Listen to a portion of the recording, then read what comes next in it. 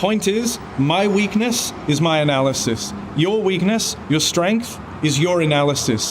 Why should age determine expectation? And it's Torshi who's got to withstand this pressure through the red room.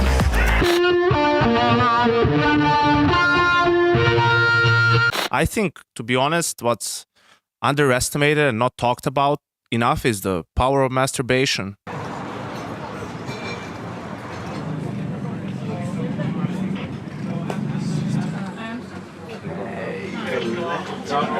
My whole life, it has been my dream to organize something on a boat. And, well, as luck would have it, the ESL company card, it is allowed to cover team building expenses. So, Boat Party 23!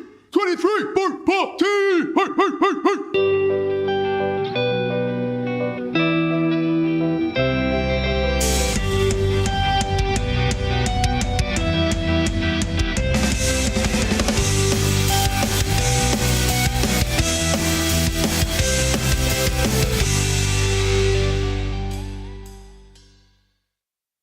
Okay, so these last few weeks have been intense. There's absolutely no denying that. We've had new hires flying in and out, and I wanted to give us some time to celebrate ourselves, you know, with each other. Amen to that. I mean, Trace.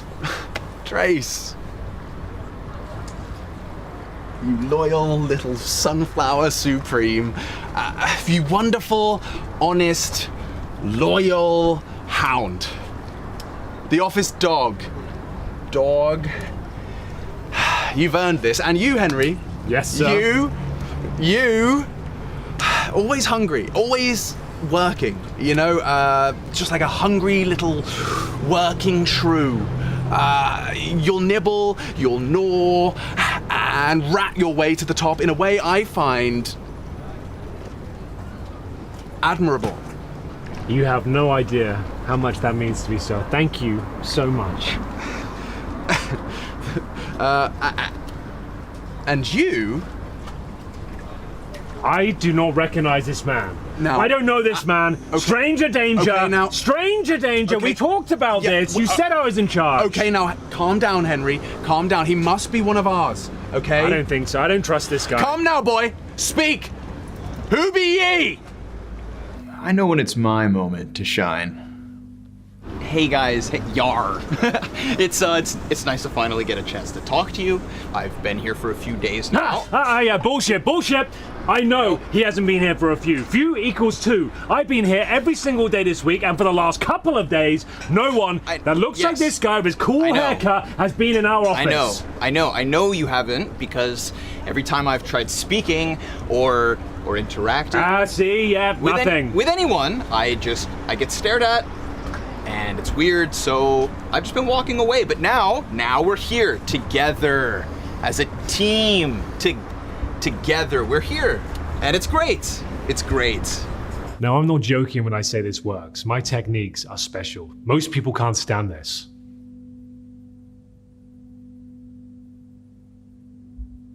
You feel that? You're very uncomfortable right now, aren't you? I told you it works. Well, we kind of stopped team introductions since most people here barely last a few days. Okay, well, I'm gonna make sure that my name is one worth remembering. It's easy to pronounce again, Connor, and so, just, you know, I'm gonna stick around. I'm a little while. No. I think you two will only last a few days.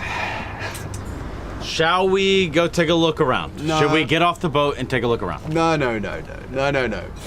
Because first, everyone on board has to drink one whole beer. Aye, Captain. That's what I'm saying. He's a jolly good fellow. He's a jolly good fellow. For he's a jolly good fellow. Lo and one we can't deny. Now, I will say this. I will have 3 at the very most. I need to make sure my hand-eye coordination is in check. My ocular security system is switched on. If it's not, who knows what could happen. Everyone at this gathering could be vulnerable.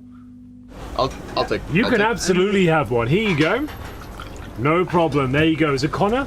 Connor. Connor, It nice, is. nice to meet you. Good luck. Same. You're gonna need it. Same. Don't worry. Don't worry. There's more than enough to go around. In fact, actually, you could almost say we have unlimited beers. Really? I mean, Well, how did you manage that? well, it's not actually unlimited beers. Well, nothing can be actually unlimited. well, exactly, Like logic you know. dictates there's Yeah. always a finite amount of beers available. We're gonna have a limit eventually, but Yeah. for now it's unlimited. And we have enough for two each. Okay, Yeah. so 2 more beers. And so I'm coming out on this boat all day, and I've had 3 beers total. Well, no. So 2.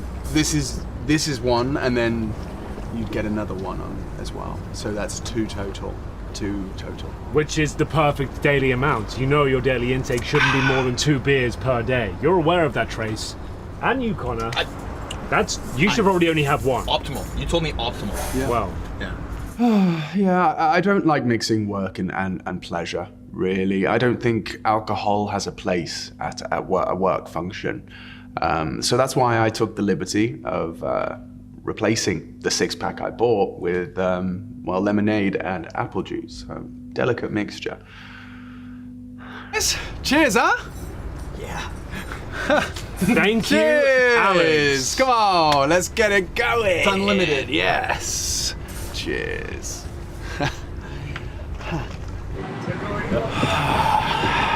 There's nothing quite like the open road.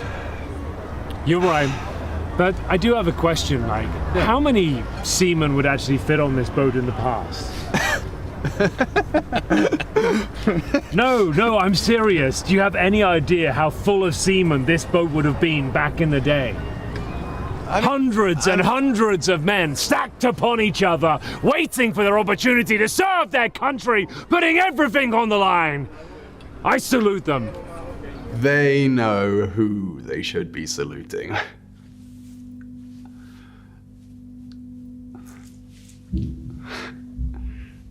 Yeah, no, just gonna make a call. Yeah, my phone's ringing. Hang on, let me see. Yeah, it's Yanko. Yeah, no, I'm just gonna take this. Yeah, all right. No, I'll be back. I'll be back in a second. Let's put this on speaker. You're speaking to your favorite EPL Malta branch. How can we help you? Alex, what the fuck are you playing at? I want to charge here to the company card for 5,000 euros. I've been trying to ring the main office all day. Where are you? Hey, Yanko, listen.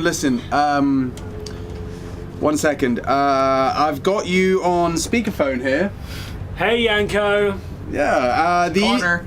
the EPL budget, it allows for funds to be allocated towards retreats for team bonding and stuff like that, right? No, not correct, Alex. Pre-authorization, sure, maybe, sometimes, but not just out of the blue. Where the fuck are you?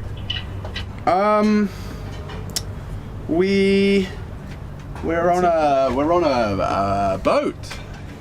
You spent 5,000 euros on a boat for you and your useless fucking employees? 5,000. Let's go. Yes. 5,000. Look. Hey, look. Now is kind of a bad time. Maybe we can talk about this later or something. I've never seen such an incompetent fucking piece of shit in my life. You are the most obnoxious idiot that I've ever met. Okay. Look. Right now, I'm trying to enjoy a nice boat ride with my friends. Yes. And employees. Okay, the boat is booked. and we're on it right now.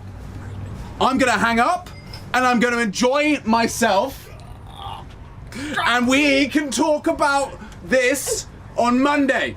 Till then, don't call me. Don't call us, Yanko. Goodbye. Don't call Get us.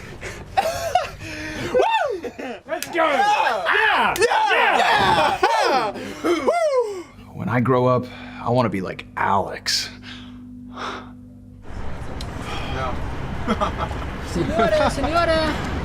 Senora! Hey, Senora! What's up? What's good? Your car's been declined. Declined?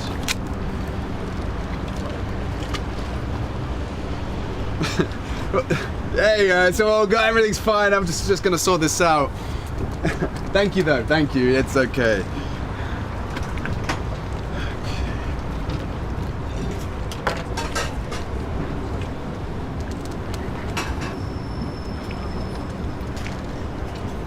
Yanko!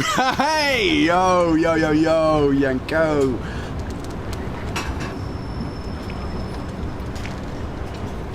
So this game is called CS2. It's a team-based tactical FPS. It's got origins traced back to the 1990s. He was shouting and smashing the walls. And when you get really good at it, you'll be fucking clicking your mouse and thinking about commentary. We are more into the game with 10,000 people watching us versus 20 people watching us. I don't want to be going on fucking Reddit and talking about a fucking accent.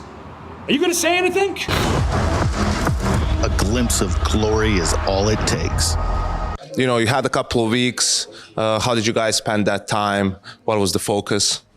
Yeah, I mean, first off, we had a little break right after Cologne because it was a lot of time spent, like just the preparation before and then also at the tournament, a lot of energy, and then just been practicing from home, trying to get as much like reps in as well. Like, of course, when you spend a week break or a few days off, it's like gets a bit rusty. And also after winning the tournament as well, you don't want to get complacent as a team and think, okay, we're the best now. And I think we're trying to stay grounded as a team and know that we need to keep looking at other tournaments now, make sure we come to here because we want to get revenge. And with last Pro League, we got close, but this time we want to make sure we take it. Is anyone still missing their nades, or did everyone get the 2-key jump bind sorted? For the first few days, for me, it was really tough. There's so many practice games where I'm going to throw a smoke, it just hits a wall, and it was.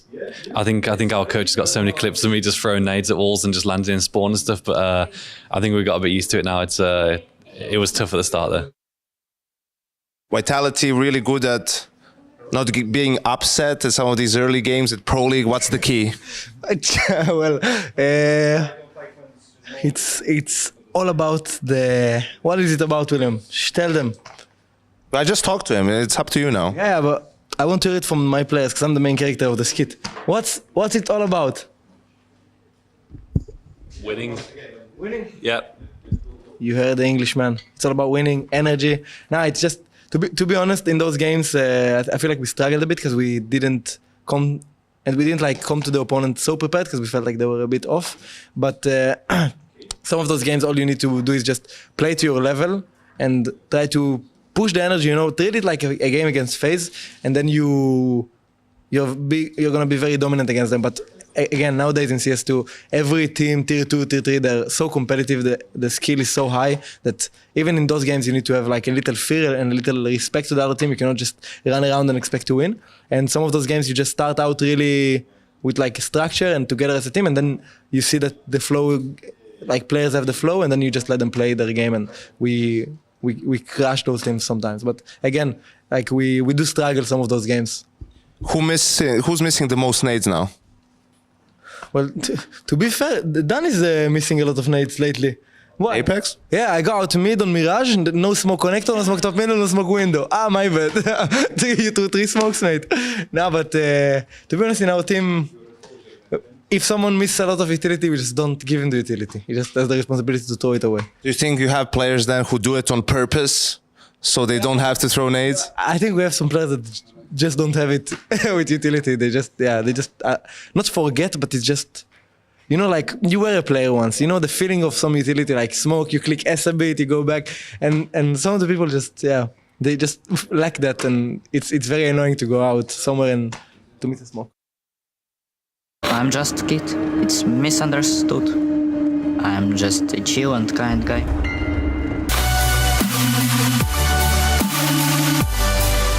G2 has no king. G2 needs no king.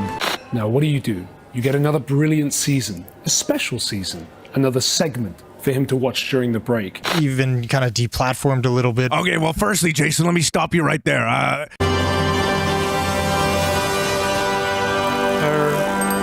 I swear loyalty and service to G2.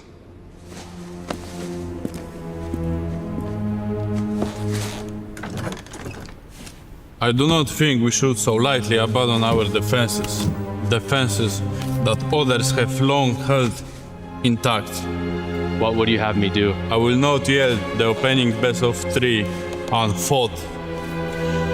Our pride must be retaken. My lord, the bracket is overrun. Much must be risked in war. Is there a captain here who has a strats to face spirit?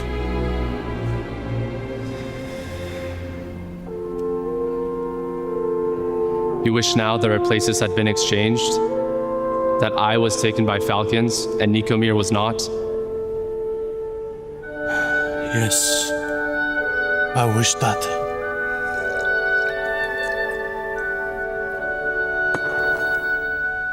Since you are robbed of Nikomir, I will do what I can in his stead. If I should return, think better of me. That will depend on the scoreline of your return.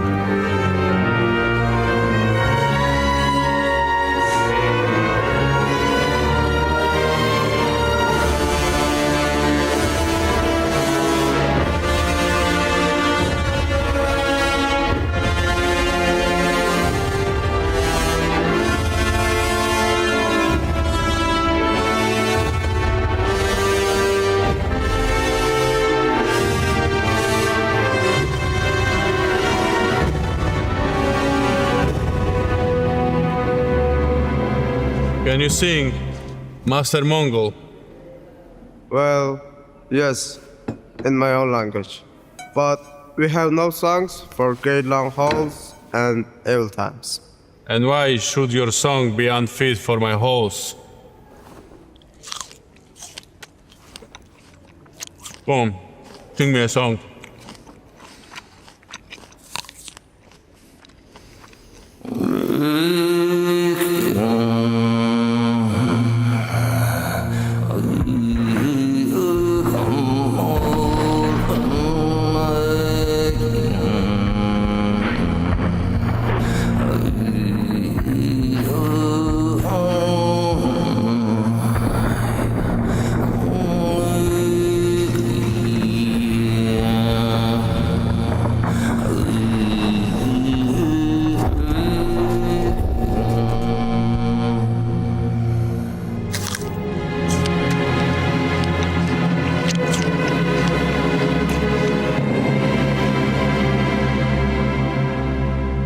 Get undressed, buddy. You want to film this? What? My father? Yes. Your father. Why do I give a fuck? Why do I fucking care what my oppa's gonna do at the start of it? Why did they get that much? Why are you all fucking yelling at me, blood? Why can't I fake a fucking accent if he fakes one every day? Because people don't want to hear Australian accent, you Scorpions that'll sting ya, dingoes that'll stalk ya. And also, why were you not suspicious immediately?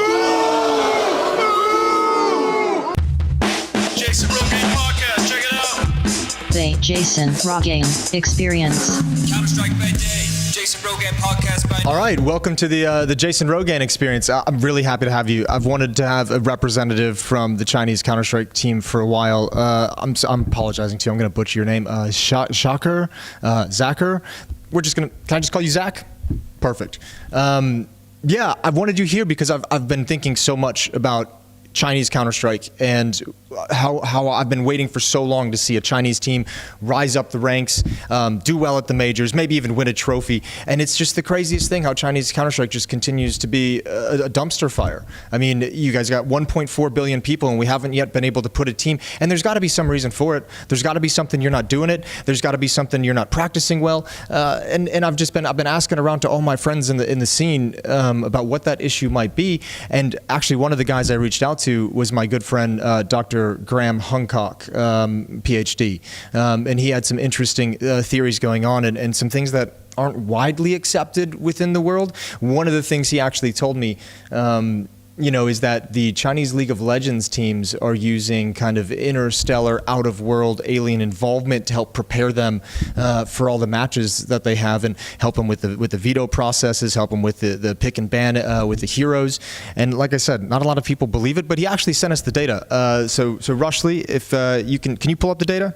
Great, thank you. You can see here the data. It's this League of Legends 2021 Worlds Final. So this has been going on for a while, and nobody's even talked about it. This has been going on for ages. And Rushley, if you can actually enhance that picture, Zach, what does that look like to you?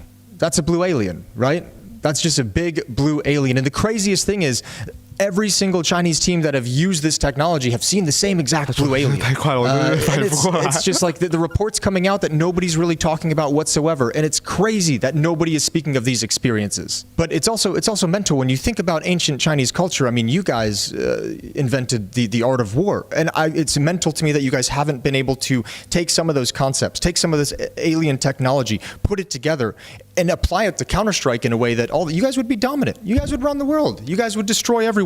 And, it's insane. So my suggestion to you, and I mean, I think, Tai Lu, if they still even exist, could do this as well. FlyQuest obviously need all the fucking help they can get, is to use this technology, use some increased usage of psychedelics, not only in the practice room to kind of help you guys prepare, come up with fresh approaches, come up with new ideas, see a little bit more connections across the maps and how you can play the game, but a targeted peak of these substances, especially during the official map veto process. I think that's going to be the winning recipe. And it's just amazed me that no one in China, of the 1.4 billion people you have there, have thought about that and brought it to the table. So what do you think about that? How did you guys prepare here for ESL Pro League? 我们也就大概准备了一些，就正常集训，然后大概看了录像，然后就跟平时正常一样练枪、看录像，就没有说做特别大的调整，然后不过赛前会准备看对手的录像去研究一下，就大概就这些。Counter-Strike by day, Jason Rogan podcast by night.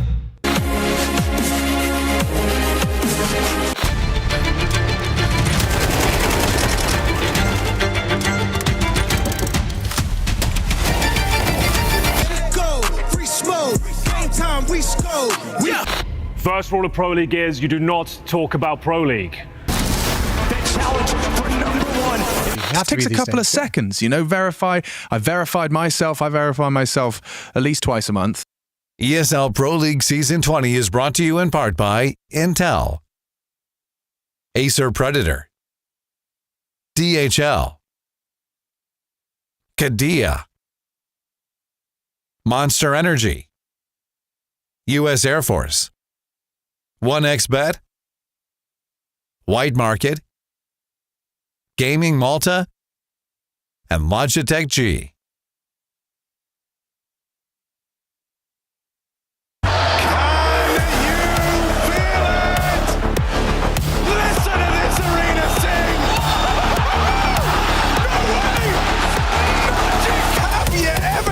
Something like that.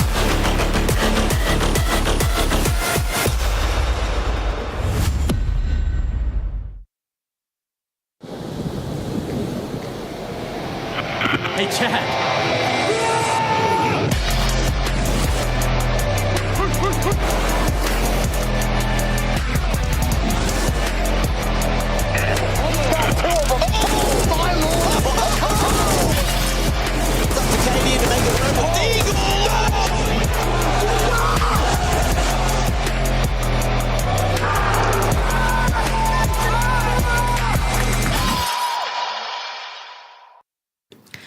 Previously on ESL Pro League.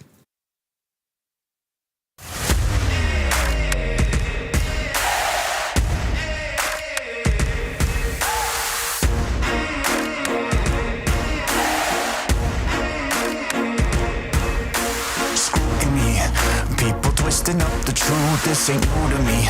Since the age of 22, I've been using it like it's fuel to level up, like it's champagne in my cup, like there's nothing interrupting my pursuit of dreams.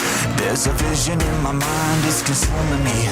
Take my confidence combined with opportunity, mix it up with unity, soon to be the greatest of my generation. Operation Victory. Fight or fly, we will stay through the perils we dare not to stray. Spark the match, light the flame. Out of luck, out of sight, dangerous, dynamite. Dynamite! Setting fire to the clouds at the speed of light. Going up, not coming down, screaming. Superman's kryptonite. Blowing up, dynamite. Dynamite! Setting fire to the clouds at the speed of light. Going up, not coming down, screaming.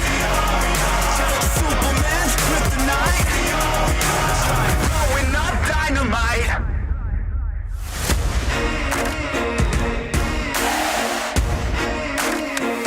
Check it. Troubled days, lonely nights, lot of tears, lot of fights. Big dreams met with bigger lies. It ain't what it seems from the outside. On my downfall they pray. Will I surrender or will I betray? Given the trauma that lives in my brain, or use it to fuel up the fire in my veins. I never complain, I boss up and do it. If there's a battle, I find my way through it. If the wind blows, I thank God that he blew it. Cause what is a blessing depends how you view it. The fruits of my labor are in abundance. Indispensable, I'm not redundant. Incomprehensible the way I've done it. When the struggle pushes me, I'll shove it. I'll rise above it. Fight or fly, we will stay through the perils we dare not to stray. Spark the match, light the flame. Out of luck, out of sight, dangerous, dynamite. Dynamite! Setting fire to the clouds at the speed of light. Going up, not coming down, screaming. Superman's kryptonite. Blowing up, dynamite. Dynamite! Setting fire to the clouds at the speed of light.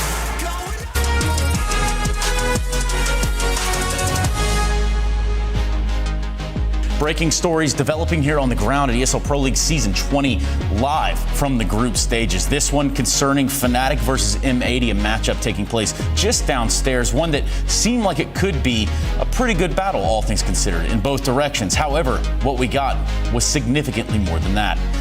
This match did go 71 rounds, 37-34, a final score line there in the favor of M80, who did pick up the map of Anubis, who I will say again, did have 71 rounds total played. Now, previously, the records held online would be 60 rounds, Paravision versus Aurora. That would have been ESL Challenger. And again, Paravision won that. 54 rounds on LAN. That was the previous record before tonight. Tyloo versus the Mongols at 28-26, final scoreline going the way of the Mongols on Inferno at Extreme LAN 2023. We're going to definitely keep an eye on this series as it develops. But my Alabama math tells me 71 rounds is more than 54. Therefore, yes, we have broken the all-time record. You're watching ESL Pro League News Network.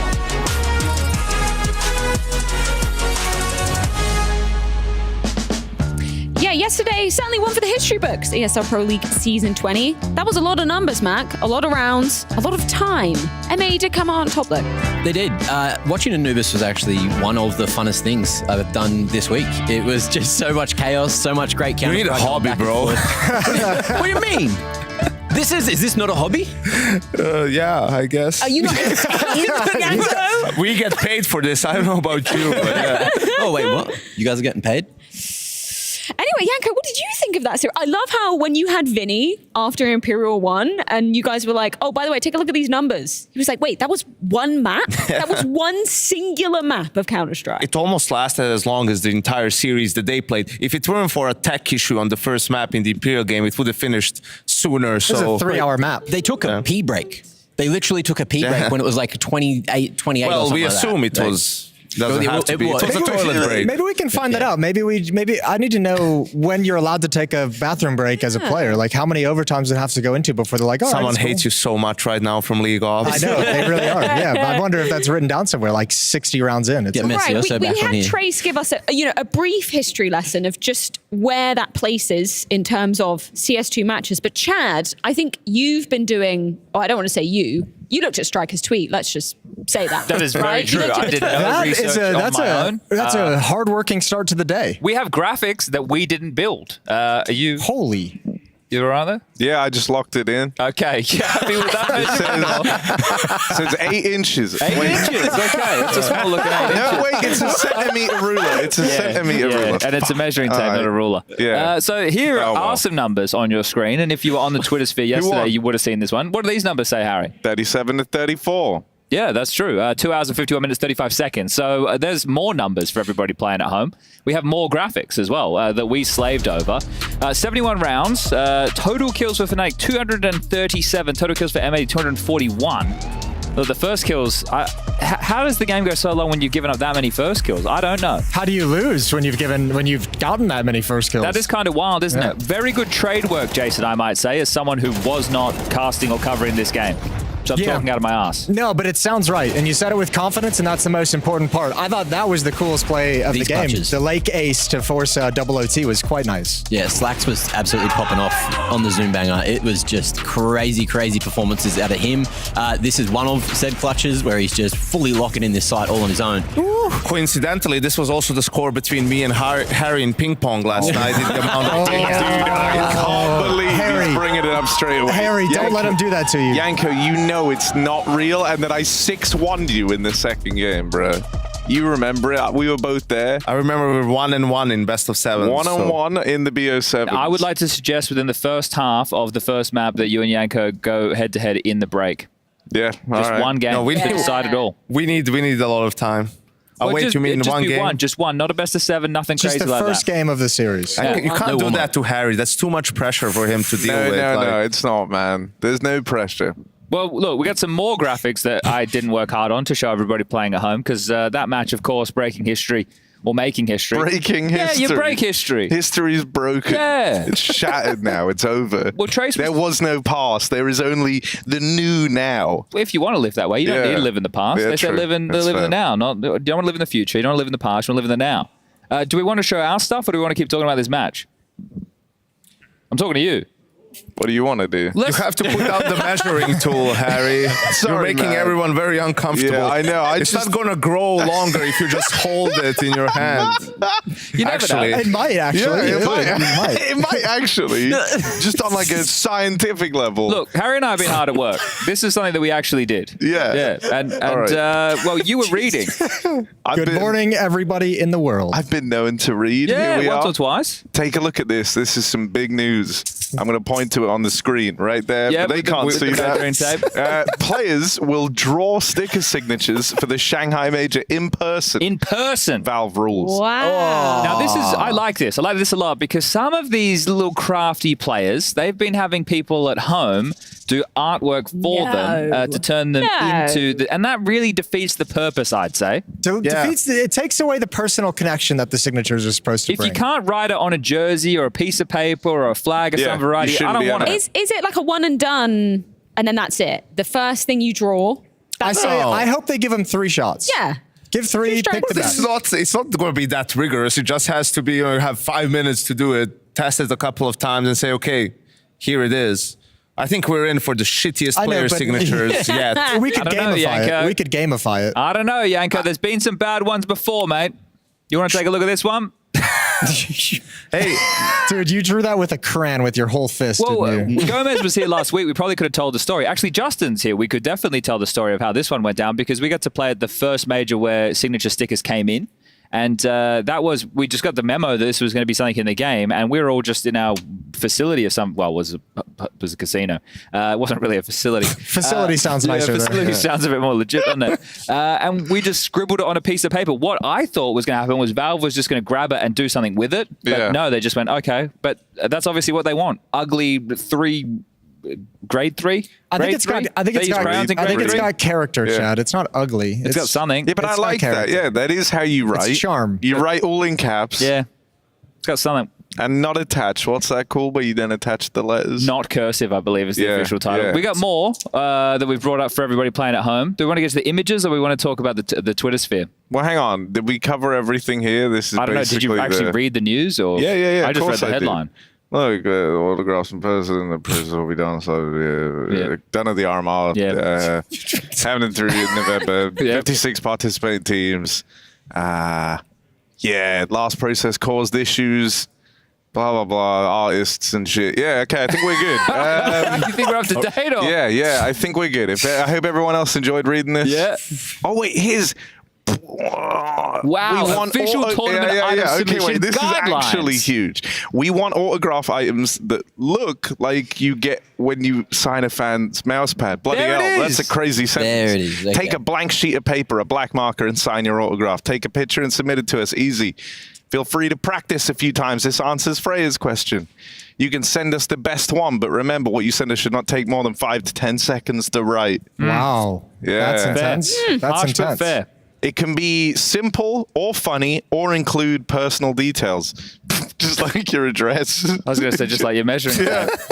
All right, well. Just says your address under your name, like exactly. You're just your postcode or This phone is- number. What we might do is we might get some players in post-game interviews to draw their 5 to 10 second signatures. We'll time it too. Yeah, and we'll see how they look. Would be so funny if it's like one thing now and then they get to the RMR and they've practiced for like a month. A designer sent them, this is how it needs to look like. You have 5 seconds, go. And then it's completely different. Hopefully it is. Hopefully, well, maybe not. All right, we got some All more right, news. Let's we got whack some this on more the screen. stuff. What's this? This is Lily. She makes a bunch of maps, and she's made paint in Counter-Strike. No way. Yeah, That's pretty crazy. That's fire. yeah. So Whoa, look at the there is that textures. sound. I think the sound's slightly dangerous. Oh my God, I didn't realize there was going to be sounds like sound on Mario. this. Yeah, let's worry about That's that. going hog wild. I haven't even also watched the whole video to see what she's drawn. So That's the white hammer, I believe it's called. the white hammer. Yep. All right. Oh, It's red this time wow. around, though. Yeah. Yo. Purple. Actually, this is really this cool. This is kind of cool. Dude, this is crazy. Can you do full like crafts with it? Is that the? I don't know. This is the first time I'm actually watching this. This is. Bro, you gave me a scathing review for not reading the entire article that came out 2 minutes before this segment began. But We were busy with other stuff. Did that paint sparkled? Look Is at that this. like glitter paint? I think Yeah, I think it was paint. stickers, wasn't it, or was it actually paint? No, it's like changing sparkly, okay. like spray paint. Wow. Almost. All right, Glitter. this is cool. Like lots of little. why did the music animated- restart? Yeah, I didn't music. do that. You saw it, right? You saw me with I my did own see it. eyes. I did see it. I'm holding this tape measure the whole time. All right. Oh, All right, that was awesome. pretty What are you good. measuring? Here we are. We Engagement? got some more news. We got some more news, guys. We've been Let on me the just- social medias. Let me just find the news real quick. You might have to reopen the images. Oh, I guess. yeah, I think I did. Well, you close guys them find all. some more news. No, Can I got it. No, I got Jason. it. Jason, I we don't wanna- need you to segue away. Hang on a second. There's It's still going to be more right news. back. I just want to give a gift. A gift. Okay. Yeah, I brought a gift today. What did you I bring? feel like it's a good practice to start your day giving gifts. It's for Yanko. Oh. Yeah. All right, let's All go. right. What's the gift? Well, this gift, it's in this little box that Yanko's going to have to open up. It's just Get on your knee. This Jason. just in. Take it away. Jason's done a little turd in the box. That would be next level. That's the idea for tomorrow. It's a little egg. It's an egg. Because Yanko just had a little newborn baby. So he's got to keep that egg safe. We're going to get him practicing while he's here at Pro League. Okay. You've got a full day, a full schedule. You've got a full broadcast. You've got a podcast later. I want to see that egg intact by the end of It's the day. not hard boiled, is it? It's not hard boiled. Okay. It's raw. All right. It's a raw egg. Yanko, keep track of that. You can't keep it in the box though. That's cheating. Bro, I'm so worried he's going You to gotta like just hold on to kick it. for now. You just got to hold on to it. He's going to come over to cast the first game and just sit down and you're going to hit. That's it. I must also just throw it at you, Harry. No, Oh, please you don't, can't do man. that. Jason wants you to keep it alive. Yeah, keep it alive. Look, we got All some right, news. we got some huge news, Huge arguably. news. We've been looking at like Who's this man? kind of the main That's figureheads Juice. of That's Borg. esports. Let's go. That's OJ Borg. And he has a certain level of anxiety, you could Yes. say. Why does he have anxiety, Because he's Chad? on Celebrity MasterChef in the Celebrity UK. MasterChef. Huge. And we took a screenshot as flattering as possible for OJ. So shout out to the Borg. I like how his left eye is like way more closed than his right eye. Yeah. What's the... I think that's his right eye though. A Maltese native. Yes. Yeah. There's One the of link the He's also monarchy. a vegetarian, so he's playing this on nightmare mode. That's true too. Oh, yeah. Cooking shows as a vegetarian are very difficult. He needs to cook it, not eat it. Well, yeah, but I mean, How are you meant to know how it tastes if you're not going to try it? that's a good point. Has to the best look good. Also, the judges tend to enjoy meat, Tend to. Yes. Depends if they're vegetarian or not. Maybe There's no a vegetarian judges in a judge. non-vegetarian cooking Have show. you watched the show? I watched tons of cooking shows, Have Fred. you? Okay. Well, yeah, you probably know Tons. best. He probably did. Moving on. No, a vegetarian judge wouldn't work. Because if they make meat, you just go like, oh, well. I can't eat this. I assume it's all right. Like, Looks good. It looks all right visually. But yeah, good luck, OJ. Good luck, OJ. Wait, is spicy a flavor, Harry? No. Spicy, it's one of the main. No, actually, I don't think It's not it a is. flavor. It's not a No. flavor. It's not a flavor. Not a flavor. All right, we Next. solved that one. All right. This is graphic. Don't look Yeah, this if is you graphic. have. Oh, Big Carmack. Yep. That's Carmack, This is called acupuncture. and he's getting acupuncture. Is this right after now. watching a day of Pro League? This was actually after. I'm glad this is a perfect segue. Great It was segue, after giving a talk. Carmack's giving talks, everyone. In a blazer and glasses. Blazer and glasses. yeah. This is breaking news. That's the most intelligent I've ever seen him look. It's Well, quite you nice. said Dude, that, his Jason. caption says, put on a blazer, wear glasses, and people will believe that you have something to say that is Okay. worth listening to. You're halfway there, And so Harry. you've proved that. Yeah, I know. I just need the blazer. This is kind of a bro. blazer. It's in a way. In a way. It's kind of a blazer. I hope everybody Nowhere enjoyed near the a news blazer. today. What are you talking In about? a way, it's kind of a That's blazer. a Hawaiian shirt. Yeah, Blazer but on a in a way, blazer. it's in a way, it's sort of a blazer. Put the tape measure down. I don't want to, Yanko. I've become very attached to this tape measure. All right, we're done. I mean, I had this one extra thing. Oh, okay. If you really want. Yeah, let's if do you really it. want. Look, Carrigan sent some encouraging words. The device. Great. Can you read it? There's my email up there on the screen. Where's your email at? Oh yeah. No, it's fine. That's on my Twitter account anyway. Don't worry about it. Here we are. Thanks, man. I'll get it in Chad Sponge Virtual. Yeah. Thanks, Harry. No. no. Dude, how was I meant to know it would do that? I've been sandbagged by the algorithm. The algorithm is no. sandbagging me, man. It's all over. I put my best Blazer on for today. Yeah, that's true. Put the glasses on. And I get all of the mailbag emails anyway. Yeah. So there we go. There's Carrigan saying some nice words. And that's kind of everything going on right now. that's what's happening in the world. And the tape measure. Put it back to 8 centimeters. Don't cheat. And Locked. the tape measure's locked in and we're ready to go. Yeah, that's everything from us. Have fun, couch. Thanks. Thanks. Where to go So from here? much. Yeah. Who knows? Who knows where we're going to go? Hopefully somebody does. You knows. Nice awkward silence, guys. You talk for a job. Keep chatting. Say some things. Do you remember when Harry called you a testicle? Wow. All We've right. already been there. We've covered that. We always got to circle back to these. things. You've seen it all. We've faced it.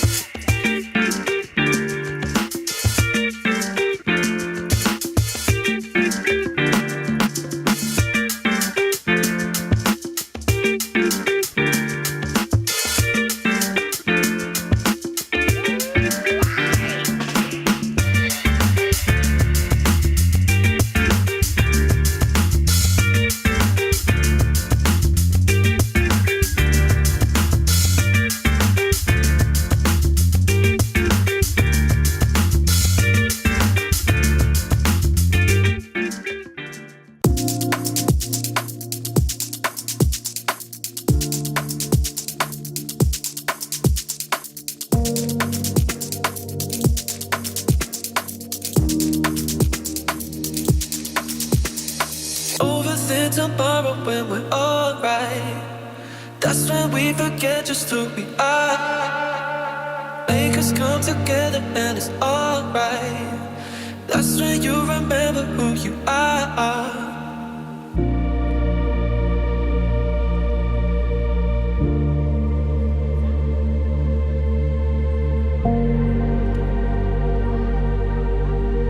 That's when you remember who you are.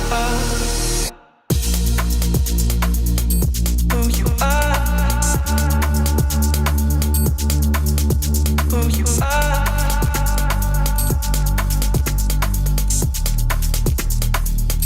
Who you are.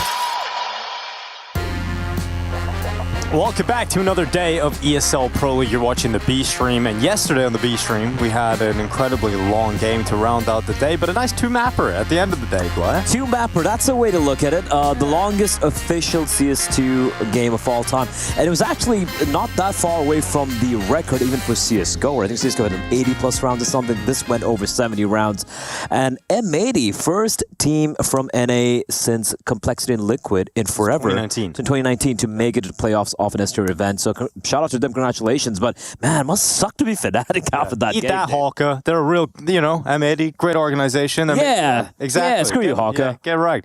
Anyway, we got a great game. I would love for how people have no understanding what the context is. They're like, why are they shitting on Hawka? Yeah, well, it doesn't matter. Atex versus Falcons. That's going to be our opening game here on the B stream. Yes, indeed. That could be. I feel like Falcons should win this pretty comfortably, but Atox, they've got a man. They have an Annihilation. He's impressing everyone. And it is Annihilation. The problem for me with Annihilation here, Dinko, and I hope I'm proven wrong, right? But I've seen him have these pop-off moments many a times in the past when he played for IHC, when he played for other teams as well. He kind of blows really hot, like face melting hot, and it just disappears in the next game. Yeah, it's kind of crazy to see that. Annihilation has always been a problem with consistency. That's always surrounded him.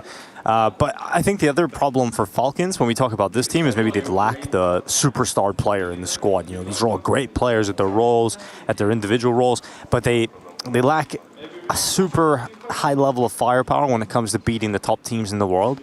And I think they will acknowledge that themselves. But I think against a team like Atox, man, they have more than enough firepower. Yeah, I wasn't really impressed with what we saw from Atox yesterday. Sure, Inferno had a few moments and whatnot, but a lot of it came down to Annihilation just out-fragging ZywOo in the server, right? So while Falcons might have the pain of not having a so-called star player, for the side of Mongolians, they do have a star player. That is Annihilation. It's just that he's got no help. There's no one else around. 180 Dinko in a 0-2 loss against Vitality. The Annihilator. Yeah, great stats coming in. Try and say his real name, Blah. Tushingtugs Nyamdoj. Yeah, it's not bad, I'd imagine. I don't actually. You don't know, do you? Not a clue. Not a clue, but what I do know is he was hitting some filthy shots yesterday. That deco clip versus ZywOo where he gets the last second defuse as well. Just so many crazy moments from Annihilation, but the sad part about it was he was the only player doing anything. He was the only player able to compete with Vitality yesterday, and Atox just weren't able to make the series competitive at any point, really. But I was impressed by Annihilation. He's got to be a player that shows up today if they've got any shot versus Falcons. But I think when you look at the Falcons team, there's been a lot of negative headlines around them. A lot of people not behind the Falcons project. A lot of people kind of wishing them to fail for a couple of different reasons. It's just been unfortunately very negative for Falcons in this version of the roster. But I have to say, I think they've been turning it around recently. The results are starting to get a little better. Not crazy good, but it's little patches of improved form. You can take a look at Falcons' run by taking a look at Magic's Twitter. Yeah, that's true. And his tweets have been pretty fantastic. It's like, okay, I'm just going to read out a few of Magic's tweets, right? And this is before they went on this loss streak. I don't know, it's been a long time since I tweeted, but it's also been a long time since they won a match. Felt nice, time to play better CS. 2 days later, I don't know, we got 2 wins in a row? Crazy times. A month later, all of a sudden, we won a few games in a row, qualified for Copenhagen, another day tomorrow, best of 3. Yeah. All of a sudden, Falcons have won 4 games in a row. Nice. And then, all of a sudden, Falcons lost best of 1. We go again later. All of a sudden, we lose. New day tomorrow. Yeah, so all of a sudden, Falcons went from win streak to lose streak. Not nice. And the final one, all of a sudden, Falcon going home. Thanks for this time. This was the last event, of course, right? So it's been a rise, and then a fall. And now they lost to Furia in their opening game. They're on a 5-loss streak at the moment, and it's time to break it. I do think today they have to break it. You're going up against Atox, man. This is a team that Falcons should be comfortable. They're not even a top 2 team in Asia. I mean, arguably, maybe not even top 3 as well, if you ask me. I think the Lin Vision put up a more better showing in their Group A games in EPL over here. I agree with you. I'm looking at the teams they lost to. I think the VP loss was a little surprising. Yeah, VP they beat them in Cologne as well, right? And VP looked shockingly bad. Yeah, so Falcons, I think they're around the same level as VP and Furia at the moment. I think that's fair to say. They're around that level. but they've lost to both of those squads in the last couple of days. So I think the understandable loss against Spirit, that's super understandable. I think they probably should have felt like they could have beaten Heroic, but when you look at the teams they should be beating, they are beating them. You know, 3D Max, the OGs of the world.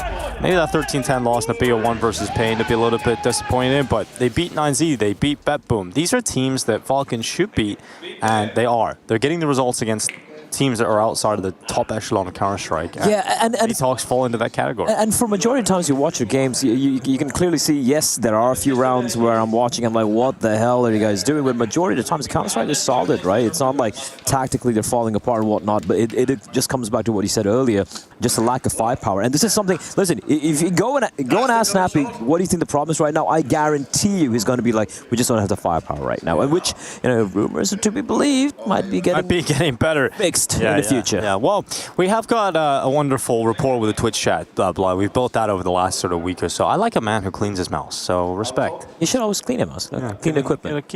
Get the greasy fingers off it. But we will be taking questions from the chat all day long today. It's early. It's early in the day. Anything you've got interesting to throw in there, throw it in there. We'll have a little conversation. Also, you can drop a mail to the EPL mailbag at efg.gg. And we will EPL mailbag at efg.gg. And it will be shown on the stream as well. So, well, maybe. Hopefully. Not guaranteed. Ancient and Anubis coming in as the first two maps here. Infernus was a map where they almost took it to OT against Vitality, so that's a promo ban for Falcons. Ancient is, however, ATOX's usual pick. It's, I think, the best map. At least get to play their best map first. They get to play the best map. Anubis on Falcons, not too surprising there. A nuke being allowed through, I think it was a bit of a mistake by ATOX. I guess I don't like their Dust 2 man, but honestly, that nuke was miserable from ATOX. It was, again, just an annihilation show. Yeah, I mean, it's great for ATOX, the fact that Ancient is the worst win percentage for Falcons. You look into it, though, you take a look at some of the results, who they're playing.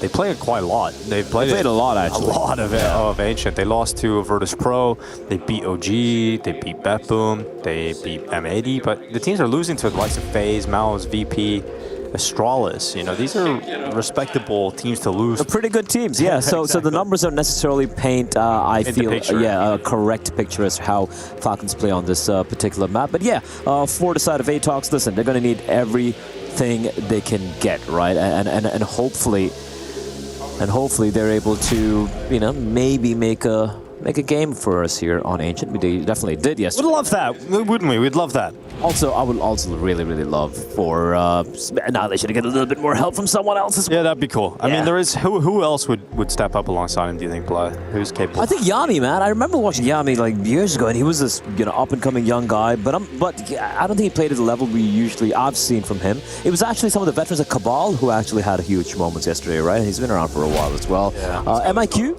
had a couple of cool. Yeah, he has moments. some maximum IQ moments yesterday. Yes, indeed. Well, let's go. We've got the series underway. First game today on the B stream. It's going to be ATOX versus Falcons. Now, we did see some fumbles from Falcons in their opening game. I was watching those clips this morning, in particular on Dust 2. That diffuse clip where Zonic actually exhibited some anger, frustration. Bro, Zonic was not a happy camper in that game yesterday. No. He looked so frustrated. But I mean, it's got to be just so frustrating for people that are so used to success to not be getting that at any point. And it's the worst they've probably felt in their careers. But here we go. Falcons versus ATOX. CT side start for Falcons, and Snappy, off to the races, gets obliterated as ATOX smash two heads and are into the B-bomb site instantly. Wasting no time, and it is again Annihilation. Straight into the action. Retake going to be on here. They do have smoke, and I think they should have been kit on the side, perhaps. But right now, they need kills, Dinko. This is not going to be an easy retake at all. Yami. Is that a Glock Dragon tattoo? Yes, it is. Yami. Yeah, man of style. And finally taken out by Magisk. 1 kill for Falcons in this pistol round. That's all they'll get. ATOX first round picked up. Not bad. And done in style. Clean start to the game. That's exactly what they needed.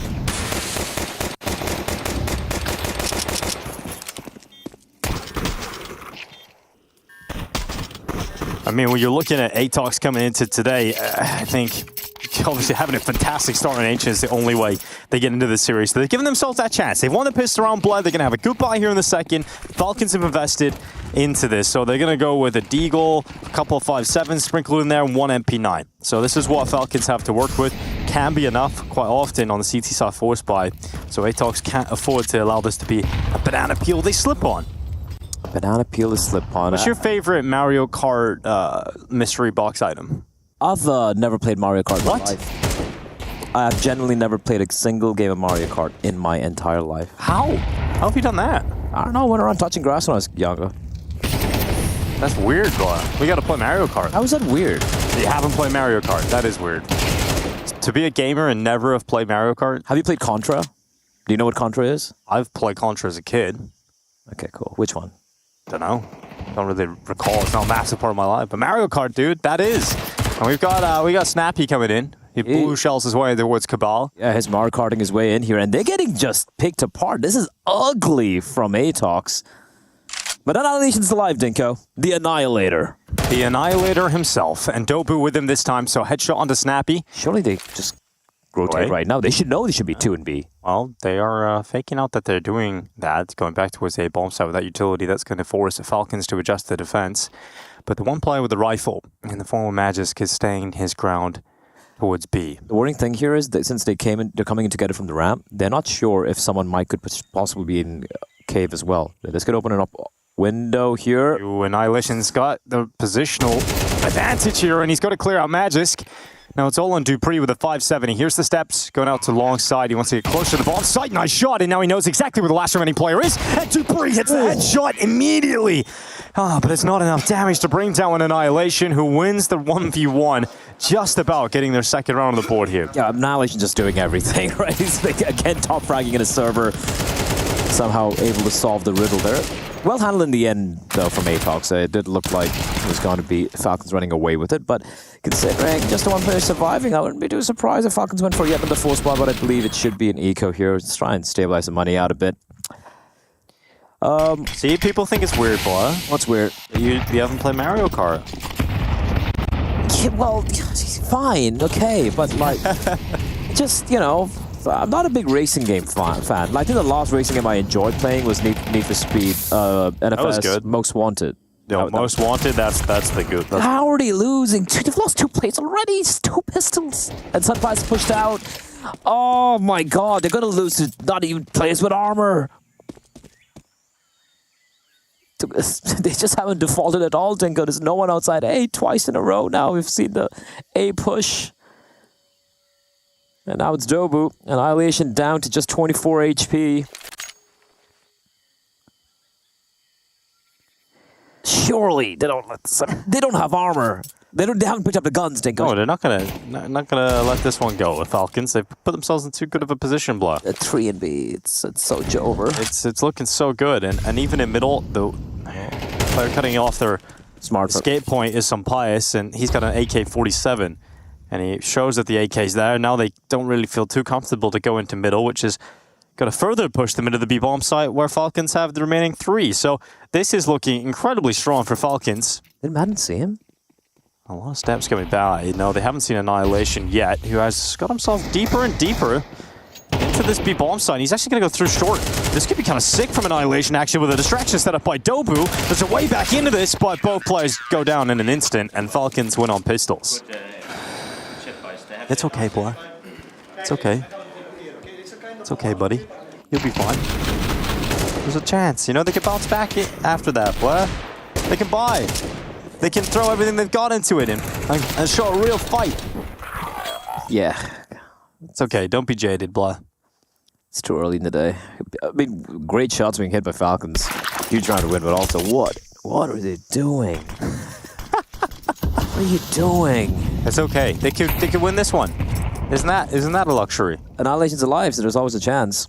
Exactly. He's got a Tech 9. Cabal's got a Galil. I have a feeling this is just going to be a very, very scrappy game here. Yeah, of course it is. All 5 grouped up outside of B once more. That's what we're here for. Snappy, waiting in the wings, waiting in the Jaguar. Yeah, why do people call it Cheetah? Because they're wrong. Thank you. That's why I like you the best, Dinko. Because I'm sycophantic to you, Blah. I'll take that as well. Ooh, sicko mode though from Snappy. Rips off. Wrong player. MyQ. MIQ. MyQ. MyQ. Iran. Iraq. Mick. Mick sounds just better than MIQ, in my opinion. Although supposedly it's pronounced as MIQ. Of course it's MIQ, as told to us by the Mongolian in the chat yesterday. Amazing work. Oh, yummy. Yummy, yummy.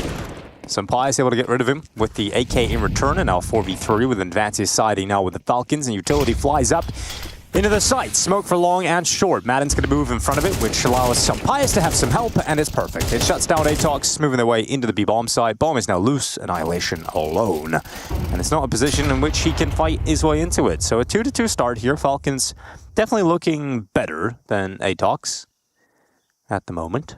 Let's see if that continues. Nice shot in the Tech 9. Let's get that take, bro. Well, we've got... last night we were watching the game and we thought, okay, maybe we'll be able to finish watching that third game by the time we go to the cinema. Like, you haven't seen Deadpool yet. So I saw Deadpool for the first time with you last night, and we got into the cinema like, how is this still map 1? Yeah, dude. How was it still map 1? It almost lasted as long as the movie. And I was like just checking the score. What is going on even? It was such a great movie though, fun watch. I know it probably would make Scorsese happy. But for me, for the comic book fan in me, I had so much fun. He saw the joy in my face. He saw me. Yeah, you got very aroused. I was rock hard. Some scenes. Yeah.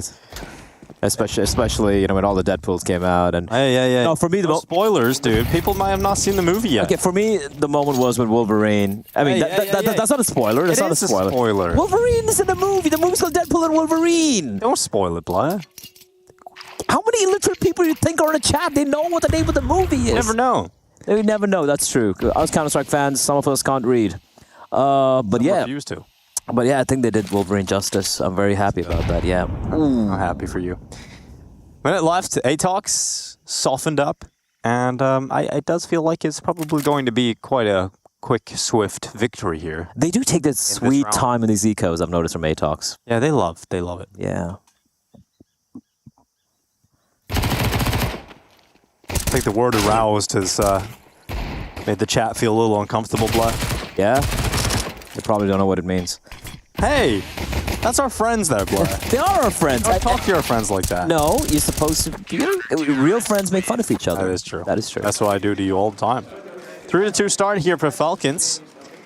And for Atox, it does feel like they missed out on a great opportunity to build up an early T side, And I'm a little worried for Atox now. Once we get into the gun rounds, I'll hopefully be proven wrong, but it does feel like Falcons could take control of this game in the first half. Just those early little warning signs.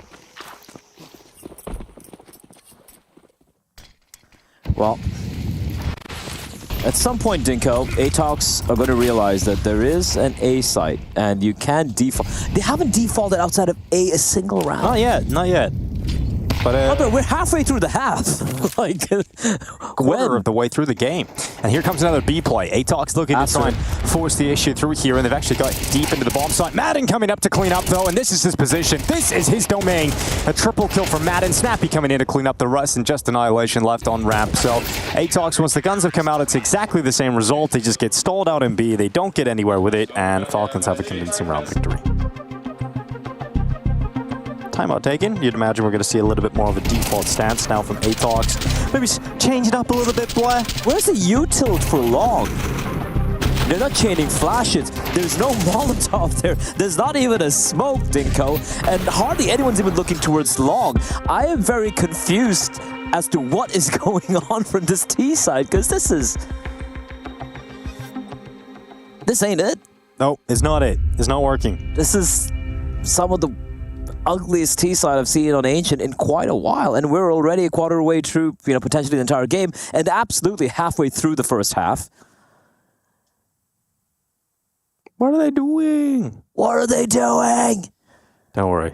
Don't worry, it's gonna get better. Give me a best superhero impression / line. That's a bit of a curveball. Let me think. Because they're talking about, Deadpool and Wolverine, so like. I don't really have one for you, Blah. I don't really think about this stuff. There's so many. You can be like, I'm Batman. Yeah, there we go. I'm Batman. That's it. That's all I got for you. Dupree. It's pistols. Dunks on Dobu.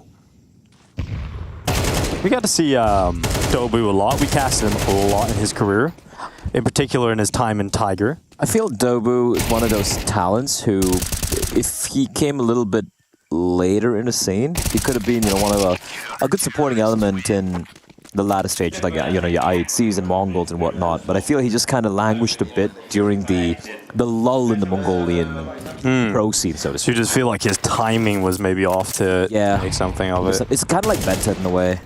Oh, dude, Bentet's one of the biggest tragedies, I think. I swear to God. Dude, he finally got his move to Gen G. They win the last LAN before. They literally win the last LAN, the first LAN they play. Was it DreamHack Anaheim? Anaheim, that is correct. Yeah, and then obviously it just stalls out, and we never see Bentet able to get back to that. Well, he is playing at the RMR. That's cool, but I mean, yeah, I know what you mean. He was supposed to be the one. He was the chosen one for Asian Counter-Strike. He was going to bring balance to the Counter-Strike. Hansel Ferdinand. My favorite Polish Counter-Strike player. What a smoke. But even during my grim days, Dinko. Your grim days, the grim days of Asian Dark days. Doing Jack. He did give me faith, He would have his moments when he was playing with Tai Lu. Yeah, he was Excurate, Bentet, Captain Mo, somebody. An attacker, right? More fancy. I think it was Summer. I think it was DD. DD? Yeah. Oh, DD has dreadlocks, or at least he... DD has a lot of things. He's badass. All right, here we go. Bit of a default play coming on from Atox, but not able to find much control. Minute on the clock. Still haven't really taken mid from the CT since Dupree will peel away. And they're defaulting, waiting for aggression coming from Falcons, but Falcons are like, no, we're just going to be sitting comfortably over here, not really overextending. And just look at how late they are in getting control. They don't have control towards A main. They haven't pushed in towards cave. They have no control towards mid. And now once again grouping up, heading towards B. And looking at the utility, Dinko. No smokes, 2 Molotovs, a flash. A B finish again, Blah. And what could go wrong? Oh, B for the B stream. So snappy. B for broken. Atox boosting, one player up, Snappy able to flick up and take his head off, but gets traded by MIQ, but that still has a window. Gets ahead on players, 17 seconds, here they come, Sunny P landing the shot with AWP. And Cabal able to trade him out eventually, bomb plant now coming through, Dobu receives a lot of damage, but he'll still stand, he'll still fight and get back into cave. Flash up into the air, Madden has to turn from it. Atox have their best opportunity in a long time to close a round out here. Both remaining CTs coming in from the same side, so Atox don't have to worry about a flank through ramp. They can stand and fight on these angles, and Cabal landing another kill on Magisk, leaving Madden alone with no utility. And a great reposition! What? How has he managed to pull that off? Madden flicks back to the ramp. I thought the positional change from Dobu out of cave back to the ramp was perfect, but he just couldn't get the headshot. Madden is so sharp, and that is a ridiculous round to collect here for Falcons. What was that transfer? Holy! Dude, that is so sick! What the fuck is that? Jesus! I need to see that again. Slow-mo. Slow it down. That was sick! Boom. Oh, bro, he even controlled it. It was just like a wild little transfer. Yeah, Madden, when he gets going here on the CT side of Ancient, over in that B bomb side, he can be unplayable. I remember his end stays in particular, he would just lock this side of the map down. Madden has been having a bit of a renaissance recently for on this team, actually. Dude, what could Atox do now, though? Yeah, you're right. He has been having a better... Oh, not ideal from Snappy. They might just speed it up, taking down the player. Madden. P again. And Madden took damage this time, so... Good flash, too. Does feel like he'll not do anything this time around. No, someone else that has to step up, and Dupree, well, he walks into the side, he gets himself one, couldn't get a second at long side. If he had taken Yami down, then maybe we start to believe in this again for Falcons. But as it stands, certainly not. And Magisk is going to get caught by Dobu. Third round for Atox, finally making something work there on the B-bomb side. Yeah, it was Snappy with the early aggression, getting caught off guard, and then Madden getting hounded. That was actually a much better call from Atox. Or you get the first kill there, you know it's only Madden playing towards B, or there's high likelihood it's all by his lonesome, when they hounded him. Snappy trying to get a little overeager. 3 on board.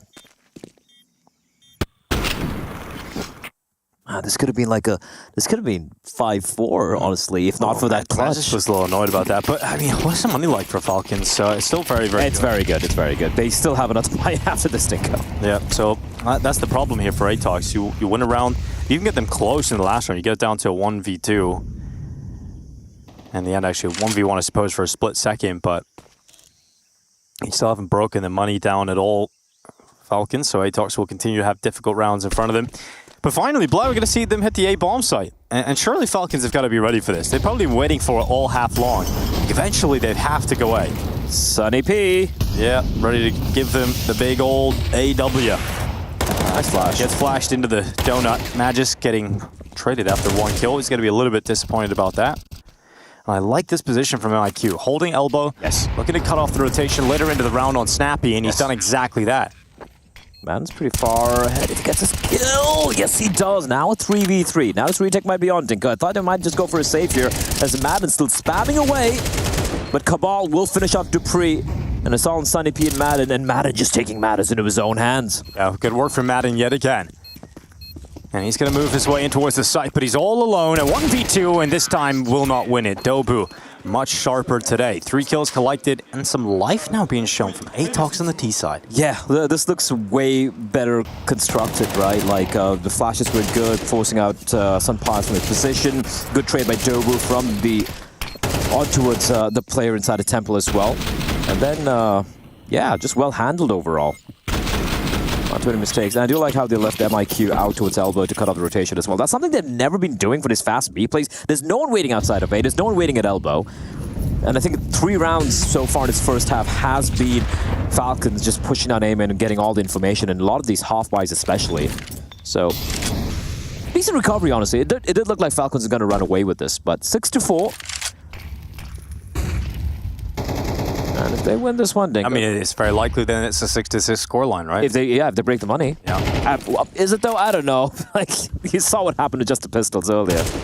We'll have to try and find some logic to live by. And Snappy, wallbang, ants through the smoke. So a lot goes into that for Snappy. Eventually, though, it is an open headshot. And he sees the second player. Dink is in, and Snappy finishes him off. Snappy finally traded back, but he's done so much work. And Magis, peeks into the open. There was risk involved in that play for Magis, but the Alper misses. And he needed to hit that flick. It's such a hard flick to find. We're having that exact reality pan out where we talked about Annihilation having one amazing day yesterday, and now we're just going real quiet. Yeah, it's Fortnite. Good shit, let's keep going. Come on, boys. I can drop as well. Come on, boys, let's do it. Yeah. Good shit. This was a great round from Snappy. That great spam gets a second on the spam down as well. Actually, Snappy's got 2 kills and also died without seeing an opponent. Skills right there, Dinko. Well, maybe he actually seen a bit on the play that jumped up. I mean, he saw the play that jumped up for sure. Yeah. I mean, the first one I think was just spamming. Even though Falcons are winning, right? They just look so tense all the time, and you can understand why. But it's crazy to see these players under. Yeah, they should be tense. So much tension. Like a game like this, it shouldn't be about winning that it should be stressed about. It's about winning convincingly, yeah, not breaking a sweat. It's about taking a positive step forward. Snappy though. So 11-9, man. His channeling is Inner Rain, the Caveman, although it's Carrigan now. Batman and Caveman. Batman and Caveman, yeah. Well, I suppose Batman is a caveman. He lives in a cave, doesn't he? Well, the Batcave, yeah. Exactly. With his penny and his dinosaur. Oh, Dupree though. Oof. Oh, nice. Okay, all right. Kill action going on, but eventually they get rid of Dupree. Now Magic's trying to get in behind. That's the bomb carrier. And now this is the round thrown into disarray because now they have to try and get the bomb back. But MIQ could make his play out from heaven. And he comes into this. Oh, no, Madden had eyes on it. So it's just Cabal left. This half will end with Falcons 8-4 up on Atox's map pick.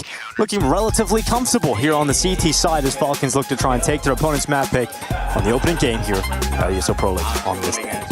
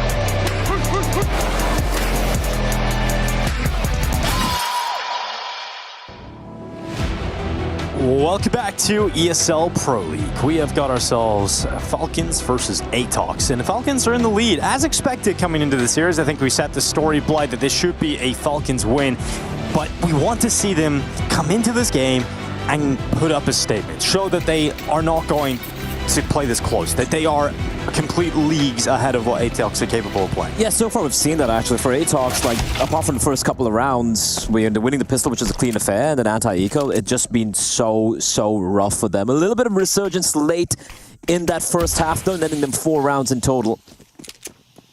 But yeah, it's sloppy. It's sloppy CS. Oh, Dupree, great headshot. Yami falling, and yeah, it's definitely sloppy. And they don't have Annihilation, just, you know, annihilating everyone in the server today. He's 5 and 10, so the Annihilation curse, Dinko, it does ring true. Yeah, I mean, we tried to set that up at the start of the day, and it's panned out exactly as we anticipated.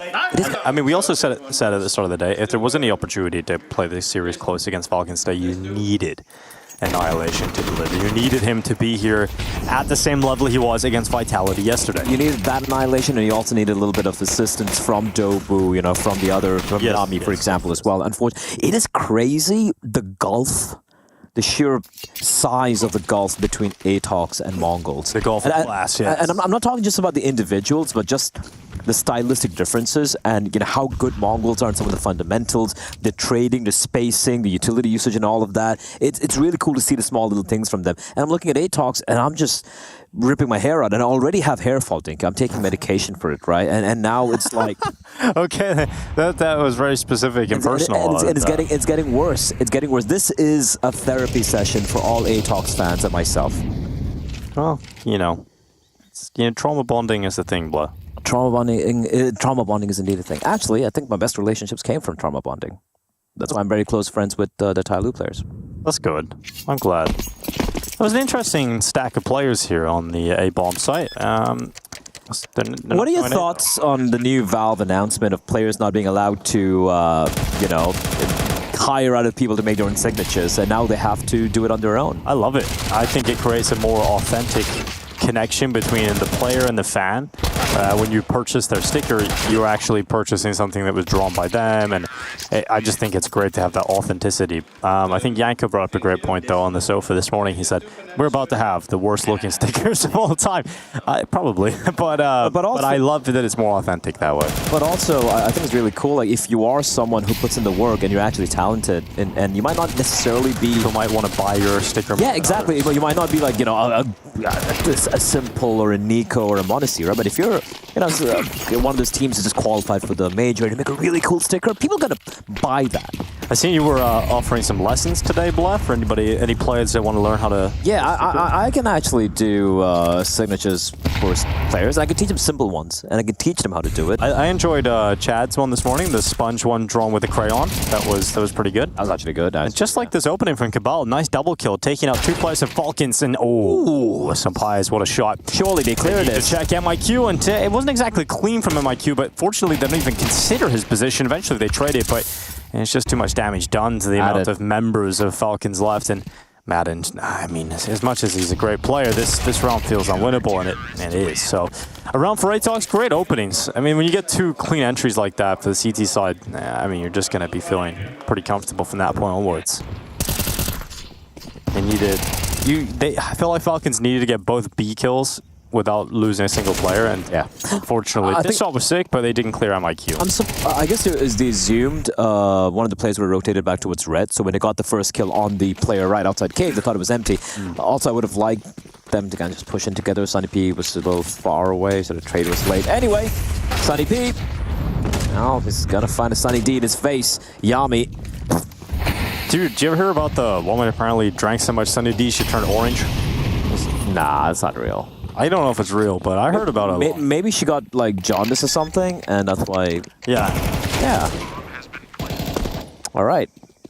Cracking into this bomb site. Bomb down. This is a force buy, mind you. 2 guns picked up now. 3 rifles, in fact, and Dupree.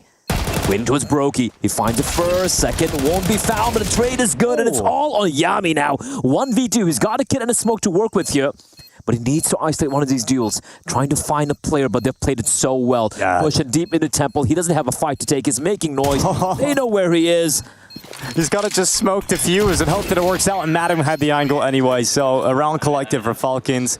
Atox unfortunately unable to string anything together, but I did actually do some research into this question. And, That's a Vice article. It's a Vice article. Did people really turn orange after drinking too much Sunny D? This means that high levels of beta-carotene are absorbed and cause a yellow or orange coloring in the skin. So yes. Interesting, I did not know that. That's kind of crazy. But how much do you have to be drinking? That is wild. Anyway, I prefer We could probably ask ex-president T-Ramp maybe. how much Yeah, that's very true. Yes. T-Ramp probably has. But prefer a nice, cool Monster. Yeah, I like my Monster Energy. Timeout taken though here for Atox. They got to do what they can to try and get back into this, but it feels like it's maybe too long of a road. And a lot of steps and obstacles and treacherous pathways to take. Treacherous pathways. Those are the best stories, aren't they, Blair? Absolutely. My best stories are stuff I can't even ever say in public. Yeah, exactly. But they're the best stories. We also saw... I thought something... We saw a news report earlier where I think it was CS related, of course. Hold up. Are they going to go for the... Yeah, they have to go... Oh. They really like the Mag 7s. I'll tell you that much. I don't know why. It's not like the Mag 7's good to them. You know, it's not like it's they're not really getting worked out that well. Yeah, for them in the past. I would prefer like the Auto Shot or even the Nova for crying out loud.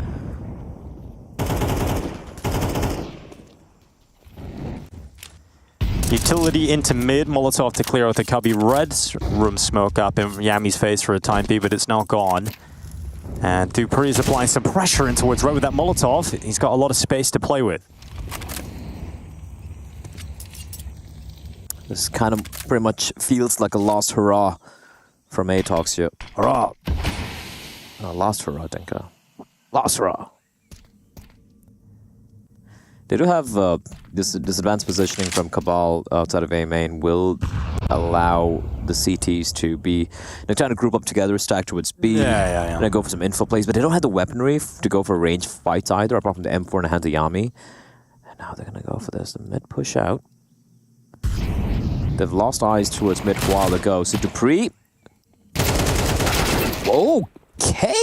Okay. Yeah, that's one way to get yourself into the fight. It's still recoverable for Falcons, but Madden needs to go massive, and he's got himself his first headshot onto MIQ. Space taken, smoke deployed it long, and Atox will now have to play a retake, which makes things a lot more difficult. The double flank coming in, that's the problem. Cabal.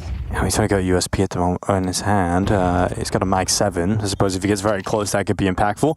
But Snappy could end it all. He could end it all right now if they come through. First low HP player down, and now sprays down again. Yami walks right into him. Snappy gets dinked, and look at Cabal. Look how close he is. The Mag 7! Here it is! This is why they buy it. Cabal gets a double kill, and now he's looking for that third, and Snappy's so low. The Mag 7! It works out for them, Bless. Surely it's going to win it, and there we go. No, that's why you buy it, but there's no time. You buy a kit as well, and you got it, but 12 rounds for Falcons.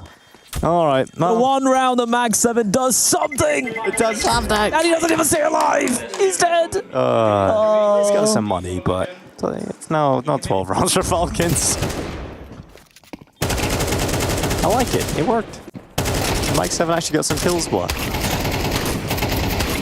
Did it. There we go. If he had a kit, he won the round. He's got... Oh, yeah, never mind. They saw the Mongol sticker.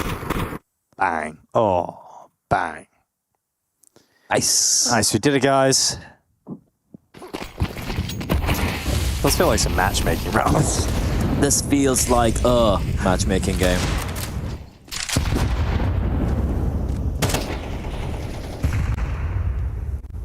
One round away from closing out Ancient on the Falcons. It's. I hate to be right in this regard, but just the fact that Annihilation's bottom fragging in the server after just dominating yesterday, it's so Annihilation. The one I remember from IHC. From D13, remember when we played in D13? Years ago when D13, that's when we had the Perfect World RMRs back during the COVID days. That is a throwback. Ugh. Waking up at 5 in the morning, having to see you every day, blah, that was... And look at us now. Yeah. Well, Dupree, getting rid of Cabal, and it looks like Falcons will be getting rid of Ancient. Atox's map pick has not gone swimmingly. In fact, it is drowned out completely. And it will be a 13-5 victory for Falcons. They are looking for a 2-0 today, and they comfortably handle Atox's map pick of Ancient. Falcons searching for the 2-0 and a quick series finish today.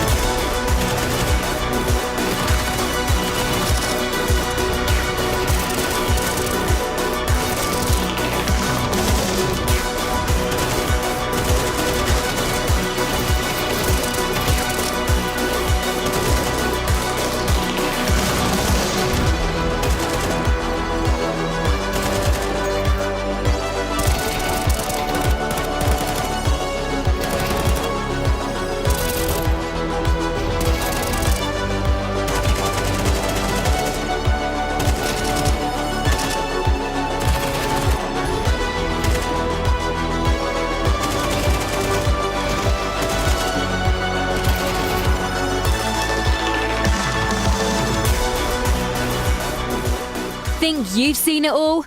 With Faceit Watch's Point of View Selector, you can experience the game from any pro's perspective. Use the multi-view feature and customize the stream with up to 4 angles. Control what points you see while earning rewards. Drops are activated and lucky winners will receive Faceit points. And if you ever miss a match, VODs are now available. Get instant access to demos with multiple POVs and commentary. Watch it, control it, Faceit.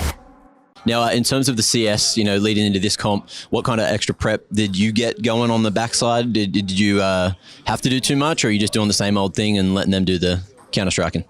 I think we are heading in the right direction. Obviously, we would like it to go a little bit faster. We can play sometimes really good. I think that's also shows our last couple of games. We've won 4, 5, 6 games in a row, I think, while we were in Serbia, and then we all of a sudden lost 4 games. So it's kind of how it is with Falcons right now, and I think the average line is progressing in the right direction, and obviously this is a good test for us to see where we are now. But the big goal is for later to qualify for the Shanghai Major. Is Sampaio here? I noticed I haven't seen him. Is he not flown in yet? Or what's going on? He is here. He arrived yesterday, just like anyone else. I think he's just doing makeup right now. Oh, okay, right. I might have to go catch him as well. He's been, at Cologne, he had a pretty good performance. He had up and down performance, but on the highs, it was, as you said, pretty bloody good, wasn't it? Yeah, and I think that's you kind of characterize our team right now. That whenever we are hitting our shots and the communications in a flow, then we are playing some really decent CS, but. Unfortunately, sometimes we just drop off, and when we drop off, the bottom level of our team right now is where we have to put our focus, and that is where we have to improve, because we need to be able to not have everyone hitting on all cylinders in order for us to win games, because that is simply impossible. So we need to create that more consistency. I guess that's the word I'm looking for. In terms of the mental, who do you think is the, in the server? Obviously, you have to chime in with a timeout to maybe pull them back sometimes, but who do you think is the most mature that would be like, come on, guys, let's just bring it back and be able to, bring the mood back up out of everyone? I think it's tough to say someone specifically. I think it takes turn. When you're having a good game, it's obviously easier for the players to get the rest going, but you can definitely sometimes see that you have a few players who have tried a lot in Counter-Strike, and they have a lot of experience, especially when it's tough. They still try to get the job done. But overall, I think we have a very experienced team, also showcased on our average age of the team. But for me, that is definitely not in where we are lacking the issues. I think everyone is very mature, very hardworking, looking into where we can improve as a team, and I think that's the most important thing. Yeah. Madden said that you guys hadn't discussed goals for Pro League, but in terms of on the spot right now, what would you say the goal is? Like the main goal is it playoffs? Is it just take it one game at a time? What do you think it is? I mean, I think it is to hit playoffs, but again, for me, it's about the progress, to see that we are still improving. But I will be satisfied with the playoffs, because you also have to have a realistic approach to how we've been performing throughout the year. If we just say that, okay, now we want to hit semifinals, I think we can very easily be disappointed. So it's a tough field nowadays with CS, and it's more mental than ever. And if you're not coming based off any success event that we haven't had throughout the year, it's a grind, and we have to also accept that things are not going as fast as we wanted it to. So to set too high expectations and too high goals for us is what, as I said, you will be easily disappointed.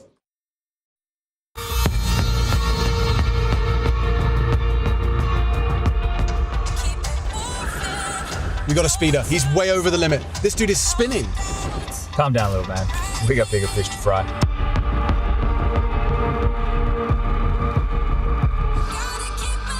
What, we're just going to let him go?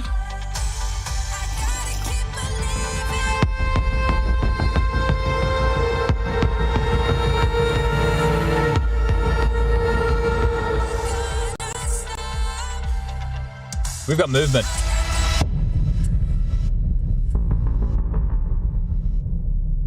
You are late. Sorry, I had to get away from the team during practice. You've got the stuff, right? I have a few snap taps if you're interested. Say, you got any more of those jump throw A-listers lying around? You must be joking. Do you have any idea how difficult those are to find these days? Fuck it, I'll take some null bites. Give me a couple null bites.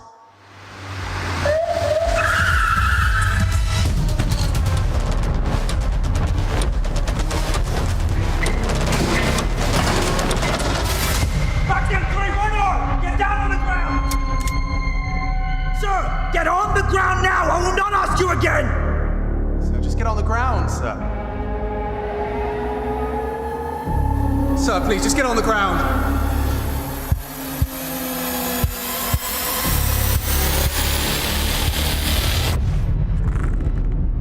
He's got a bind! Look out, he's got a bind!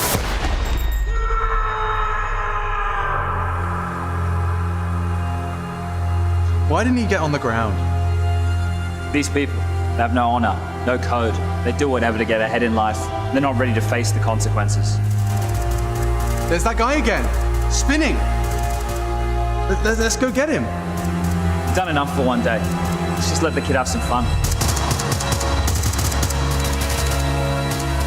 Officer down, I repeat, officer down. 2 kills from the AW in defensive A. That's exactly what Team Liquid were looking for. So for VP, they try to change their mind here. But 3-on-5, they don't have any control anywhere else. I know the one call that might feel comfortable here for VP.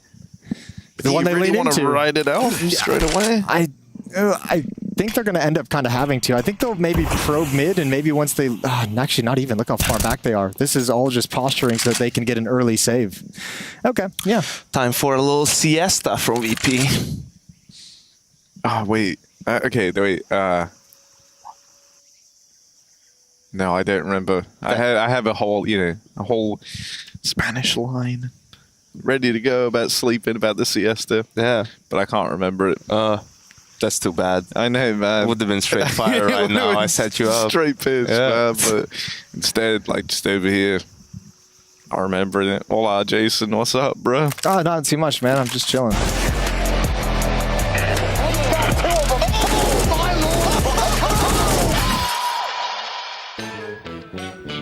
Welcome. Back to ESL Pro League. We've got ourselves Falcons winning the opening map versus Atox, unsurprisingly, in quite a convincing fashion. And it does go with the narrative that we set up. Falcons are comfortable against the teams they should be beating, and they just lack firepower against the best squads in the world. And I mean, it is just following into the same category right now. They look so comfortable right now against Atox. They look comfortable because also... Well, I would say that maybe on the server, but outside of the server, they still look stressed. Yeah, but they still, a few smiles here and there. So Zonic is looking much calmer today as opposed to yesterday. You would imagine so. And also, man, listen, Atox played miserably. I'll just put it out there. It's so rough watching. What do we talk about before we came into this? The Annihilation has to be sick. He went 7-14. Bottom fragging on his team, 0.67 rating on their map pick. Who was the second lowest fragger? Second highest fragger? Second lowest on his team. Sorry. Dobu was 10 kills. Yeah, and that's the Annihilation story. For those of you who followed Annihilation's career, back in D13 when he played for IHC as well with the ex-Mongols team, he's been the guy who on one game can just absolutely just shit on you, and then the next game just disappears. Yeah, Matt just hot fragging here for a squad of Falcons with a... Madden was switched on that game, by the way. But it felt like Madden did have some great impact. You know, any of the rounds that even looked like they were closely going to go the way of Atox, I think that 1v2 and B, obviously, the best that was kind of felt, yeah. So Madden very comfortable in the end of being able to take him down. But I think moving into the rest of the series, now we're going into the second map for Nubis, it doesn't feel like there's any chance for Atox. And that's sad to say, but it is the reality in which we live in. And if they do somehow turn it around, that would make it even more impressive. I'll be so gobsmacked if they do it, because they just look so out of sorts. And yesterday on their map of I think it was what do you call it? I think it was when they played Nuke, which was a pick coming in from their opponents as Vitality. They look so lost. Again, it was Annihilation trying to pop off and make a difference. And now, yeah, Anubis, and as much as you can harp on the fact that the Falcons have looked kind of miserable off late, you look at the win percentage in Anubis, it's probably one of the best map right now alongside perhaps the Dust 2, I might gauge and say. So, yeah, it's not looking good. What are you up to, Dinka? What are you doing there? I'm trying to find a Counter-Strike quiz for you to do, Blah. A Counter-Strike quiz for me? All right, hit me. Okay, we're going to do a CSGO Legendary Players. Okay. Now, I haven't actually researched this quiz. I've just kind of found one made online. All right. So it might be, I'll try, if there's anything offensive, then they'll skip over it. But, okay, question one. Based on these 2v2K. Who is it going to be? So we got Smoke Criminal, Historic Run at Boston 2018. 2v2K. We're going with Stewie 2K. You're correct, Blah. Clutch Master. Zipex. All right. And that would be correct. Made a mistake and was banned permanently. Young NA talent. A swag. Yeah, okay. I'm assuming this is going to be the right one. Yeah. They know me for my one-taps. Do it.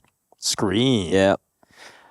Because of him, the AWP movement speed. The people at home need to know what it is first. Chill out, Blah. You're okay. Because of him, the AWP movement speed was nerfed. Oh, can you believe it? It's going to be Kenny S, Blah. Top-tier AWPer known for choking, now is winning 2 majors in a row. Device. Well, he won. He won more than that, but obviously this quiz maybe was made a while ago. Best player of 2018 deserves to win a major, but on the wrong team for it. So remember, this is made a few years ago. 2018. Do you think deserves simple? Simple. Has to be simple. Simple. Yeah, that's correct. But now he's won a major, so there we go. This is an old quiz, by the way, guys. Bosnian played for Mouse Sports, now on a super team. Nico. Yeah, well, interesting how time has changed down the line. We're going to see him move on maybe again. A location on train is named after him. He has his own map, controversial boost, Tech 9, etc. Olafmeister. We're nailing this, Blah. Yeah. Vac. Flusha, or, I would say Flush is right. We're not doing that. Actually, screw it, do it. Oink, oink.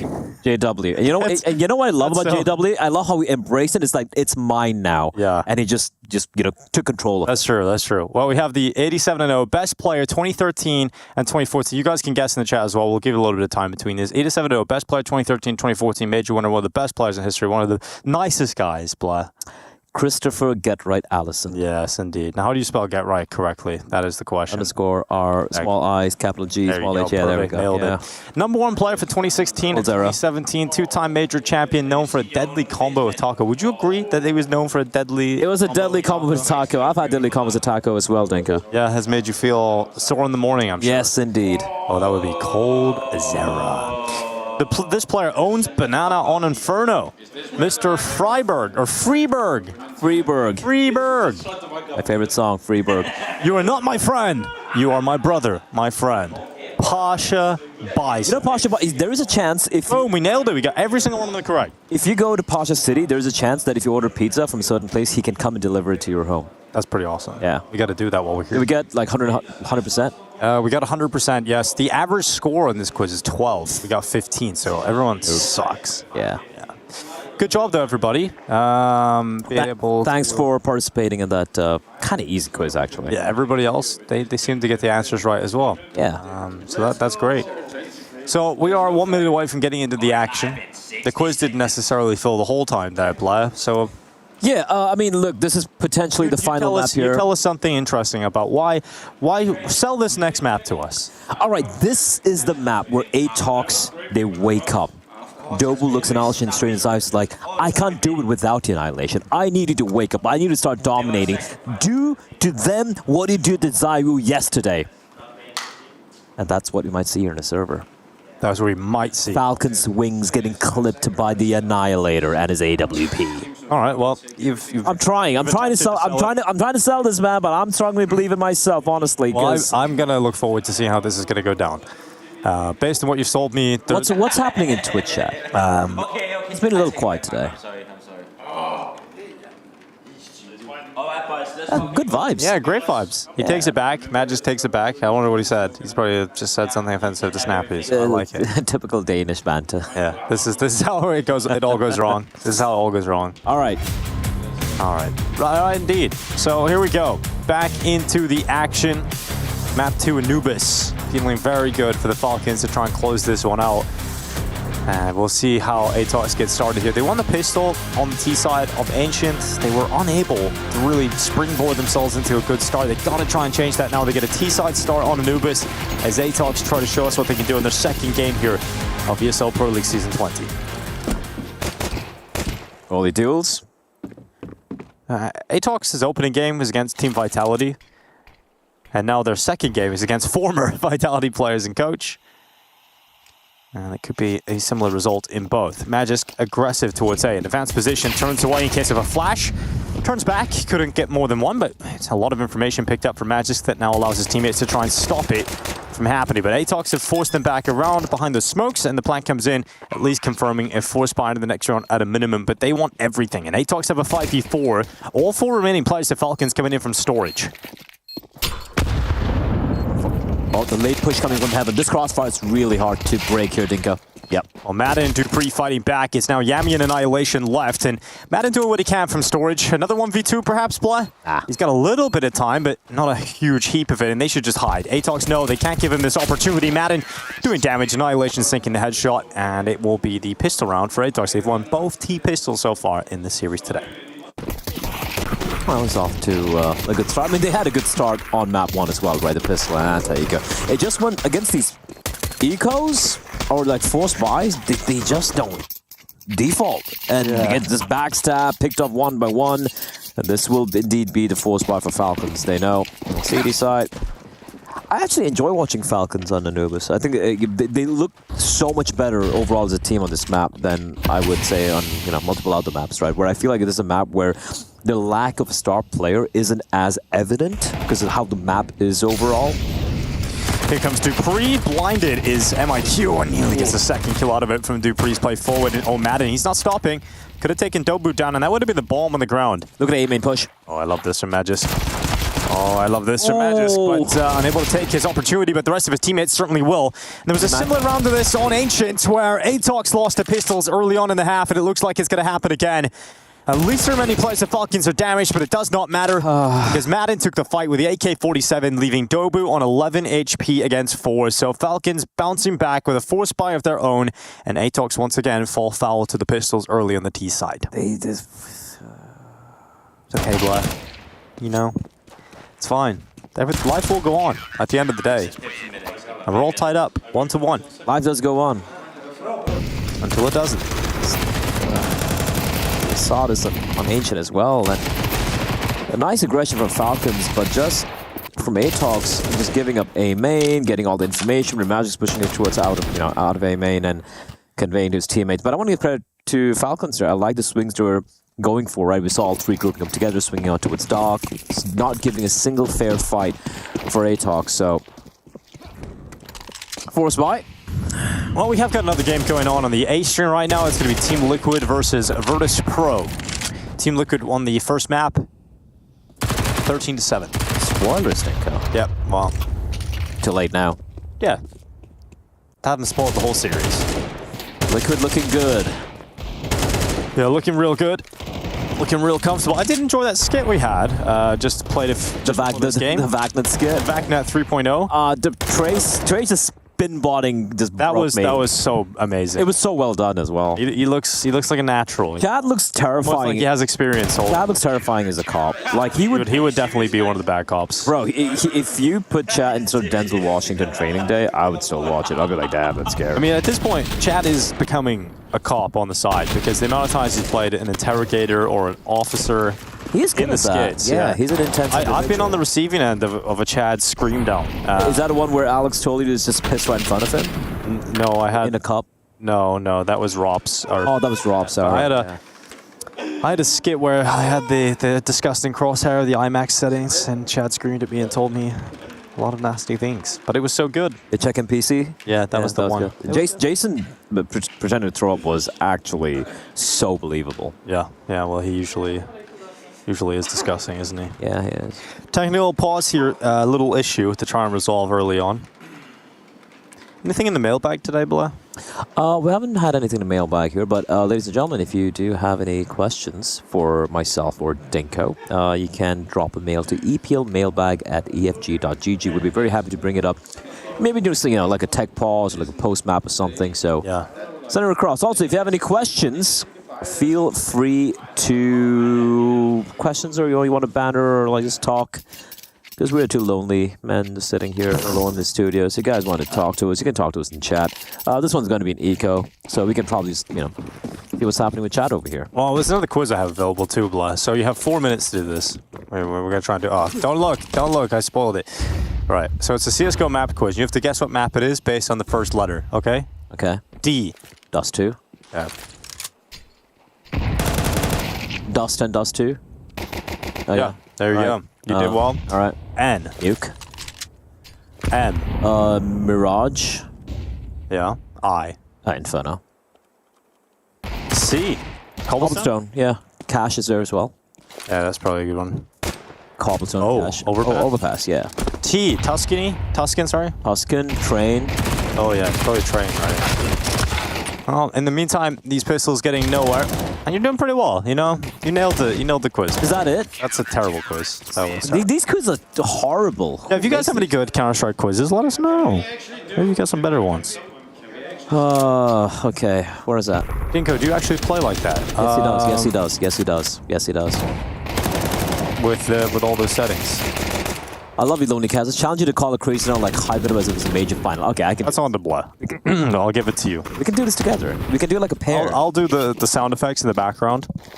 The O's and the oh. They want a good one. You're the play-by-play. No, you are today. You are for this moment, Blah. He's just letting you guys know he's pounded a monster. He's got his energy flowing, and he's ready to go. Bring it in, Blah. Falcons 3-1 here, and it's a bit of a buy for Atox. It's not looking good here, Dinka. They do have a couple of Galils, actually 3 Galils, and utility. More intensity. Quite substantial coming in here from Atox. They need to make this work here. 3-1 already for Falcons on the CD side of Anubis with a lead on map 1. That's not where you want to be as the Mongolians. Dupree toying with his food. Incendiary is going to give away Yami's position. It's going to be falling back to some semblance of safety. A bit of a lull in the action now. Things slow down. Can you hear me? Make some noise, chat. Let me hear you. No, Mullet's out towards Dog. Bullets firing through the smoke. And really, it has to be said, give me your best color, Dinko. It really has to be said that every single moment in Dupree's career has led up to this specific round. Round 5 of ESL Pro League, the mid-bracket against Atox on the second map of play here on Anubis.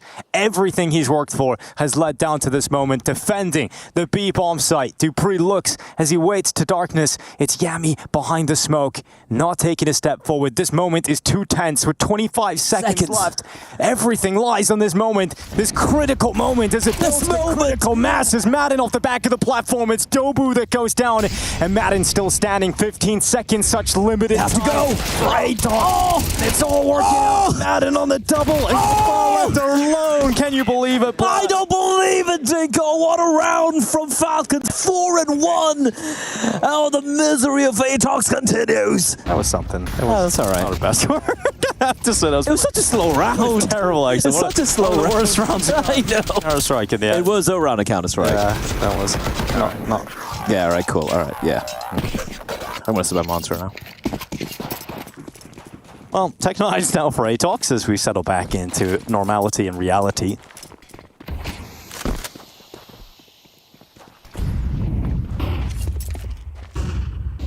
All right, let's see what's happening, chat. Now, okay. That was an interesting report. At least Lin Vision makes things competitive. I agree. And Zachary is amazing. Teacup Strems asks, Blood Dinko, are you sad that you didn't cast M80 versus? No, I think I enjoyed not having to sit there without a pee break for 3 hours. Although I think Darth Mike and Exner did a fantastic job. So yeah, I mean, yeah, I'm happy actually that I didn't, because I got to see my movie. I think it was also great that Mike was there to be present for a North American. You could feel the passion from Mike. He's like, oh, M80, let's go. Yeah. All right, what else we got? First game with the toilet break, that was true. I think I've seen a toilet break in the past before, longer ones.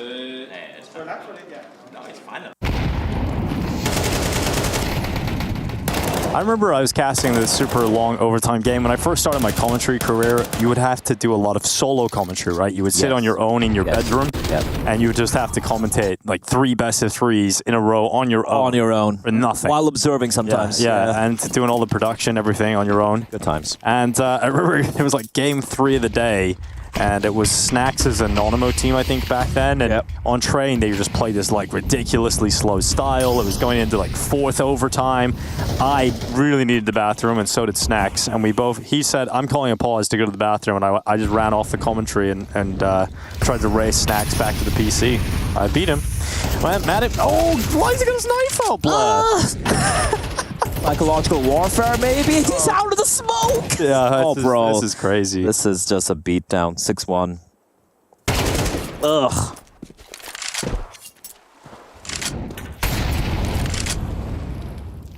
Hey, Blaze, send you an email. Check your email, bro.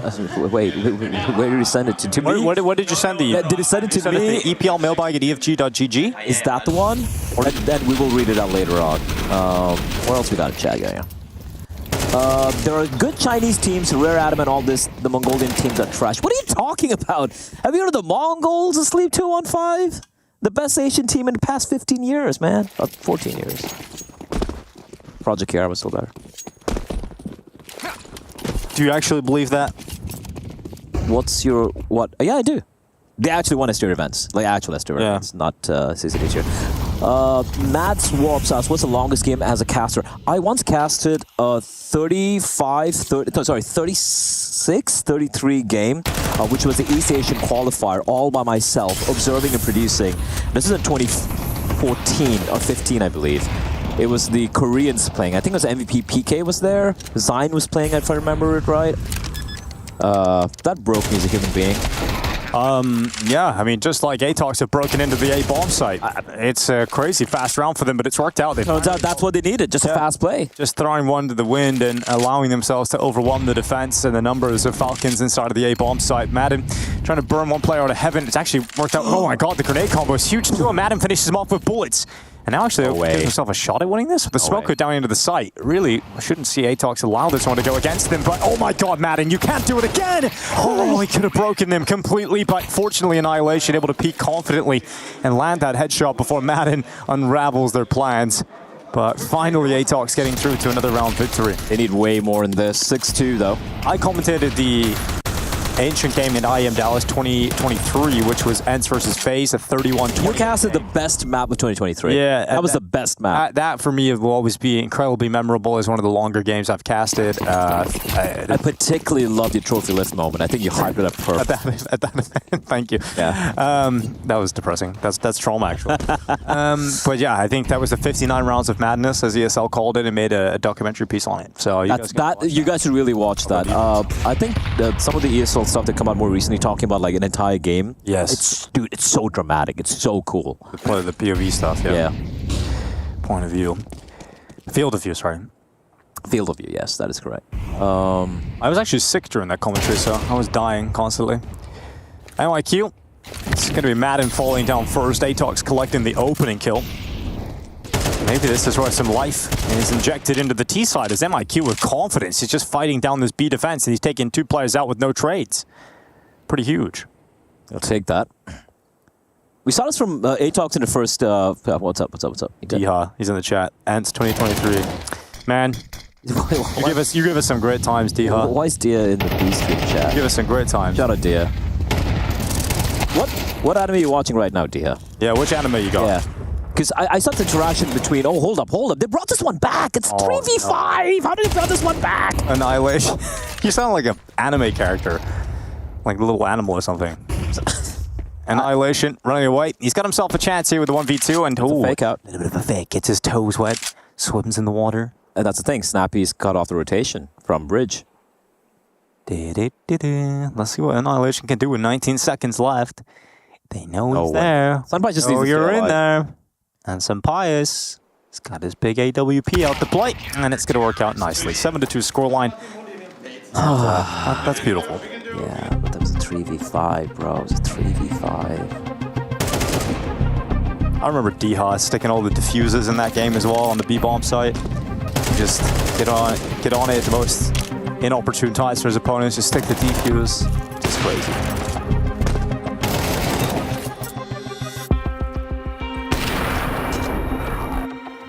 Did Diha get timed out?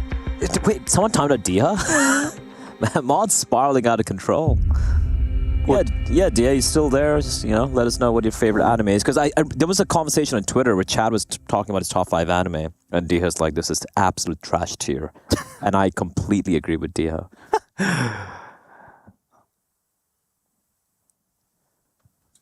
I would trust Dia with anime. 7-2 scoreline right now for Team Falcons. In full control. Atox still got a decent enough buy. AWP out for Annihilation. 2 AK-47s, a Galil and a Tech 9. It's enough to work with. That's a bit. Oh, what? Yummy. Oh, Magisk aggressive with Snappy. That works out well for 2 openers here. Snappy in middle. Magisk at A. You weren't even baiting for him, nothing. Just walking out to the left side, expecting Snappy to be playing tucked in towards double. And you can see how brazen the CTs are feeling now as well, just out in the open. They're like, we can just outdeal them. And yeah. 5 versus 3. Snappy kind of low, though, so should be peeling back and playing a more safer angle. Indeed, he will towards Heaven. A 2-on-2 setup. It does look like it's going to be a BN. MIK finds Madden. There is a window here. Just one defender now to be bomb set, but the smoke's going to delay them from pushing it any quicker, and rotation has arrived in the form of Magisk, who spots on MIQ and takes him down as well. Yeah, it's another quite easy round victory in the end here for Falcons. It's going to be 8-2 scoreline. The CT side just racking rounds up. And we often talk about how it can be difficult to get significant numbers on the CT side of Anubis, but Falcons are not having problems today. Yes. Nice shot from Sampaius at the end as well. Like casting a funeral right now. The other question. We brought some hype to earlier, Yeah, I wanted to. We've got a fake hype funerals. We really liked him. He was amazing. F's in the chat. F's in the chat, boys. All right, we have a. There was a question here I wanted to ask you actually. Oh no, a map question. No, it says blah. Okay, fine. Okay, Miglek asks, Blair, choose one. Train, Cobble, Overpass, or Cash to come back. Train. Trade. Without a shadow of doubt. I think it's been gone for too long. It's one of my favorite maps back in the day. Also, with the new smokes and the way utility interacts, I think it would be great to see how it works out in this map. Second would be Cash. I think it looks pretty fun right now. Definitely looks less green. And that, we can all be a fan of. Yeah, I'm okay with just one green map. Yeah. What do you prefer, sand maps or green maps? Sand maps. The best ones have been sand maps. Dust 2 Mirage. You think those are the best? Historically. Yeah, Dust 2, I mean, sure, I can argue about it being super simplistic and everything nowadays. Dust 2 is the most famous video game map in history, ever. Period. They can't mess with that. Shout out Dave Johnson. Well, Snappy swings out, only 1 kill from Snappy. Sampaius cutting off camera, and like the superstar he is, hits the shot. It's going to be a chance here for Sampaius. He drops back into storage. You got 3 plays left for Atox, make it 2, and that's the bomb. That's a bomb. And it's now over. I would have liked him. I would have liked him to just actually over. I would have liked him to push in to Cams because teammates are coming out from main there to have a chance instead of sticking around at mid and fighting Temple. Over and out. Over and out. Definitely, I have a whole lot of sounds here, Blah, but I'm scared to touch these. Don't do it. Don't do it. I don't know what you have to be. No, it's nothing bad. They're all generic sounds. Want to try it out? Yeah. Okay, guys. We're gonna play around a little bit here. We're actually gonna ask you guys a question. You pick a color. You have an option. Red, yellow, blue, turquoise, purple, or green. Asking me or chat? Chat. You're right. Chat. Pick a color. We'll make a corresponding sound. I've got Dupree. Inside of Dark, getting cleared out by Dobu's Mac 10, and Matt just got the back of the platform. He's got Madden with him, and AUG unable to get a double, but certainly still finding its impact. Remember, Magic is still here on the platforms. Despite the 2 kills in Cabal, he could still unravel this, but it's only a single kill for Magic and eventually overrun. 9-3 scoreline coming in. Falcons leading the way and looking like it's going to be a quick day at the office.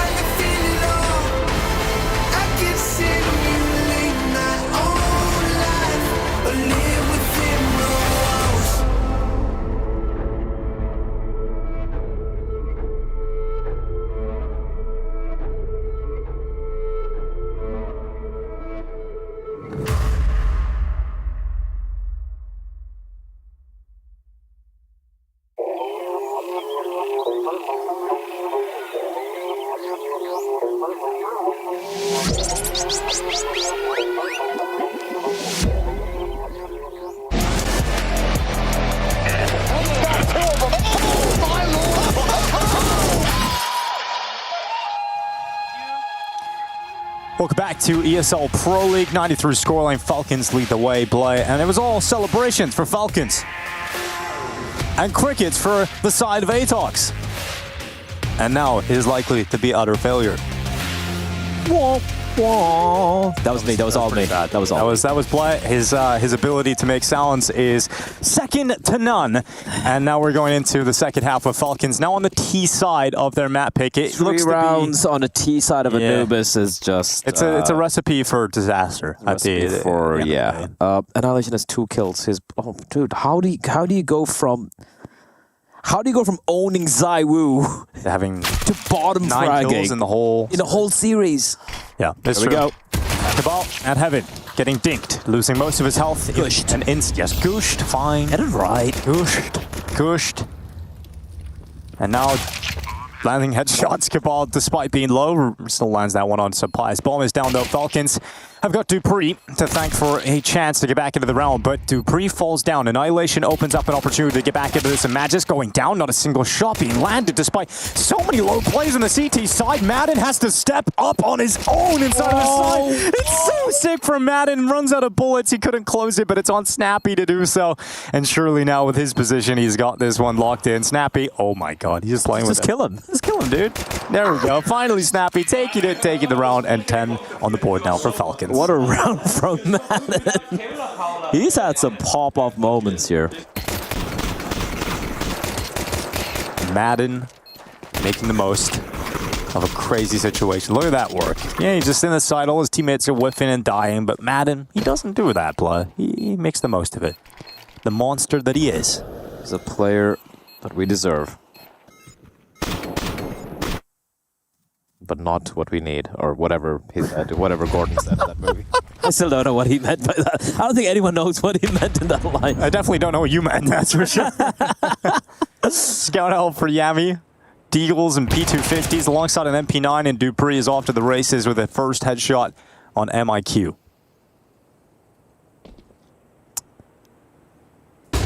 Alrighty. Dupree. Another one for Dupree. Yeah, single-handedly been given some pretty comfortable deals here. Oh, look at a temple push, brother. I think it's fair to say we're going to see Atox go down to the last. This could be the fastest game so far in EPL. It is, okay, so we started the game, and this is including the breaks and everything, by the way. We started the day, Dinko, at 1:30 local, right? That's when the game went live. It is right now 2:46 local. It's been an hour, 16 minutes, and we're 2 rounds away from GG. Well, the winner of this will go on to play the loser of Liquid versus Virtus Pro, and currently the most likely outcome as it stands is this going to be Falcons versus VP, and that's a game that just keeps happening. It's a game that keeps happening. We've seen it in Cologne. We've seen it at Betboom. We see it all the time, and they're actually quite back and forth on the results at the moment, so that could be a really exciting game as it continues throughout the mid-bracket here. That's what Falcons are fighting for, and if Liquid somehow lose the series against VP, then it would be a Liquid Falcons game. Well, that could be spicy. Yeah, all the Liquid are looking so good, man. I love watching Ultimate play, and I love watching Yami hit headshots like that. It's just been a little too far between, few in between. Yeah. Snappy plus Gordon Ramsay. I think you said the word Gordon, and everyone, it triggered. Brought some Gordon Ramsays to mind. When did I say Gordon? You said it last round. Did I? Yeah, you said whatever Gordon said. Okay. Dude, are you okay? I don't know. I'm mentally crumbling nowadays. Yeah, you just keep watching Atox, you had higher expectations for them.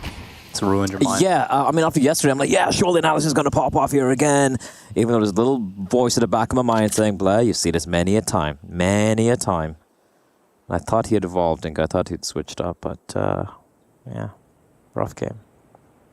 They have gotten killed though, so that's there. And a Magden picked up. Yeah, they got one shot so far, but the problem is they got to deal with this Falcons finish on the B-bomb side. Dobu close on the right side, playing in front of the pillar with a Mac-10, and it can be rapid to kill him with a deagle shot from MIQ. Maybe there was an opportunity, especially with the kill from Cabal back through the smoke. Dupree also going down, and this is doable because Sampai is so low. Oh my God. How was he missed? How was he not hit a single knife? Dude, that's crazy. That's unlucky. The fact that the knife doesn't even hit one slash, that would have killed him too. Sampais was so low and he gets away with it. He gets away with it completely, and Yami to fall to Sampais. Comes down to a 1v1 in the end, and the knife got over the top over the show. Bro, someone give him like this a snap tap or a nullbind or something, because like nothing. Get him back in. Get him back in. Nothing's going his way. How is like not a single shank hit him? No swiping. They got swiper, no swiping.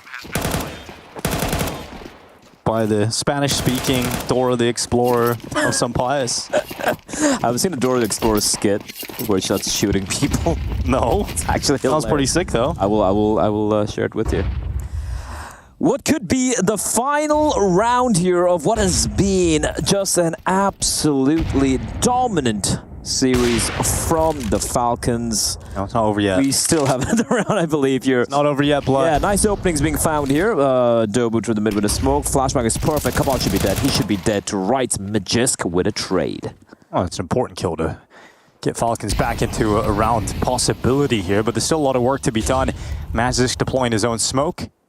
And this push at B, ooh, if it goes the other way, if it goes the way of Dupree, then the round is completely back on. Dupree gets that headshot. Magisk actually gets out of A. Dobu was chasing him back. Oh, he goes back into the fight though, and Magisk loses his life. But there's still a minute left, and Falcons have a 2v3, which is much better than the 3v5. And the mid's completely open as well, right? They know there's a player deep towards A. They know there was two at A, so they're going to take the sweet time of clearing out towards camera. And it's all about the timing. Is MIQ going to be heading towards B? There's no sound being heard towards a B bomb site by Annihilation, so MIQ is going to be making contact. But Snappy is waiting. He's waiting. Snappy, unfortunately, unable to get it done. And MIQ comes in with a double to keep ATOX going for at least another round. You never got that email though, did you, Blair? I think it's the EF mailbag. Yeah, mailbag. And we'll get back to you at some point soon. Yeah, that email. yeah. Drop a mail. It's here, EPL mailbag at EFG.GG.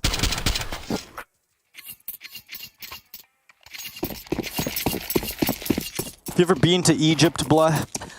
I've actually never been to Egypt. No. I would love to visit it at some point. Why? Well, we're here on Anubis. So it was just a thing that popped into my head, you know, and I thought I would speak it into existence. Contact plate. Some pies at the front of the attack. First kill goes the way of Cabal, but traded immediately by Dupree. Ooh. No, the timing again. Annihilation, buddy. I kind of feel bad for him. It seems cursed today. Yeah, the curse of Annihilation. You will never have two good games in a row. 4v4 post plant. They have kits, they have util, they have everything. Yeah, just waiting on everybody to be back and ready to go here, but time will start to tick soon. Falcons have got to try and fend off ATOX's retake attempt, and the first step is in the right direction. Magisk go, the flash has saved him. Snappy on the follow-up kill, and it's all crumbling here for ATOX. An impressive enough performance against Vitality yesterday, but MIQ with that triple kill has got them right back into the fight, but the time is ticking on, and Dupree has completely eluded him. He is completely been just bamboozled. He's just sitting behind the cake, dude. He's so lost. 13-4. Falcons will take a 2-0 victory, and it was a strong showing yesterday against Vitality at points, in particular from Annihilation. But today, the Falcons show they're just too far ahead of what ATOX were capable of playing. Yeah, something which you rarely get to see on the Falcons side. They've broken the streak. I think it was a 6 or 7 match loss streak they had. Zonda was pretty happy as well, and they should. That was a very, very comfortable and convincing showing coming out from the Falcons players. Absolutely disastrous from ATOX. This was completely flat from the second best Mongolian team. Nothing like what we saw yesterday against Vitality. Annihilation was just nowhere to be found on the server as well. And I mean, when you talk about Falcons, we said this before the game started. I mean, they should have enough firepower, obviously, just to beat a team like ATOX very comfortably. It's when they go up against the better squads in the world, but where it gets difficult for them. And yet again, that narrative is legitimized by just looking at the results. Falcons, when they go up against a team that they should be beating, that is lesser than them, they get the comfortable victories. And the side of ATOX, this is just a bad day at the office again. They go down to the last chance, have another opportunity to show up here in Pro League, but at the moment, it's looking rough for the Mongolians. Yeah, and if this is the form we're going to be seeing from them coming into... let's quickly take a look as to who they might be facing in the last chance qualifier. The likely teams to be down there are the likes of Red Candidates. The Red Candidates, sorry.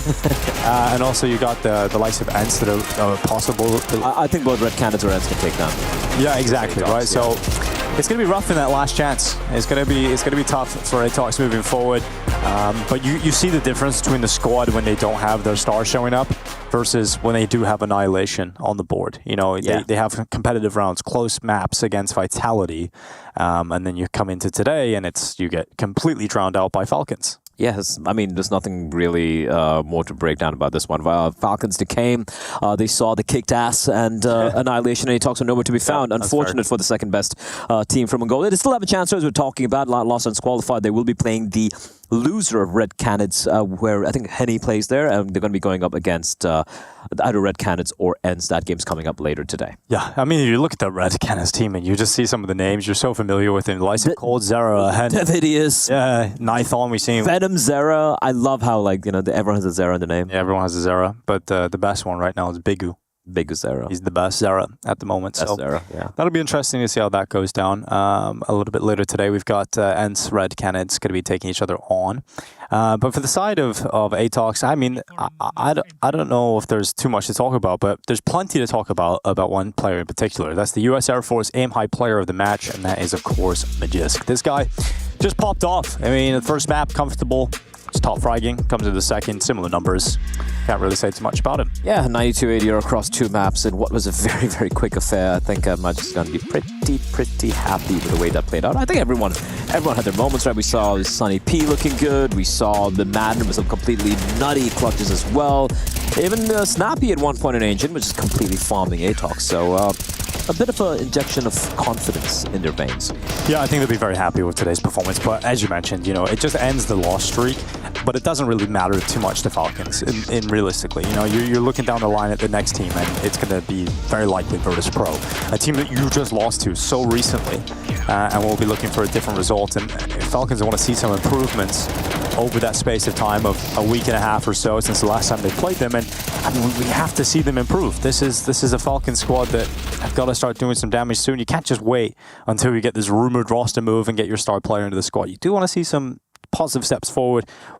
When you know that that's going to happen in the future, you at least want to be in a better position than you were a few months ago. Oh yeah, for sure. And look, I don't want to like harp on them, but the discussion, obviously, the fact that they don't have the firepower. If you look at the way they're playing the game, the map pool and everything, the tactics, and you know everything holistically, it's not like they're a bad team. They're just hovering the top 10, top 12 place. It's just that it's not been looking good when it comes to results. You know who's looking good though? Tell me. You know who always looks good? Our boy Mac down on the sidelines. He's live from Malta. He's got an interview with Snappy. You mean Map? Map, yes. Map. Down here with the Kadir B-Stream update, Falcons just dominated Atox in the mid-tier bracket, and now they're moving on to their next game, which hasn't been confirmed yet, but Snappy's here to have a quick chat with me. Snappy, how are you feeling after that one? I mean, it was nice. I think we needed a win. I know, obviously, that that we should obviously be beating Atox, no disrespect to them, but we have been having, like, we had a good win streak going, then now we had a good loss streak, so it's nice to just get a win again and get back on track, hopefully. Yeah, it was dominant as well, confidence booster. I was thinking the Mongolians, after that performance against Vitality yesterday, might have put up a bit more of a fight, but you guys managed to deal with them really well. Next game's going to be the loser of that Liquid and VP game. Who do you think is going to be winning that one? I think VP will win. Okay. What if I told you that Liquid are well on the way to 2-0-ing them right now? Well, then we're playing VP. There you go. What's your thoughts on VP? You reckon you got a good chance there? Yeah, I mean, we lost to them last time. It was a close match. I think we played them a lot, actually. So, yeah, I think it's usually close. So, yeah. Good stuff. Anyway, GG, and good luck in the next game. That's it for the Kadir B-Stream update. That was great to hear from Snappy, but he's absolutely right. Every time they play VP, it's a close game. It's very back and forth results as well. Over the I think they're 2-2 right now. They also share this map pool in a way, right? Yeah, so they do. It's so super competitive. Dust 2 maneuvers. They do in a weird way. It's like Falcons get to play Vertigo, which VP don't necessarily want to play. Fair, that's the one map, yeah. And generally, they always win Vertigo. And it's kind of wild. And then it'll end up being a 2-1 for VP. It is looking like the Liquid seemingly just running away with that game over on the A stream over there, Dinka. Yeah, it's great to hear from Snappy, obviously. And he did kind of confirm exactly what we would think that they were thinking, which is that the fact that he should be beating the likes of Atox as a team. They're not necessarily going to read too much into this result. They're happy they got the win. They needed a win, but it's not something that they're going to run away with and be super confident. It's about the next match that lies in front of them. And I think for Falcons, hopefully they can build something a little better here in this. What game do you have coming up? The next game is going to be that Ents game we were talking about, against the Red Canids. And I'm looking forward to it. That's where we're going to go. We're going to go to a break. And when we come back, we got that second game of the day ready for you here on the B Stream.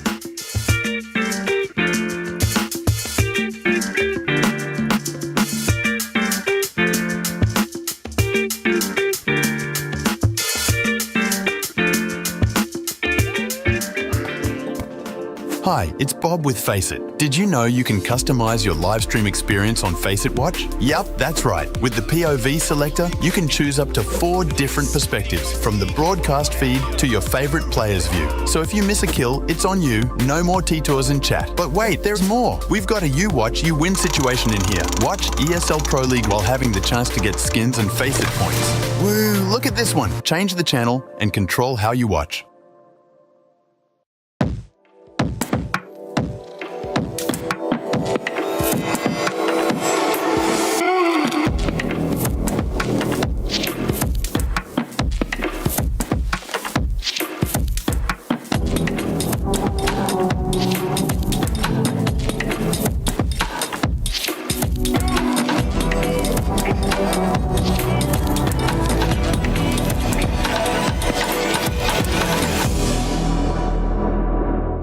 So this game is called CS2. It's a team-based tactical FPS. It's got origins traced back to the 1990s. He was shouting and smashing the walls. And when you get really good at it, you'll be fucking clicking your mouse and thinking about commentary. We are more into the game with 10,000 people watching us versus 20 people watching us. I don't want to be going on fucking Reddit and talking about a fucking accent. Are you going to say anything? A glimpse of glory is all it takes. When your reload needs fixing, Jason's got the tools. Elo tool. The major was incredible. We're really proud. My boys stepped up. We should drug test him. Like, piss in a cup right here. I think this is too short. That's what she said. Where we are going and where it ends. Jason Rogaine Podcast, check it out. The Jason Rogaine Experience.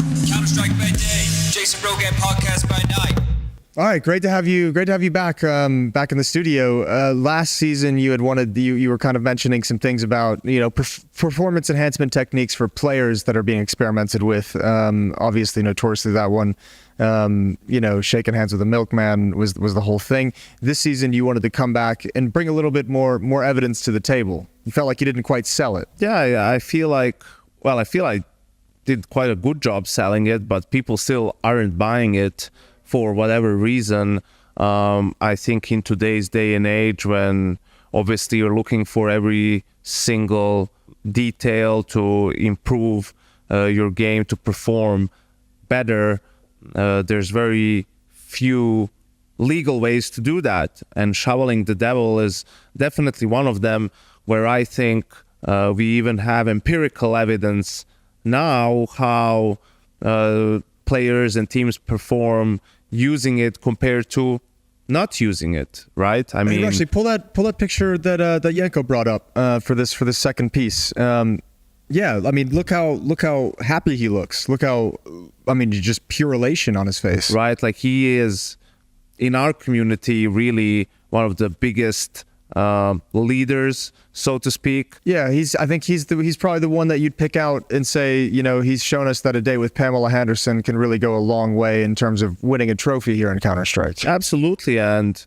that's when they played their best Counter-Strike. I mean, they earned that major title, absolutely, but then of course you have all these people around him, trying to change him, trying to change the way he thinks, bringing in other people to the team. And it just seems crazy trying to fix a formula that it's not broken, Like he's already showed us that boxing the one-eyed champ is a recipe for success. So why would you even mess with that? Definitely. And, trying to make him be more hands-off, I think, is the last thing. Yeah, that makes complete sense. When you look at the drop-off and the way they've kind of changed their approach to preparing for matches, no longer having that self-guided tour right before the game begins, it seems like it's just really crippling the team. Yeah, and I think they're not the only team to experience that. Jason. Like we talked last season about how, stroking the giraffe is really a very good way to release some of that pent-up frustration, complexity. I think could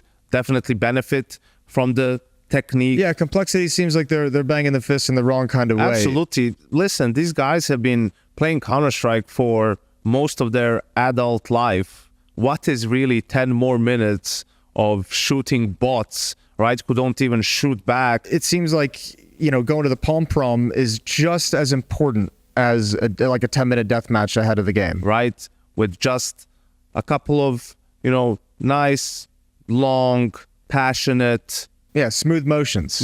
Exactly. Get into a groove, and all of a sudden you'll get the endorphins flowing. Your mind is going to be in a calmer space. It's that feeling of victory, right? Yeah. Like, that's the same satisfaction you get from that release.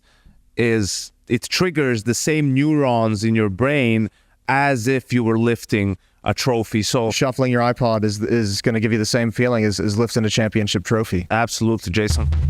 Jason Rogan Podcast, check it out. The Jason Rogan Experience. Counter-Strike by day, Jason Rogan Podcast by night. Oh no, he's actually missed it! What a blunder!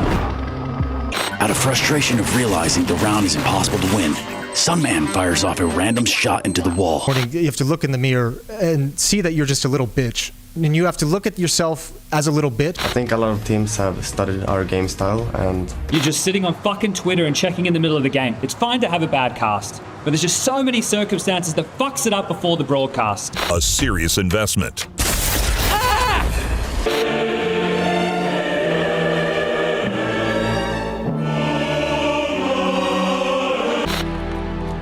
What are we waiting for?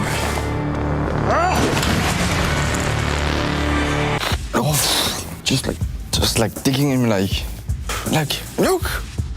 I'll get you back up to speed. We'll get that JKS everybody wants to see. Yeah, look at that. Oh yeah, can you hear me, lads? Lads, can you hear me? Okay, I know 5-6 smoke, I know inner smoke, I also know the molly for back pop inner, and I am ready. Hello, good morning, pineapple. Looking very good, very nice. English noise. English speaking. Yeah, let's do it. Hello, I'm from Brand by I knife. Let's spin the knife. I want to start CT though. Calm down. Double A. Going on H2 blue train. Go on. Nej. Ja. Get stabbed. Ja, nej. Nico. Goater, er den ikke fuldstændig der, eller? Det var han. Yeah, you were goading it, bro. You were goading it so fucking much. Bob. We have to speak English right now. Bob. Do we have to speak English right now? Yeah, I think so, bro. Are you sure about that? Yeah, I think so. About that, sure, maybe. Yeah. Meow. Enig, ja. Helt seriøst, lad os bare fortsætte den. Go 3 Ivy, Find me guys. something to throw with. 3 Ivy, Emil. No, Emil is going mid, bro. Emil is going mid instead of you. Yeah, I don't know. One picking green thing. I don't see pop. One up pop. One down pop. Everyone is up. I think I go there. Rotate, bro. Rush out. Okay, I rotate. They're pushing in, by the way. I'm backline. No. One train. Backside. Two guys. Coming back from dead. Nice. He's coming. Push, pack up. I fight with you. I will go backline. English. I forgot. Two side. Talk English. We have to talk English. Side. Maybe he's going all the way to T-spawn, Emil. I heard him above pop. I'm under heaven, okay? Yeah. One car. One green. If you wait, I have fade sound. I'm spam. You walk. I'm jump through soon. Yeah, one side in it. Nice. Unlucky boys. Logo. Maybe next. We're buying for sure. I need scout. I need scout as well. Okay. I go con and hold the scout. Throw bang while run. I'll grenade it. Run Weasley. Watch out because he's calling an inner thread right now. Yeah. I have smoke banger. I'm blinded. Blind. There's no sandwich. Yeah, no, I don't think B-rush, I think. Okay. Yeah. That's me. Out. Out, back up. Backlash. Thanks, step. One more. I have to plant. Careful behind, okay? I smoke side. One behind. We have no one behind, boys. It's too low. Too low. One dead, one more up. Great, up, dog. Up the dog. What? I hit him 82 with a Charlie. Charlie? Go to up. Go to AB, guys. Alvaro, you do the flash? Yes, you want to smoke? No. That's a flash. Yes, you can do Go run pop. Go run out pop, guys. Yeah, I will flash. I will flash. Don't worry. I'm alone. Pop. Flash. I'm going with you main now, so. Practice flash. This is practice flash. One out. Flashing. Done. Out, maybe, guys. One out, Olaf. No one Ivy. Ivy clear. Two out. One tag. One holding. One holding. Pop. Top blue and out pop. Olaf. Flashing. One sandwich. I'm flashing under left heaven side. One under heaven. Behind 6. I'm blind. My flash. Careful behind pop. One in hell. Hell. One in hell. Ivy one, I think. Yeah, Ivy behind. Have it B. Is that your smoke, JB? No. I'll ride it in it. One in B, I think. I think one CT soon. Nice. Yeah, just keep I love cooking. this map. Keep cooking. Wow. Some piles was outside and Maiden also killed one. He's going for it. I'm low. Yeah, You're both one shot. I have a pick. No backlines. What's our green? Maybe con. Damn. Yeah, I'm good as well. Yeah, and it's pretty damn cold, right? Yeah. That's good. Unlucky. Nice try, bro. Nice try, bro. Damn, bro, I hit some nice tiles try. for 91. Guys, where should I go? I just go main and hold top green, okay? Yeah, dude. Who is supporting? Who's flashing? I'm Flashing after this. I smoke Dropping a 5. flash. I flash one early. I go towards pop then. Flash. I'll go Ivy late. Flashing. I'm blind. One Ivy. He's peeking behind the fucking. You are not holding it, Alvaro. I was. No, you were not. Oh no. Shotgun. Close Pop, pop, one more in pop. AK. In pop. Can you hide? One on main. Pop was main. Pop was main. Yup. Three kills. Don't you worry, guys. I got that. Look, Ivy, of course. Ivy. The out. I'm running behind green. Out game. Overpeeking. Low. 1 HP. One HP. Nice. Wait. Nice shot, man. Can I get the orb right now? Good No, I shot, couldn't. man. Wow, man. That's excellent. I drop right now. I'm rushing heaven. I'm doing a play. I have B.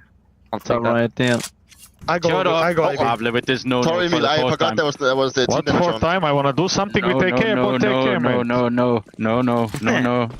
I can hold flash for you. You want me to hold flash, Palle? Flash? Wait a bit. I'm flashing. One Ivy. I'm blind. Come and push me. Where B? Come and push me. Maybe all of. Maybe all of. Boom! Wait a bit, I mean. I'm in sandwich. I'm down low. Up in AB. He's behind you, Marco. AB, everyone. Wait. Maybe Olaf. One out B. Yeah. Oh, he's behind 6 train. Nice, last was main. Les was hiding up in the bathrooms. No, he just killed you, Jacob. Oh, Yeah, he was up in the bathrooms. Nice, Emilia. I will smoke 5 and 6. Yeah, can you do a pre-flash as well? Yes. Can you throw Ilek? I give you an order. Yes. Fuck Wait, it, let's lay actually. together. Wait a bit. I didn't throw. Go. Flashing. Don't see out. Oh, two main. Rest in peace. One Bomb. Nico has the bomb. I think all two out main. I think all 3. Yeah, they can't do anything if you wait. We will wait. Bomb is this bomb, boys. Damn. Maybe one push. Yeah, Probably pushed Ivy and have bomb. I think so. Pass careful, Ivy. I smoke if you Paul. Yeah, pushed Ivy. One more. Ivy. I heard a guy. He's pushed Ivy one guy. He's pushing C-main. And Ivy also pushed Ivy this bomb. on the box. I don't see him. Oi! It's snap hay. Well played. Unlucky, guys. Unlucky. Nice try. I try play good round here. Yeah, me. Let's win a round. Yes, win round. Let's Flash. Flashing now. Yeah, I'm checking. Flashing now. I'm blind as fuck, mate. Yeah, but you're good. You're safe. They're in pop. Yeah, Peter has pop, I think. Ah, fuck! He's one is They have an AK and pop. Yeah. 2B. No, it's B. He's in sandwich. It's B, JP. Okay, there were 2 above top of this. I don't can see actually anything. go through. We can also go outside. We cannot go down here, mate. We can go outside. He can go behind you, please. Do it. City con. Go. City con. Malik deep con. Yeah, he was in con 1 with Eagle. Oh. Out heaven. Nice try, boys. You can save this one. I can. Nah, you need to die. Oh wait, sorry. CT down. Like deep CT. Yes. I'll hold the outside. Bro, you see, this is my specialty. I walk out all of. Emil, come with me to pop and we do tower. But I need to smoke first, but then I'll come. I'm coming with you, Peter. You can. They will nade me. Yeah, it's pretty damn cold right now. Yeah, I don't like being here. I'm blind as fuck. As fuck. In, I think. Yeah. Inside? Maybe. One guy at least. I'm going inside. Dude, that poppy? What are they doing? I'm inside. Go. I don't know, brother.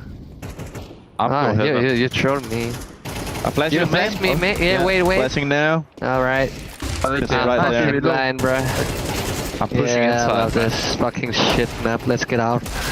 One pop is still. One backlands. I'm out. Wait. Behind. I killed one. I don't know what's called. You killed the pop guy. No, I killed the backside. I'm in trainer. Remember one C main or behind C main. I go in. Planning. I'm planning A. Beep beep. Green train. I don't remember call for this. Two guys. No. Cool. Too close to me. One more. Default on A. Bro, I'm telling you, I'm master of this. Play this map, boys. Jakob, you want flash Ivy and rush out? Nah, bro. I'll peek on green train. I have a nice peek here. I made him back in the days.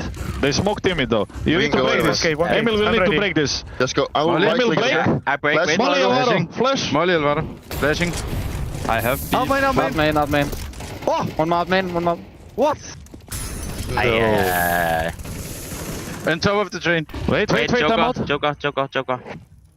On out low. What Nice. the fuck? I'm sorry, No, it was alright. Didn't kill him.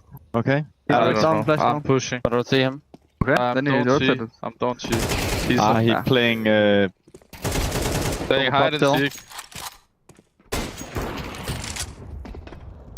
Nice, they go. I did the crazy Very well this right round. now. Like this will go on YouTube for sure. Good round. Right now, bro, you're playing good right now.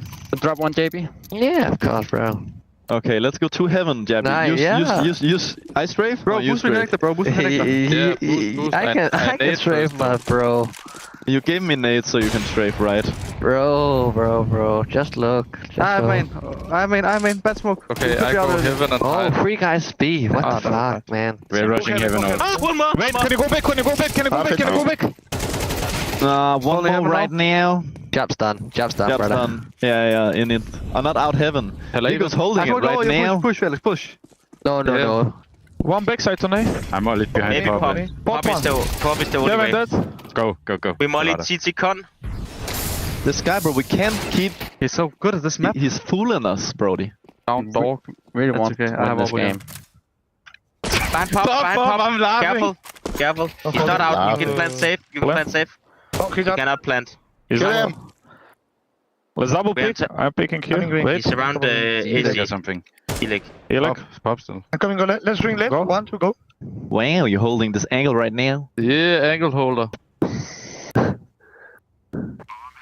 Plant behind, maybe. Nice, I go bird from Full sky. try hard. Let's go. I'm taking timings out there when you make pressure on B. Oh, you're trying so I need much. We can't lurk if we don't make space. Yeah, we take space. I play heaven. Don't think about it, boys. Just look at this. Out Olaf, maybe. Yeah, it's Madden. He's out. Pushing me, bro. You're trolling me. Top 5-6. Top 5-6. Call right. He's half HP mil. Meow. Maybe lurking Ivy. Yeah, I killed one sandwich. I have bumper lager mark. Couldn't they be backline? Ivy last. I have chocolate. Look. Where is he? Nice, right now. Web hand. Can you do 5-6 Elec fast? Do a lot of pressure, flashes teammate and stuff. If you can do 5-6, then I do yes. And try. Anything else you want me to buy? Coffee. I will go up for check. I always forget the name, mate. I'm dropping down pop. You can come with me if you. I like that play right now. Pop one. Low pop. Elec one. I'm walking Ivy. I don't see behind 6. I don't see behind 6. Then we have Aina. Heaven. One and maybe one close Elec. Where's Snap he going? Oi, snap here, come in. Come in. One is close B. Snap hey. One close B. Yeah, nice try, some players. Nice try, bro. Can you talk, Blue? Oh, you were that, Blue. Good information, One bro. pop, I think so. Out pop. Guardian train. Oh, he's out. That's him. Nice. That's him. Oh, pop one. Pop still. Nice, mate. One on one. He's in pop. Oh, you saw. Volley him. You don't know. Nice. Oh my god. If I pulled out my molly, I would not kill him. Right I had so many timing play. Whoa. Good job. I'm just gonna say. If Peter doesn't see anyone, you push lower slowly. Yes. Peter Pearl. Nice, bro. You just keep cooking, Stir. Pop. I'm dead. Let's do it in pop. One more follow. One pop. Ivy as well. One in now. Pushing One Ivy. enough. Pushing Okay. Ivy. Pushing Ivy. Nice. Coming out by Ivy. Bomb dead lower. One He has bomb. E-box and sight. We're taking the L. Yeah. Unfortunately, so it looks like it. Nice. That B.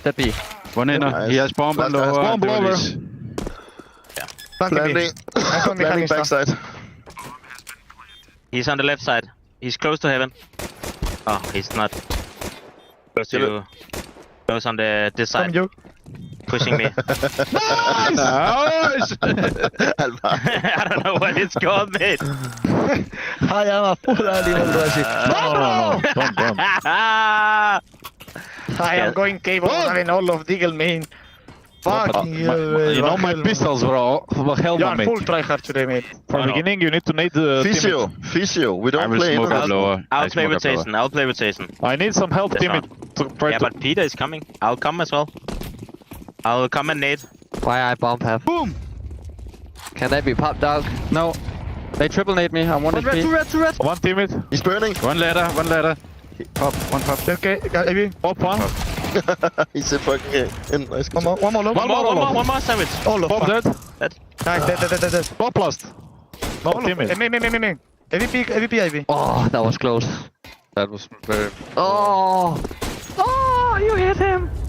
Oh, He's so lucky, bro. Snap hey. He make the thing to you. We have three outside. I go in on with Pavle. Yeah, I go Ivy. Yeah, we are going along. You want the flash, Pavle? Do it if you have it. Yeah, I have it. You ready? Blind. Flashing. Where's the molly? I need. Blue one. What happened to your molly, man? Okay. I'll pop you guys. I'm never trusting you anymore. But it was there, Peter. But it's not team mid molly. I'll connect maybe. He's what's it called? Nice. Yeah. It's hill, I think. I'll take back landing. Maybe in the smoke. Maybe in the smoke. Yeah, I will hold it. Take landing. Did you that? Wow, what a leg. One more. You hear him stir. One more, Vigo. Stir is searching him.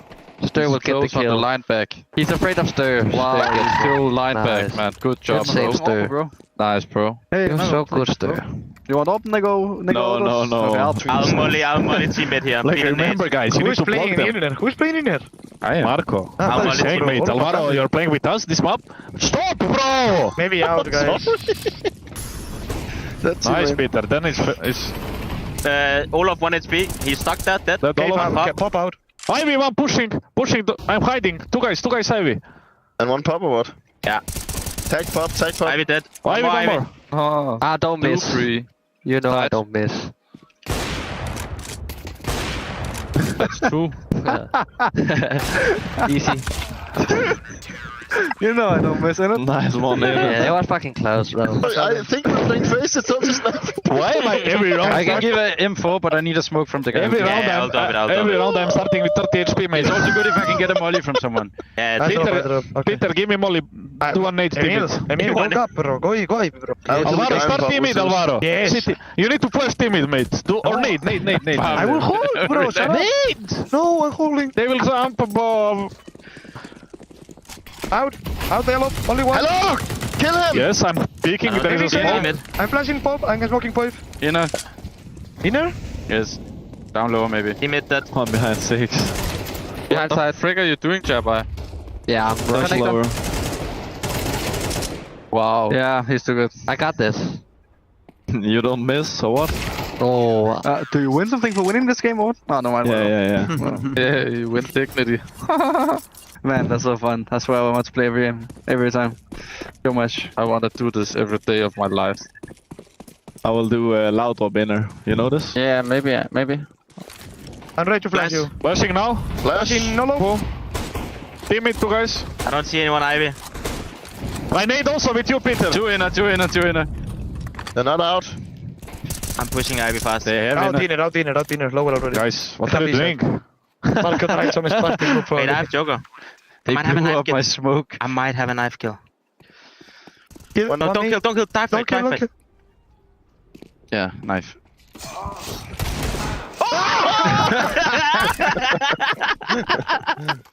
It's okay, guys. You got this. Oh no, 2 con. One. Yes, a nice man. Winnable. Do you have smoke? Smoke it. Oh, okay. I don't have. Let's go. Behind me, city spawn. Behind you. No. Efter ham. Alvaro, go pop. Go molly mid. I need it. Quick third guy. Yeah, but guys, calm down. Why are we starting 2B everyone? They are rushing in. Not out. One out. Out mid, bro. You don't even know molly for team mid. Nothing I don't see Olaf. Smoked heaven. I did smoke. Nothing B. Nothing out my. You have M4 backside on A. Okay, the time is up. Not Be clear, boys. Be clear. 50 euros. Oh, that's a pop guy. 1A. Bro, what are you?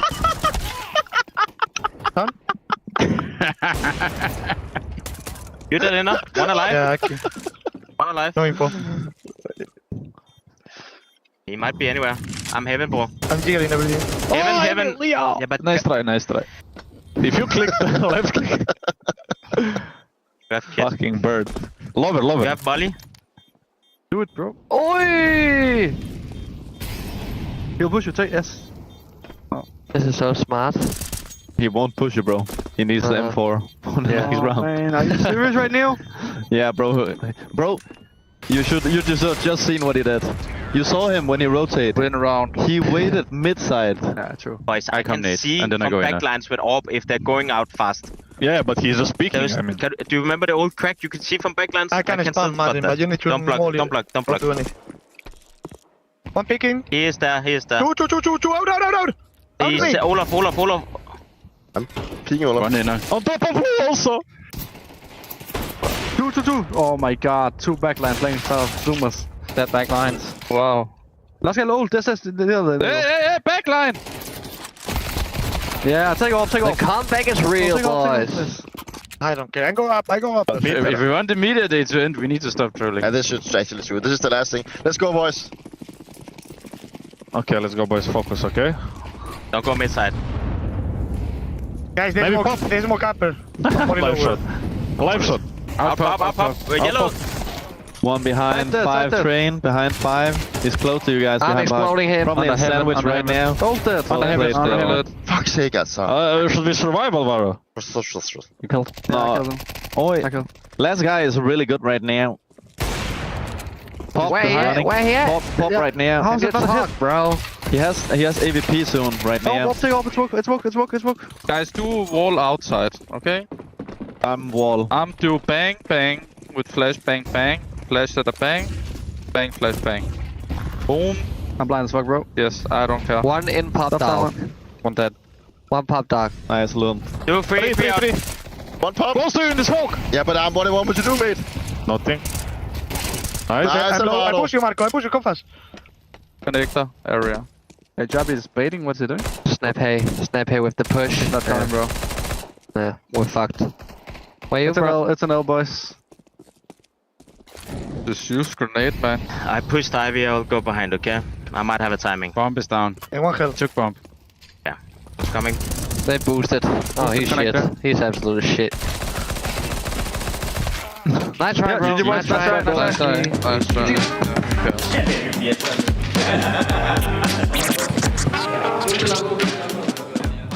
Changing accent when you had a tournament where you cast really well. It's a risky move in my opinion.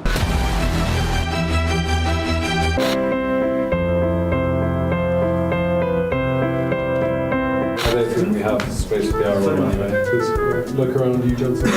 Book, book, book, book, book, book, book, book, book, book. Looking and laughing at one Twitter user who sold his Bitcoin for a measly $180. He is Kerrigan, first son of Sonic Thorn, You owe him your allegiance. Karigorn? This? Right, that's incredible, sir. Do you want to know how hard Norbert's had to work in his career? Do you want to know how many setbacks he's had? It's getting ridiculous, Jake. Oh, for fuck's sake. Can this move any fucking faster? I'm just a kid. It's misunderstood. I'm just a chill and kind guy.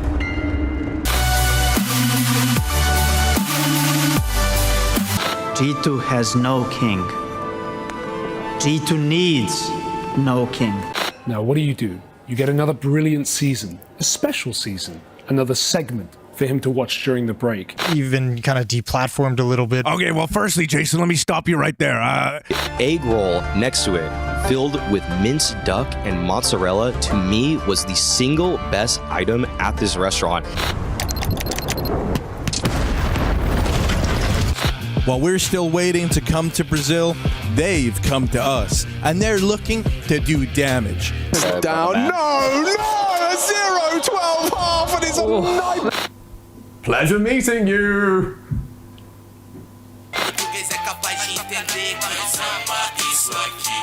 My father? Yes. Your father. Why do I give a fuck? Why do I fucking care what my oppa's gonna do at the start of it? Why did they get that much? Why are you all fucking yelling at me, blood?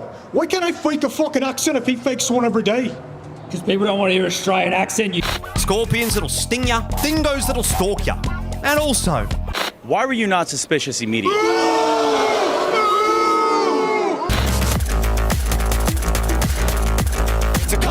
Not bad. I know Russian, a little bit of French, and I'm well versed in multiple British dialects. Have you changed your sheets? So fall again. I don't do meetings at Starbucks. Especially at 10 a.m.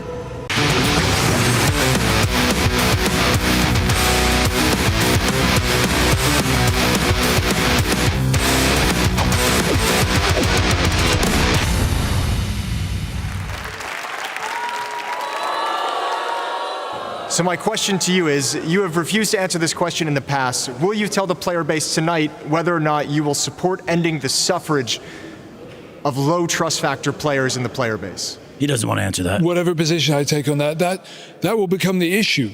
The issue is the player base should speak. He doesn't want to answer that. Get out there and vote. You're in voting now. Vote and let your lobby leaders know how strongly you feel. He doesn't want to answer vote now. Make sure you, in fact, are you going to pack the lobby, Joe? Let your lobby leaders know. Are you going to pack the lobby, Joe? I'm not going to answer that question because he doesn't want to answer that. Because the question, what is the question? Why wouldn't you answer that question? A lot of lobby leaders are queued with cheaters, Joe. Are you going to pack the lobby, Joe? Will you shut up, man? This is so unprecedented. All right, gentlemen. No. This is going nowhere. Shut up, we're going to end this segment. What we're going to do is move on to the next question. Yeah, he doesn't want to answer that, does he? Keep yapping, man. Keep yapping. The people understand, Joe. For the last 40 queues, you've done nothing. Eat some Have a laugh. chickens. Yeah. Have a drink. Yeah. All the Eat good some stuff. cocks. What I'm going to do is fix the in-game economy. For example, we have 1,000 operas in the game. I mean, riflers in the game. And what's happening, they're in a situation where they're in fact buying or asking for drops, but they are also buying every round. Now, if they just save 2 of those rounds, or 4 rounds, either one of those numbers, they're going to raise over $500 million, or should I say $1 billion, in a 12-round half. We'd be able to wipe out weak CT4 spies. We'd be able to help all of those things we need to do, buying kits, Julies, MP9s, making sure that we continue to build our team's cash reserves, making sure that we are able to, every single teammate person eligible for what I've been able to do with the dealing with everything we've had to deal with, the skin prices, and look, we finally beat VacNet. All right, thank you, President Byround. President T-Ramp. Well, he's right. He did beat VacNet. He beat it to death. And he's destroying matchmaking as we know it. Something that's going to be frequenting our home. One man, driven by an unstoppable force. You sure about that? Yeah, I think so. Okay, if you wouldn't mind, I've got some. One thing that's just come up recently in the news, obviously, is the ability to map multiple actions to one single key, also known as SnapTap, SOCD. What are your two presidential candidates' thoughts on the debate? Well, let me tell you right now, as president of this country, I'm banning SOCD commands. It's people like T-Ramp who, Donald, you have used loopholes your whole life to climb, to beat the average American, and I'm sick of these loopholes. And Hillary would never use loopholes. I would never. The American people don't want loopholes, and Dr. T-Ramp Listen, Lester, is here's using the thing. cheats. Here's the thing, Lester. He's had thousands of games to try to fix these issues, to try to get past these loopholes. But for us, it's about this business. And America's big business. We're big business all over the world. We're a big deal everywhere we go. We can't be much bigger of a deal than this because we're not this. And so what I'm saying is, SnapTap is here to stay. I'm gonna do everything in my power to make sure that stays. Is this the president is this the man you want leading your country? Is this a man who cheats his way to the top, who uses assistants, pay to win? Wrong. What, you're gonna buy an expensive keyboard and you're gonna be the top of the Premier leaderboard. That's not the America I live never in. said that. That's not the Counter-Strike I want to live in. I didn't say that. End the quote, repeat the line. And that's not the Counter-Strike I want to live in. Don't think he even knows where he is, Lester. Listen, Lester, we're gonna get down to big business. Pharma, out of control. SnapTap, not out of control. Don't change an accent before the cast and waffle because of it. We're going to look to follow, and he has great second headshot there onto Forrest. Can he get it? Yes, he can. I don't know. I just didn't play my game. Fucking hell, bro, you suck. What are you doing? Wait. What the hell you mean there's another map? Only with the arrogance of a star player could you ever think all-page yelling could work. Pull that replay up. Does it so well? Everybody? With everyone. Look, again? Well, I think I might have done a bit of ayahuasca because I've been seeing these Smurfs in every single game, dude. Like, I'm sitting there.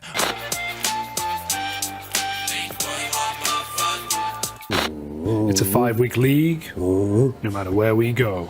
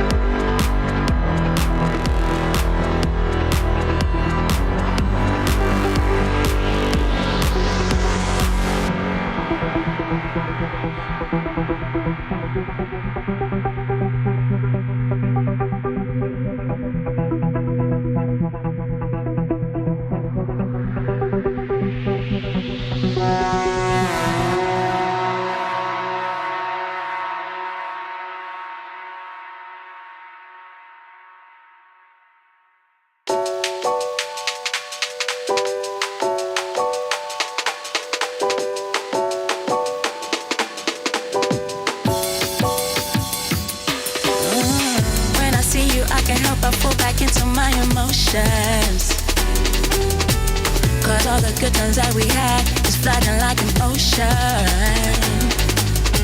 Sometimes I wish we made it through the summers. I never thought I'd lose my homie, love a friend, but it's over. I'm falling in the deep end. I cannot swim. I'm falling fast, falling in the deep end.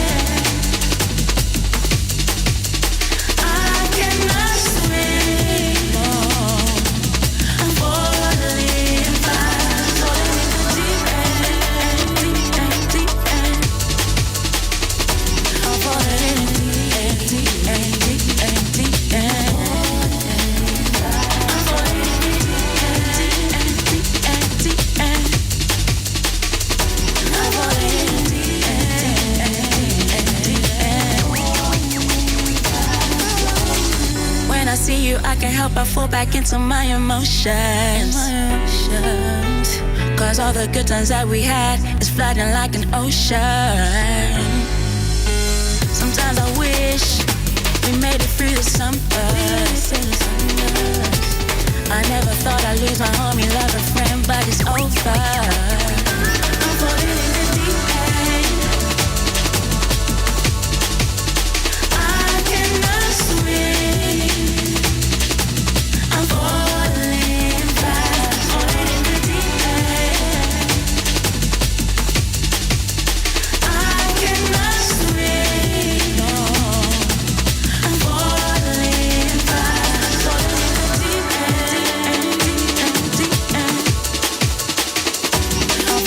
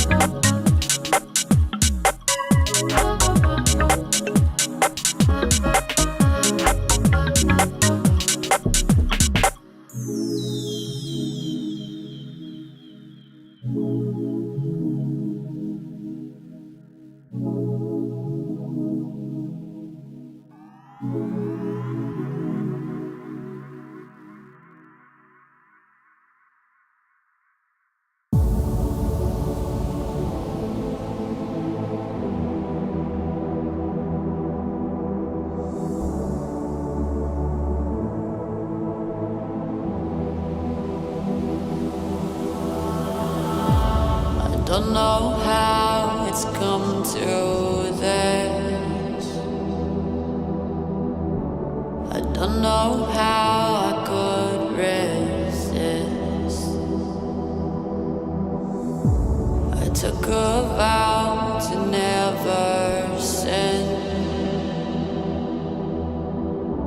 but I saw the darkness from within. And if the sun can't break through, just let the thunder shake you. I know there's a hunger for the truth. Another moment of clarity. I see the one who breaks me.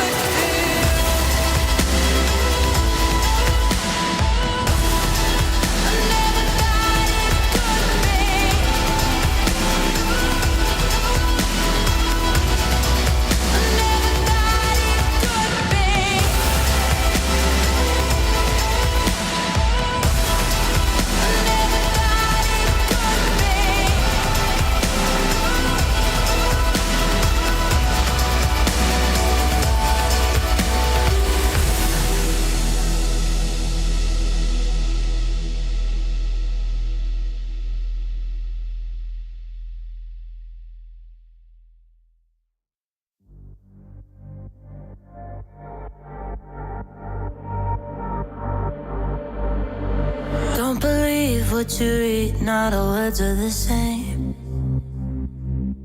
Not everything you see, you can't trust anyway.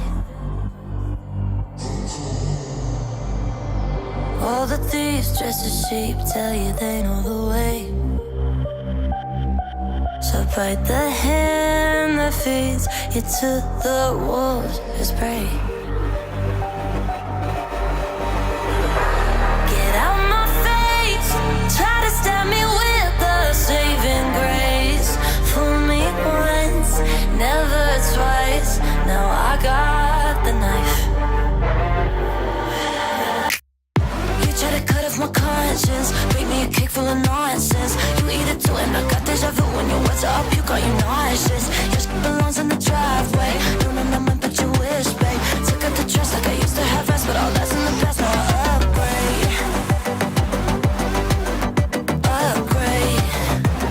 Shit in the past like I used to have. Snap the C on the pictures, they flash on the page. Now they're pleading on the fifth and last mistake. But I know that dirty secrets the gamekeepers hold the keys to the gate. Only open for the pawns who sell their souls just to play. I don't keep up with the fake. We are not the same, so go take your losses. Plastic and products left in a box with nothing to promise. Get out my face, try to stab me with a saving grace. Fool me once, never twice, now I got the knife. You try to cut off my conscience, bake me a cake full of nonsense. You eat it too and I got deja vu when your words are up, you got you nauseous. Your shit belongs in the driveway, don't know no man but you wish, babe. Took out the trash like I used to have rest, but all that's in the past, now I upgrade.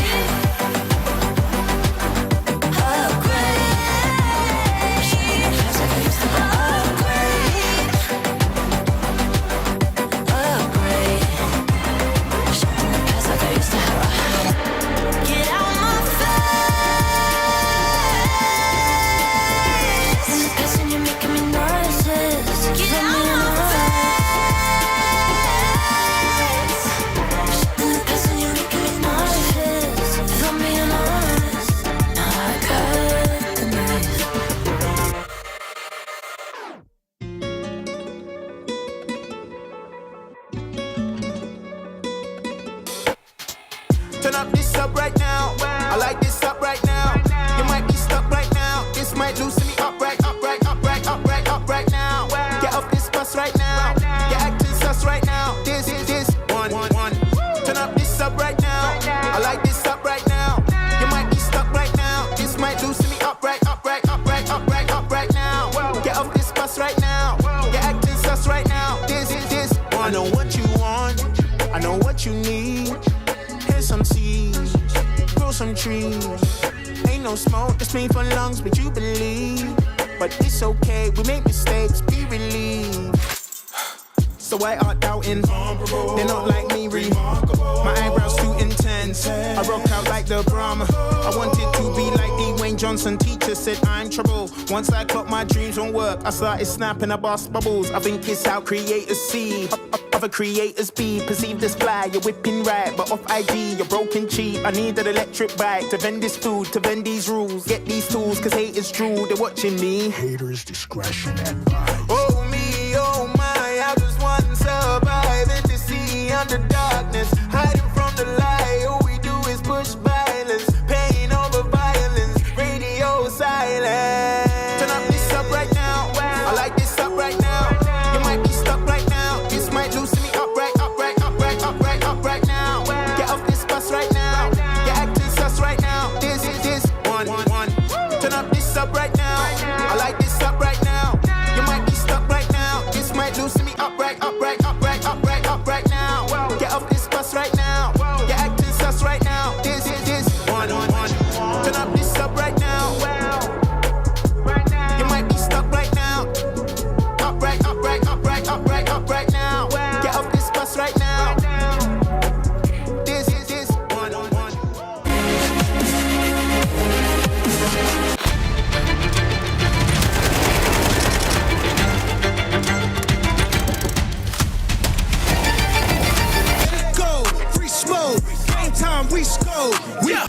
First rule of Pro League is you do not talk about Pro League.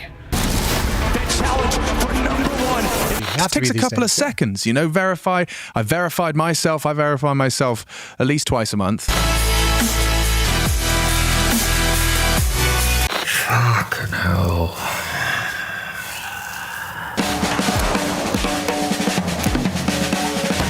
So, hello, I'm Machabo. Listen, I call for Alexi when he's joking.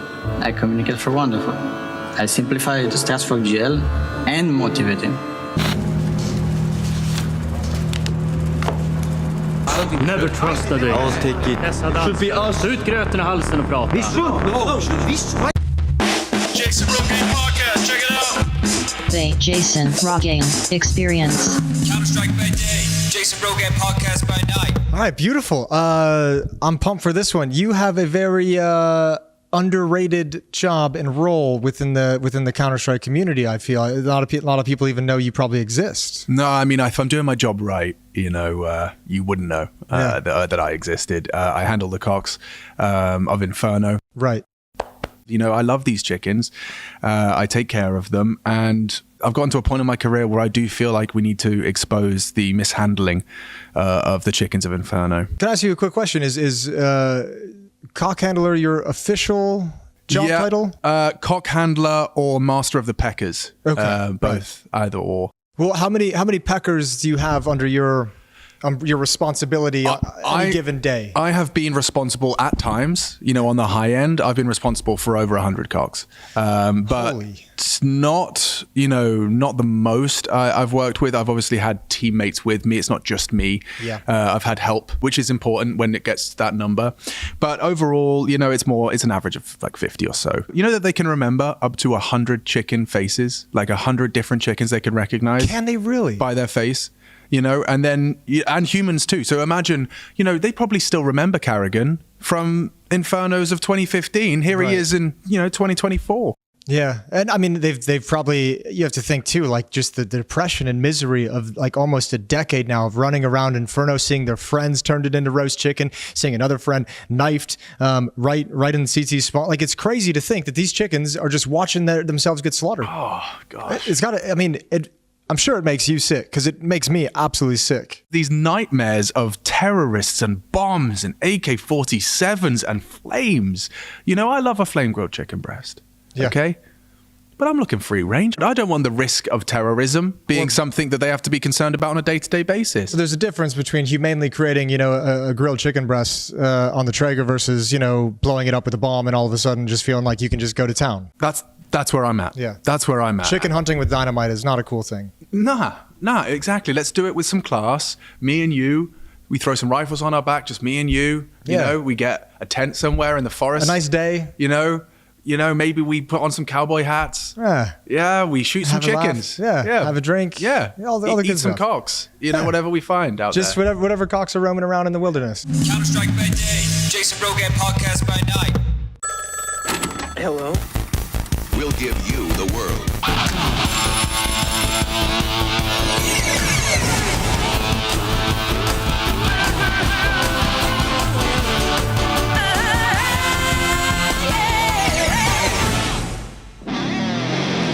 In a world where boundaries are meant to be broken, one man, driven by an unstoppable force, puts on his socks for a journey that defies the limits of endurance. With each step, he faces new challenges and the haunting echoes of a past he can't outrun. He has feet, and he uses them. Wait, who wrote this script?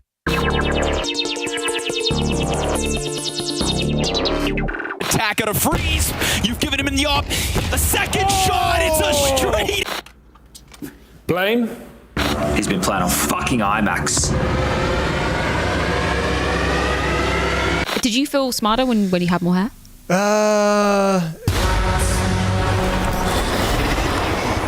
And if there's issues, talk to us. If there's issues with your audio setup, people can help you set it up. But it's a fucking risky. Changing your accent. There's no way.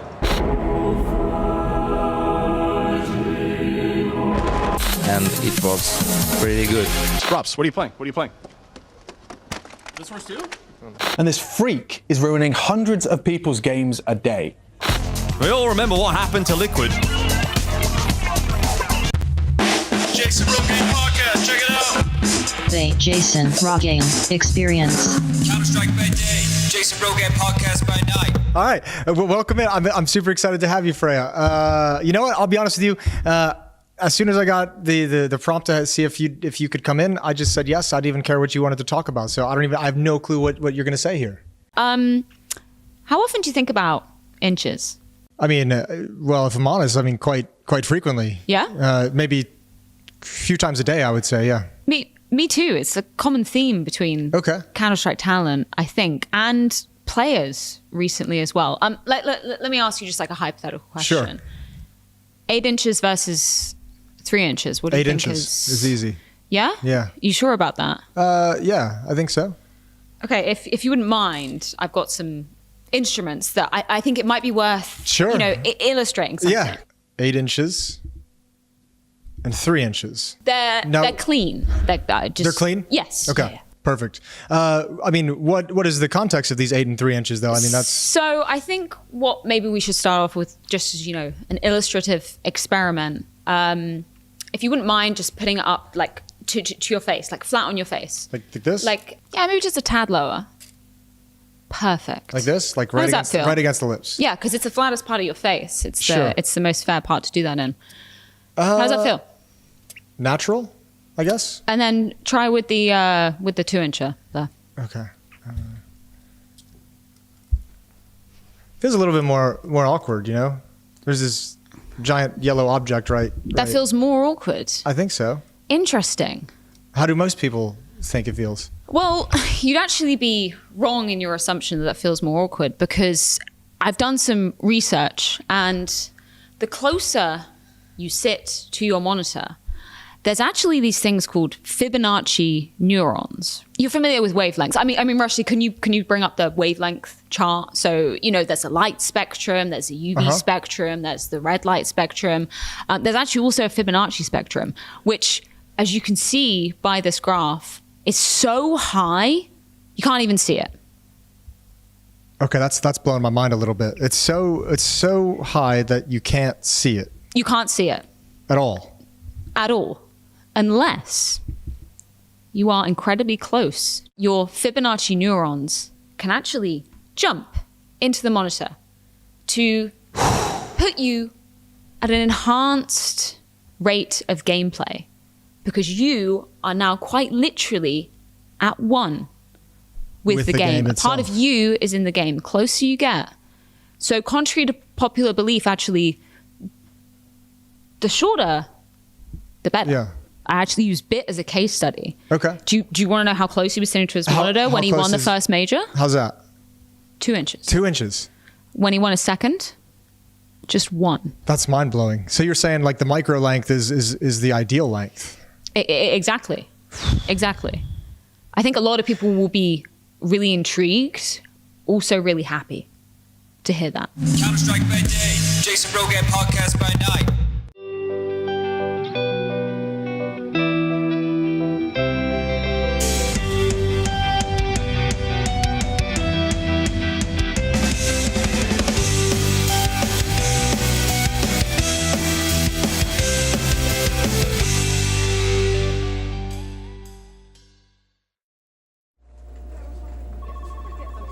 The first in history. Yeah. To make over 1 million. Would it be get right? It was so small.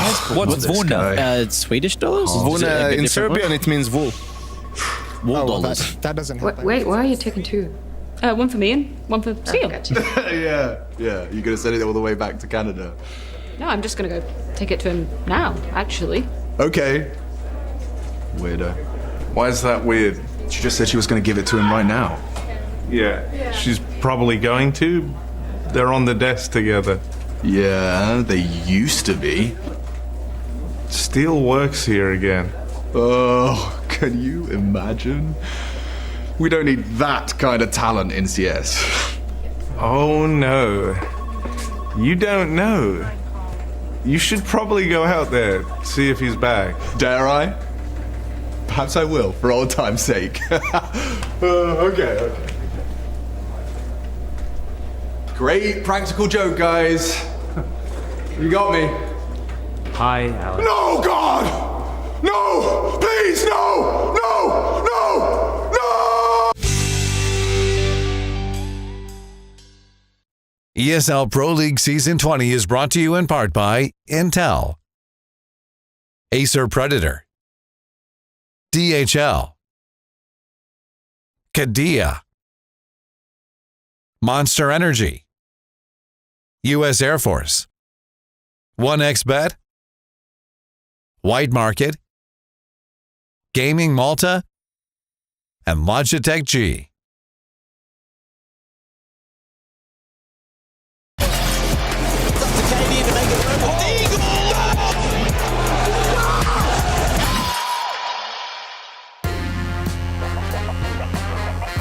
What's up, everybody, and welcome to the ESL Pro League B stream, where the B stands for best. And we're going to be standing for baction. I don't know what I'm doing here. I don't know what we're doing here, but I do know we got a game on our hands. We got a game to get into. It's Ents taking on Red Canids here in the middle bracket. We're in the middle, stuck in the middle with you. Ooh. Or are you stuck in the middle with us? We're doing Rorschach now. I don't know, Cole. How are you doing today? I'm doing great. Maybe B stands for Back to Normal series for us on the B stream. Don't know until proven otherwise. Yeah, I guess we'll have to find out. But of course, as you highlighted, we got new jerseys today for Red Canids. They're bringing out a whole new flow. Yesterday, they were rocking the baseball jerseys. Today, they analyzed going back to the classic. They went back to the demo against VP. They said, you know what we did wrong, guys? Wrong jersey. It was a wardrobe malfunction. Wrong jersey. That's the only flaw. If we change the jerseys, our luck will change with it. Everything will be fine, guys. Don't worry about it. I thought they were pretty cool.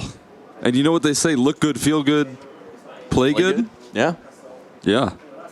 That's what I was thinking, at least, but it wasn't quite what they were. The fabric material was just feeling awkward. You know, the buttons were like buttons on people's get stuck on your necks, and then all of a sudden you're just like, you're scratching, and then someone swings you. That's the only problem. That was the only just issue. Get deleted by fame 27 times. Yes, headshots. But this was a bit of a problem for Red Canids yesterday. You got David Dios struggling in the head-to-head in those matchups. We talked about it a lot, but we saw that head-to-head kind of take place. It was Fame versus David in a lot of those fights. This is astonishing. 0 opening kills for both of these players. That's actually astonishing. In terms of your aggressive players, your aggressive op, you think about what Henny's been able to do with that Zoom banger over the years. That is astonishing that they didn't just get one. It reflects what was going wrong for Red Canids, but also what Fame was doing to them. A game plan malfunction when that happens, right? It's getting shut down. Your plays aren't working out well. And it was actually Cold, I think, who was leading in the opening kill department. But we saw even when he was getting those opening kills, how little it meant to the win conditions for Red Canids in these matchups. Yeah, that was just a really tough game in general. I think that one's going to be one you want to forget. I think there's a lot to learn from it, particularly for Red Canids, that some of the playstyle things that were working for them domestically, that were working for them in Brazilian competition, just aren't going to work here necessarily, right? This is a team that likes to play super duper slow, and there's a lot of teams that can work against. VP is not one of them. Yeah, and also, again, David gets away with so many solo moves, so many aggressive rifling just plays where it doesn't really require a lot of setup. It doesn't really require a lot of love because he is just that talented with the rifle. He's just that good. He can win out the domestic scene so consistently. He does it over and over again. But again, translating that success into international competition for this iteration of this roster's first opportunity in international competition is such a big deal, and it didn't go the way that they had hoped versus VP, but they're looking to turn it around. Meanwhile, on the other side of the coin, right, Ents are no VP right now. They're a team that's in transition. They're a team that's in flux. They're a team that just made a coaching swap, I'm going to guess, based on the fact that no one is behind them. Actually, have they announced the new coach? Either way, they don't have Cuban standing behind them anymore. They've decided to part ways with an absolute legend in Cuban. So that one didn't work out, the marriage between these two. And you could see their last matchup didn't go so well against Liquid. Though the 13-11 on Nuke, considering the form that Liquid's been in, not the worst result in the world. It's not that bad at all. Yeah, I mean, I think that's an impressive pullback from ENCE, and unfortunately it didn't come through. I think there was an opportunity for them to take it into overtime. I mean, you can see the comeback that they had to get on that CT side. It was a good effort to get to that point, to actually fight forward here, make it a close game. Unfortunately, sometimes it can just be that final hurdle that you fall short on, and that's what happened. I have seen some of that magic from Pody, though. Like, we got to watch him at his real, I mean, it wasn't quite his debut, but it was pretty dang close to it, at ESL Challenger Jönköping. And again, they surprised some people. They took people off guard. That was right when this roster formed. They had like 3, 4, 5 days of practice, something like that. And he's definitely got a little bit of that it factor to make a little bit of magic happen, but there's one thing to have the it factor. It's another thing to be able to put together the complete team. And this is definitely still a team that's struggling, that's not quite finding it, that wants to be back at that top end of competition, is still trying to find that magic formula. Yeah, absolutely. And I think there's some opportunities. I mean, again, this is a roster that could do some impressive work. And I think that when you talk about a player like Sum Dai Young, he's got that potential, I think, to maybe update the playbook there, maybe try and help out alongside Glaive, give him some opportunities to have a second voice in the roster that has had some success working with some pieces, working in CS2, and doing good work in that department. And you think about what SDI is doing over in that Monty team, explosive firepower, faster plays, catching people off guard with the pacing changes. Those are definitely some things that you see a lot of in modern Counter-Strike, that you see a lot of.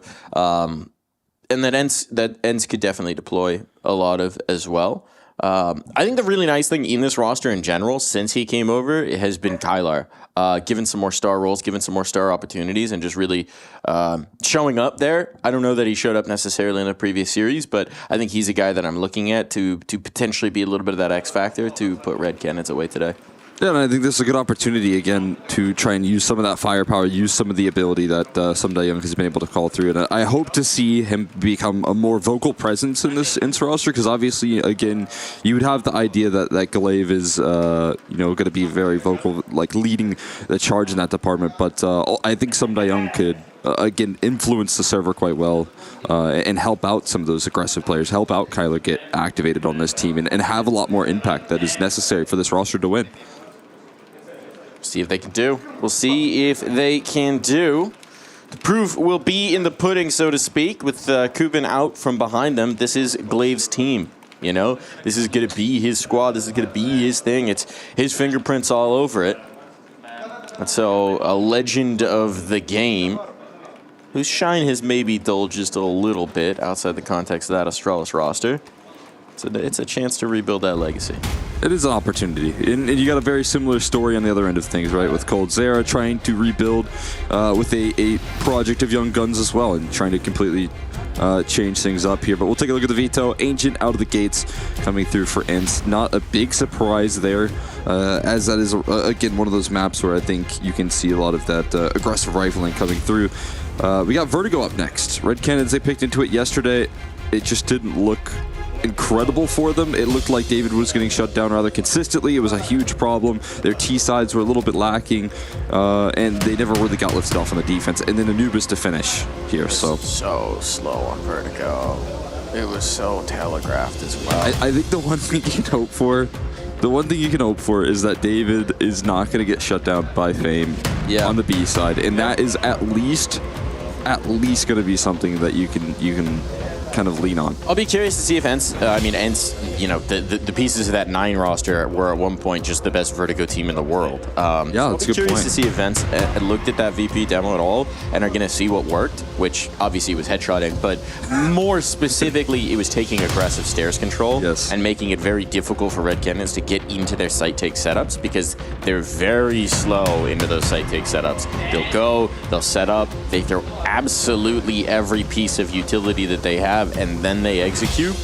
So if you know what they're doing, coldzera showing up late in middle. Yes, that is the playbook. That is the playbook that we saw. I need Red Canids to change up that pace. I need them to throw in some quick hits. I need them to throw in some 5-man hits. You know, there's just got to be something to keep your opponents guessing. At this level of Counter-Strike, you can't just go with the same old in every round. You'll get eaten up. Glaive on the other side, he will piece you together and dice you up if you're not mixing things up, if you're not varying the playbook. Yeah, I mean, that's 100% it, right? We're going to see that roll through without question, this pressure being put on to Red Cannon to switch up that playbook. And fortunately for them, I think there's a lot of time to discuss what went wrong in that matchup. There's a lot of opportunities to talk things through.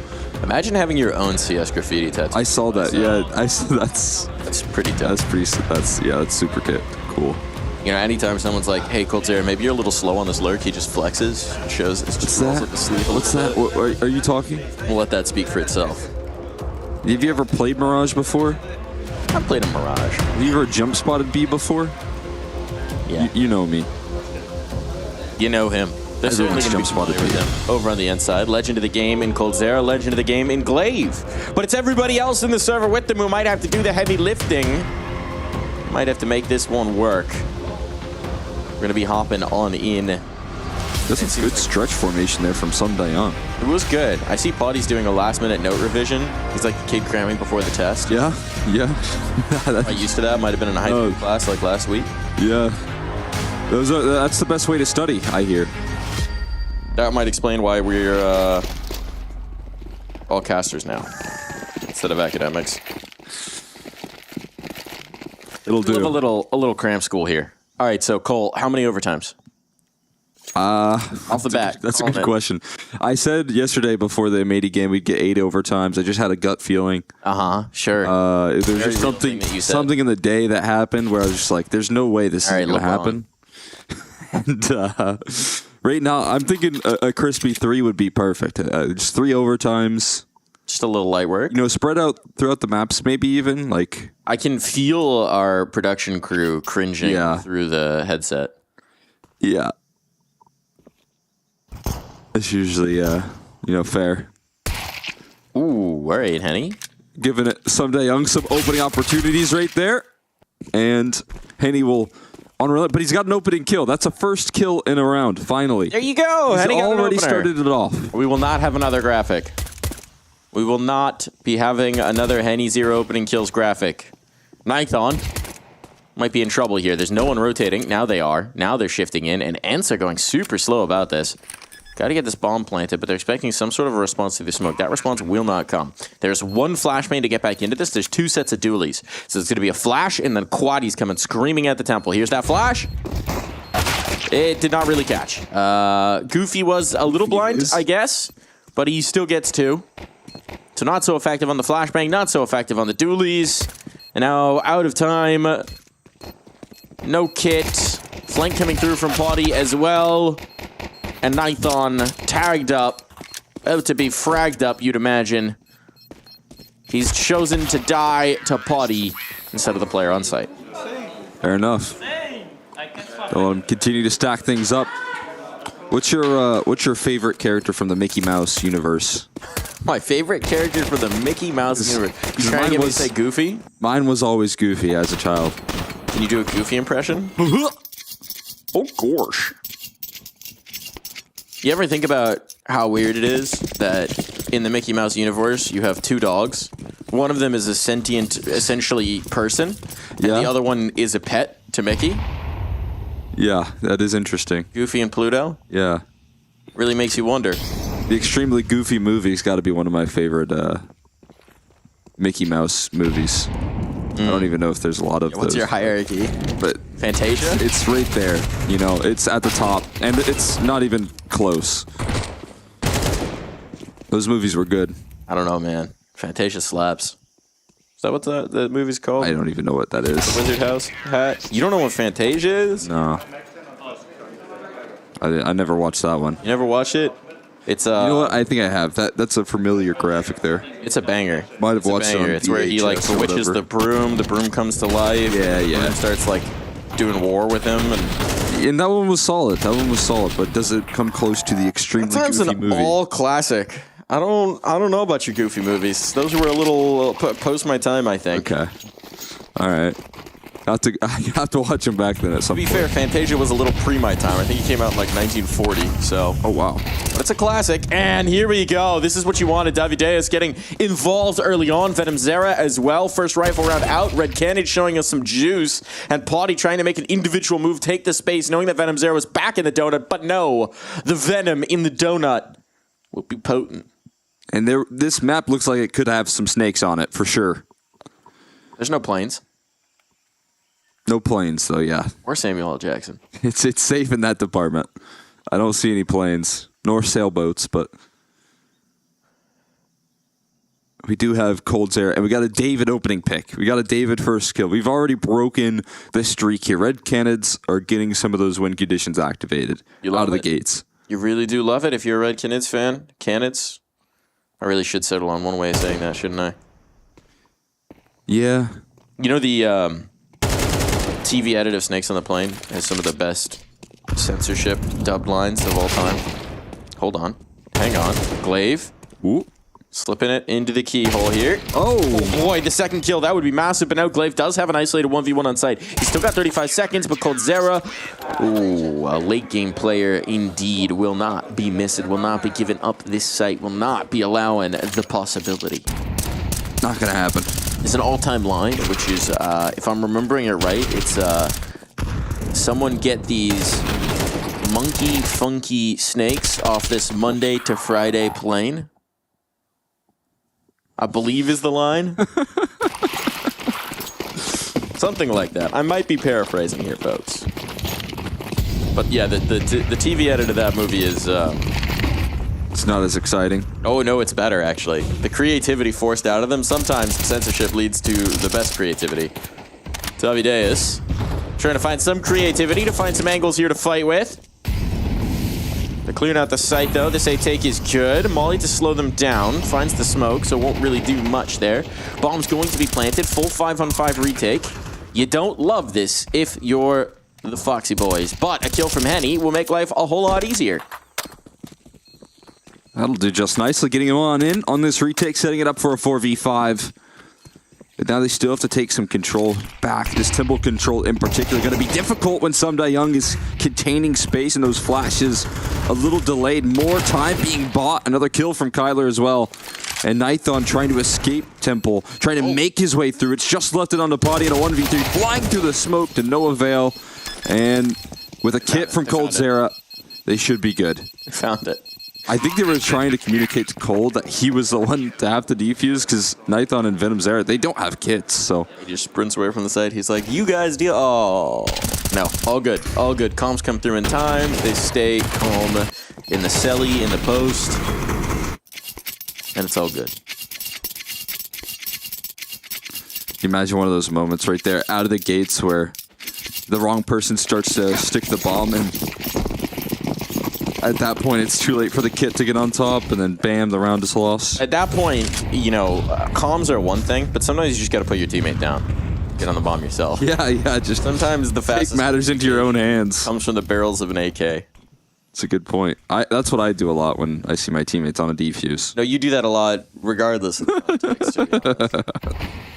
To be quite frank. Ents once again have found the light site. It is A. This time, though, they just have techies. They got a single smoke. They've lost their B-lurk, and Red Candid's going to start to put this one together. They'll get that one smoke down. They have chosen correctly. Molly to try and stall this. Oh my god. Hang on, Glaive. Something of a Tech Niner. Ooh, the player singing elbow, I'm going to charitably say, caught that flashbang. Now SDY's got a kill. Things are getting interesting. The bomb is ticking. Might be getting a bit nervous here. Potty's collected with a P250. He's stuck in the middle.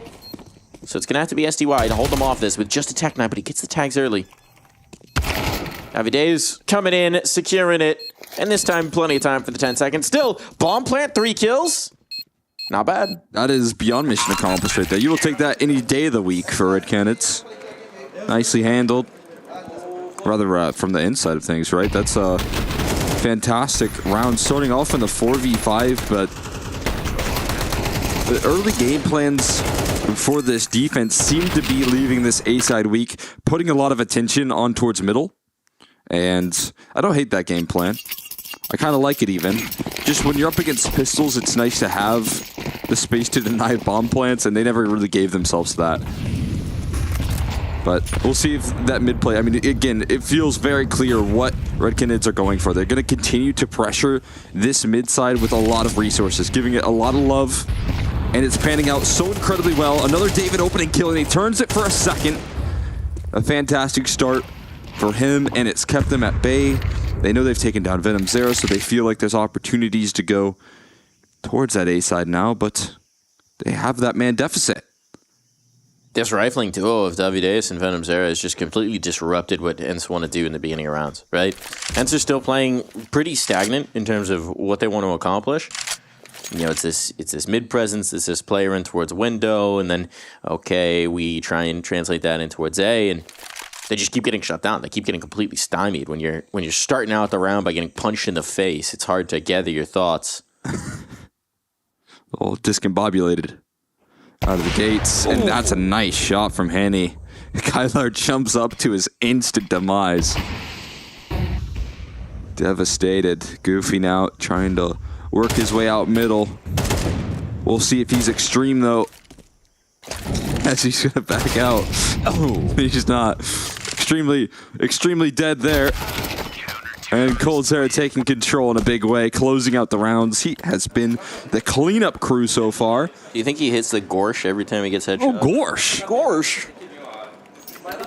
That was one of my favorite. That was one of my favorite. I gave up the position. Lines. It's kind of the one. There's just something about him, you know? Does he have other lines other than Gorsh? Doesn't matter. Oh, Mickey. Why do you need more catchphrases than one? That's true. That's true. Keep the branding strong, folks. He does that. He does hit the He does that. And he does it well. You know who's been doing it well? It's the Canids. Oh, this time not so much. Here's the changeup pitch. Here's the pressure fast in towards B, and the Tech-9 does find home early. Kylar we're waiting for. Get himself a little upgrade. Here they go. They're waiting for Henny to get on the line, and that is not a thing they should have waited for. Thought David was going to try and land that Double spam. smoked it. You don't have a lot of utility to spare, and it's a little bit chaos in the comms. Davideus gonna shut this down. 2 players in. Can't deny the bomb plant, but he can find so much damage. Set up his teammates to just take these last 2 players out of the round. A little quicker there from ENCE towards that B side. Maybe not quick enough to deal with David on the aggression, but they will have themselves another bomb plant. Maybe that queues up for what potentially could be some more aggression with rifles, with better executes on this B side as a potential landing point for ENCE. They've really worked this mid control time and time again, up and down. But Red Cannon's keeping the energy high. Poor coach. The afterthought. This one. Just got the hand just hovering. It's like, fine. Great. They got to work out that technique like M80. Gotta have the uppercut side. That was actually so clean. It was good. Consistency. Oi! Talk about consistency. Henny has been having a great time with some of these peaks. Flashbang in. There you go. Take that B ramp control. You got 1 round through on us. Well, you didn't even get the round. You just got 1 bomb plant through on us. You're not going to get it again. Nice adjustment here. The aggression in towards B main. Nathan maybe overstays his welcome, but he's still giving his team a nice advantage here. What is that off angle? Venom Zera taking such a wide stance towards that A main side, so when they try and recover some lost ground towards B with a lurk on the other side of the map, it gets shut down. And it is a huge change, right? They give a little bit of mid space there in efforts to push down this B side for Red Cannons, and they take initiative up against ENCE. So if that was a potential site that you had set in your targets, Red Cannons quickly say that's not an option. You can't take it. I want that space. I do like that read, right? Because basically what they're saying is, look, they got more success than they should have with the techies in the last round. Betcha they're going to try and do it again with guns this time. So if we pre-adjust, if we pre-prepare, if we get this readout, so you know, and the comms were, guys, it almost worked with pistols. Let's do it with the guns. And Henny will make sure that nothing can get interesting here in the late round. Glaive trying to bail him out. Trying to make something happen. There will be nothing for you, Glaive. Nothing. Timeout taken. Reminder, they don't have a coach standing behind them, so this is just presumably Glaive calling it. If it is, in fact, from the ENCE camp, as it should be. As they try and stem the bleeding. Definitely nice. I mean, we saw how much value those coaches had yesterday. They were calling every timeout. Yep. That back and forth, and neither one of those rosters is relenting. But again, you have a lot of voices on this team. You know, so while we do highlight Glaive, I highlighted Sum Young maybe trying to get involved on this Ancient side of things. It's just tough when you don't have a coach. Even, you know, obviously we could talk about the impact of different coaches and things like that, but it's so helpful to have a set of eyes that's watching their context, that's not playing in the moment, not thinking about their own crosshair, so that they can just give you the observations. Isn't in the frustration of missing a kill and that being the reason you lost a round, but actually being able to have a bird's eye view of sorts on what's been going on in the team? Especially when you talk about a legend like Kuban, who's just seen a lot of Counter-Strike.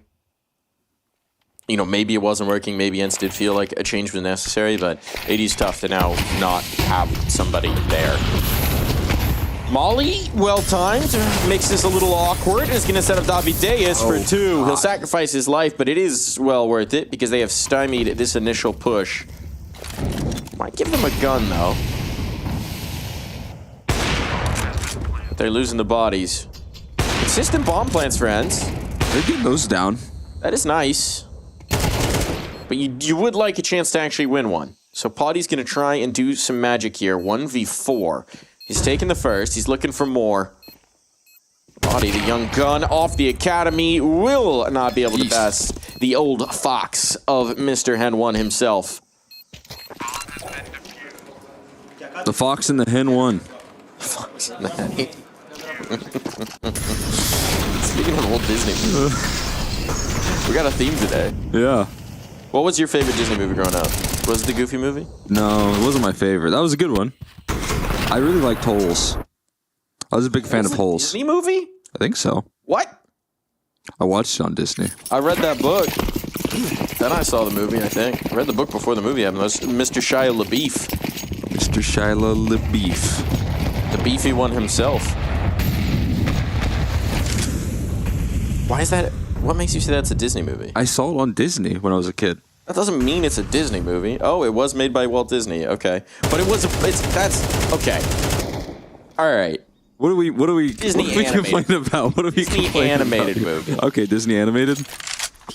Like, wasn't a big fan of Toy Story. I like Lion King actually. That's an easy answer for me. Lion King. Lion King is a banger. Also a big Lion King fan. I feel like for me it was Lion King or Aladdin. Aladdin was good. Or wait, hold on, Mulan. Mulan's a banger. I had to watch that as an adult. I never watched that as a kid. Never watched that as a kid? Yeah. Yeah, no, that's a heater. That's a good one. Lion King was one that my older sister was obsessed with, so I just had to watch it as well. You know, we'd play it on replay, and she'd never want to watch anything else. Great movie. It's basically Hamlet. Yeah. Look, if you're gonna plagiarize, pick from the best. Glaive. We got some relief. Finally got an opener. Oh, and ooh, there we go. Okay, man advantage here for ENCE. All the space taken towards A. This is what they've been trying to do. And this time they were allowed that mid control, and this is the effect. SDY. Well, will not be able to hang on to this in time. ENCE really slow to react to that control. 20 seconds now on. They got to funnel in towards A, but they no longer have that mid presence. They have to cross the off. Lucky that that shot didn't land. But with donut control, they will be able to plant this bomb. We'll get a retake. Just punched in an opportunity. They're good at planting bombs. Can they close this round out, though, is the big question. A big difference maker. A little activity out of Poddy coming through, maybe, but he's just going to stick on the site, play off that contact with his players, and Donut behind him, placing his faith in the coverage. And Henny with the fast flick. You saw that from his POV. That is incredible. Concerned of a flank, though. Cold Zera's got to make his move out of Temple. He does so late, but no kills come through, and Goofy and Kyler able to put that round to rest. No one gets 8 rounds in a row on ENCE. They'll find a little salvation. You'd imagine money's not going to be a concern here for the Canids. Haven't exactly been paying close attention to it. They've got a lot of bomb plants, so some of those rounds have been closer, but wow. It's a nice flick, Mini. Bam! Looked like there's going to be another retake that was on, but a lot of comfort in the late rounds. Technical issue coming through. How could we have lost one round? Simply cannot be. Must be the machine. Does seem like maybe an audio issue going on here. So a little discussion with the ref team. Oh, a keyboard issue. He's pointing at his headphones. They're mixing it up. They're keeping us guessing. So Amadeus needs new ears. I saw some cool piercings from Henny. Okay. But I'm always concerned about having pierced ears with headphones on all the time. Like that can't be super comfortable. It's got to protect them though. Can't get a piercing ripped out. Yeah, if it's covered that's by true. headphones. That's very true. I remember the gnarliest piercing injury I remember is in high school. I had a buddy. His name was Andrew. Yeah. He had an eyebrow piercing. Oh. And he got, I'm trying to remember what it was. It was either a rugby ball or a soccer ball.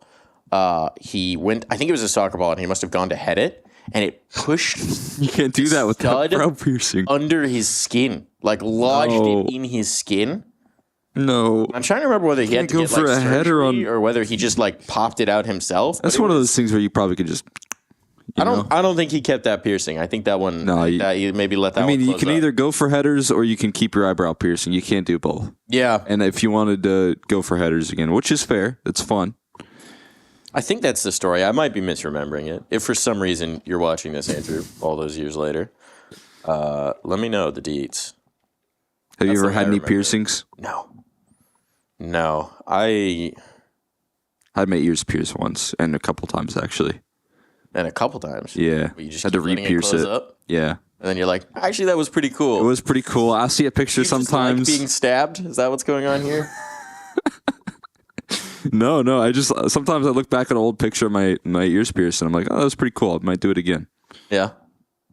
Well, I'm sure I can find a nail and a hammer here somewhere if you want to. If we want to sort that out. Well, what we did was we put a frozen piece of fruit behind your neck. Okay. So that behind your neck. Yeah, so it doesn't go through as you pierce it with the needle. So you just, and so it doesn't hit the back of your neck. Okay, understood. Yeah. Okay, yeah, I'm picking up what you're putting down. Little homemade piercing tip for you. Don't try that at home though. I probably have a hole punch somewhere here. Yeah, that would. I mean, if you're looking for gauges, that might be a good move. I think gauges would be even more concerning with a headset. Yeah, I mean, at that point, you just have the gauges. Like, if you get Yeah, the big you enough, can't they're even just fully dangling wrap at the your. bottom. Dangling at the bottom of the headset. That might be a competitive integrity concern. Yeah. You put a listening device in the gauges so that you can hear the crowd. The crowd advantage is even bigger. Hear the casters. Put like if you had like the right size of gauges, because you get like a resonance thing going with it. That's huge. We might be bringing in new tech. This requires some sacrifice. It's like the Semphis butt plug tech.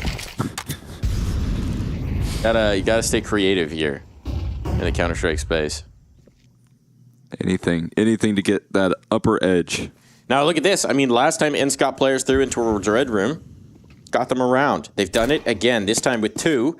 They will lose the goofy lurk on the other side. It's only serious lurks now left available.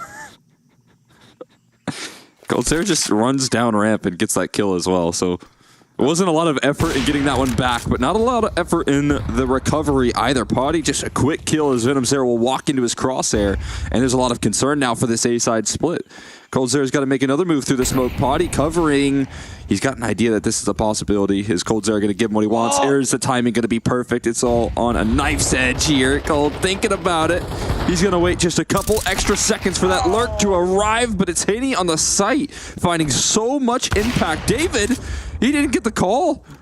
He didn't get the communication. Potty comes through, but there's no time. That's the reason. There was no concern. Red Canids just keep Nithon alive, tucked in towards Dona, and it is a sweet treat for Red Canids. Now, we were locked in, obviously, on the standoff between Potty and Coldzera because it felt like that would be the round, but if you're watching on Face It Watch, you can go back and check what Henny was doing. Here's what he was doing. Oh! Making some magic happen. Making some magic happen. Well worth a check there. Perks of Face It Watch. Do the observing yourself. Or go back and check the demo after the game. It usually takes about 20 minutes for it to be available. SDUI, nice opener. This is what they need. They need something here. And okay, best way to do that is just shoot people through the smoke. If you can't see them, they can't see you. They can't shoot back. What about above the smoke? Hold on. Hold on. Double push up. Coldzera, eyes on. Oh, audio cue. Audio cue. Alert. Alert. Coldzera getting chased down. Not happening here. Nithon, rather. doing the chasing, and he's found 2. And once again, all of the B control is gone. But there's a bomb plant. A retake simulator. That's what this half of Counter-Strike has been, and that is what it will end with. There's not a lot of util. They've got 2 flashes, Cole. And why they're still convinced that there's a lurk? No, I think they're trying to toss any of the up. Okay, here we go. A little assembly into the action. Flashbangs to get them through this choke point. It's Kyla just kind of holding them at bay. He have a couple of those. Blind. But those are the only 2. Get on Nithon. Oh, they got to run through the molly, but there is a kit. Get on Nithon. Oh! And Nithon has enough time. 9th round on the board. The Canids take it as they do so often with an A retake.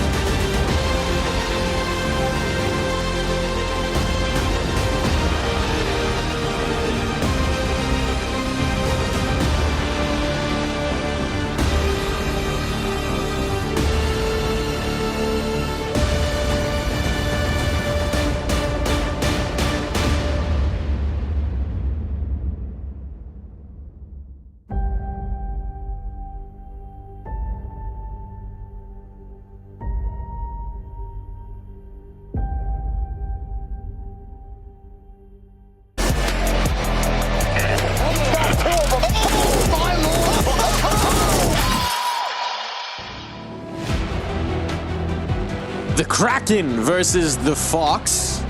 Who do you think would win? Well, the answer might surprise you. In the jungles of Ancient so far, the Fox has been outfoxing that slimy octopus. They got some smarts, those Foxes, don't they? They're pretty smart. Yeah. Maybe Ents need to pick into like an ocean map. I don't know what that would be.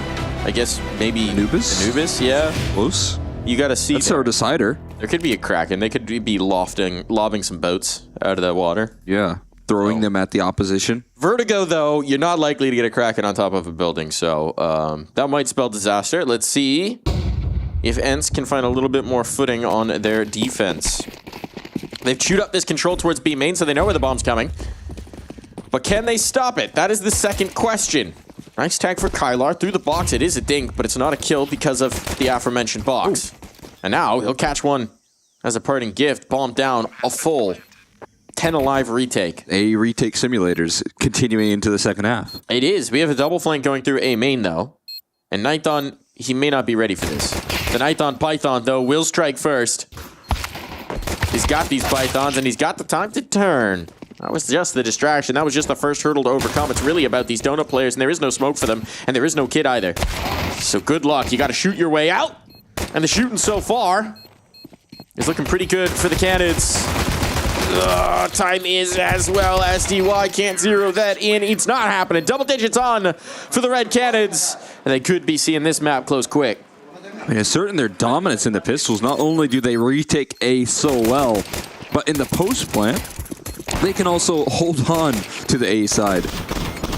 Just full control from Red Canids in the later rounds, and a lot to be happy about there. As we saw in those little the little break, smiles were out for sure. You've got a complete reversal for Henny, playing an incredible map. A lot of opening kills for him. David doing good work. I mean, it's a full team effort to get to this point. But it's what you want to see, right? It's how this team is built to look. It's how you want them to work out. Venom's there. It gets 2. All right, acceptable. A little rocky out of the gates, but it'll do. Third was definitely available. It was, but yeah, it's a good sign, right? You see Cold coming through in these like late rounds in the retakes on A lot of them having so much impact, and it is nice to see when things work out well that there is some vision. I just think their game plan got shut down so early in that last matchup that they couldn't really ever arrive. I mean, yeah, full credit on to Virtus Pro as well, right? Like, that is not an easy team to play for anybody, ever. No one is circling the VP matchup and going, all right, guaranteed win, give me here, easy as. They're a very dangerous team, even if they're not at their absolute fiercest form right this moment. They're a tough squad to play against. Especially for a roster that doesn't have that experience playing a roster like VP, like this full iteration of this team, still getting kind of their bearings. And, you know, maybe once you level it down a little bit into an inch, it becomes a little more straightforward. You can win some of these duels. You can challenge some of the riflers. That it might express exactly how the Canids are feeling right now. Smiling, laughing, clapping. Joyful. Full of glee. Gleeful.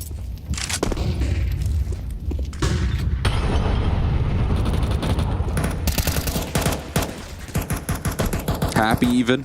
Happy, perhaps, one might say. If one, look, you don't want to read too much into the psychology of the players. They might be happy right now.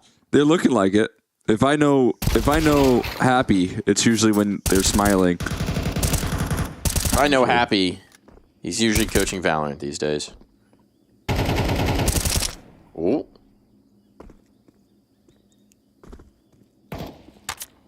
What are we doing a triple boost? Is that what we're going for here? Oh, no. Okay. Just a single boost. Just a single boost. Nobody is there. This is so ridiculous. I like Venom's there even clears it. While he's clearing. Yeah. It's like, okay, he's probably dead there, right? But no. Just making sure. Doing our due diligence here. And Goofy needs to get himself a multi out of this position, and he has accomplished that task in a big way. Nighthon, another challenger approaches, and another challenge passed as well. Body now left on the last of the site.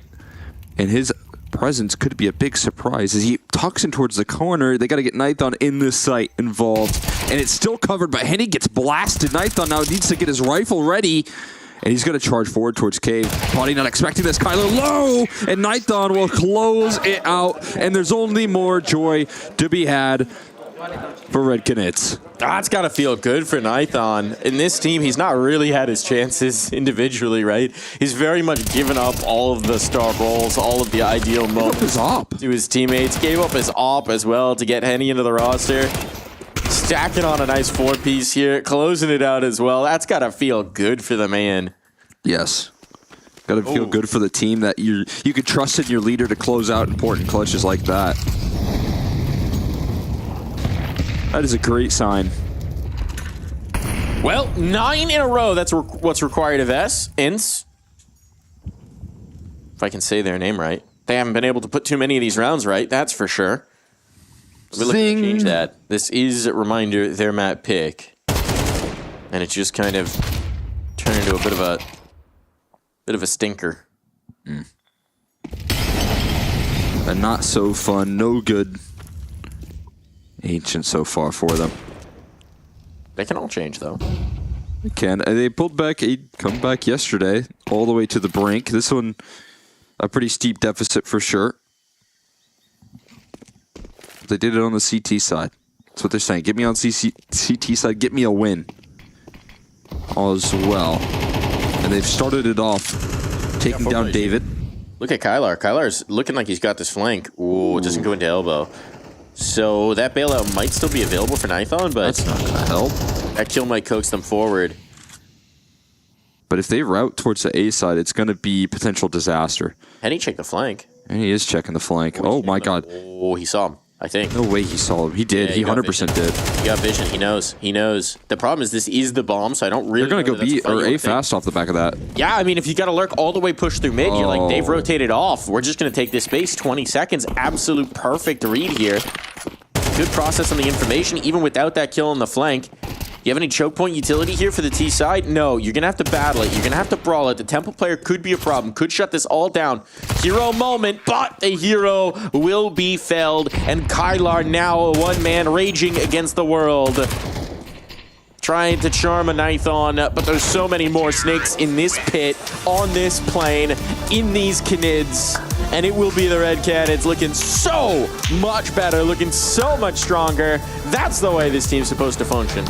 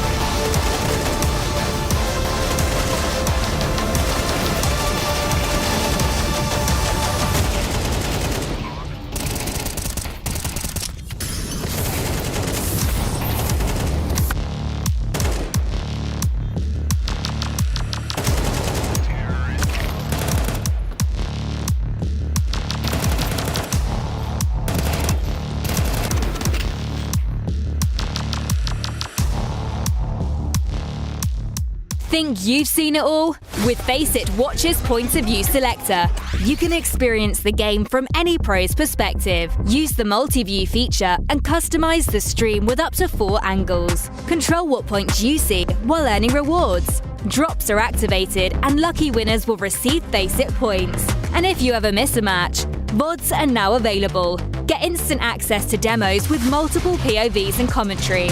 Watch it, control it, FACEIT. Point is, my weakness is my analysis. Your weakness, your strength, is your analysis. Why should age determine expectation? And it's Torshi who's got to withstand this pressure through the red room.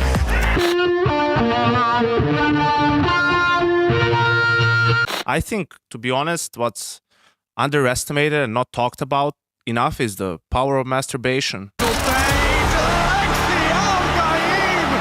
One wrong bottom press, and you could end up at extrememums.net, which is not for the faint of heart. How did this crosshair get on your computer?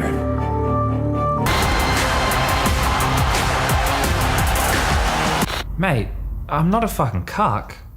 Oh, you're not? I mean, I'm already using her.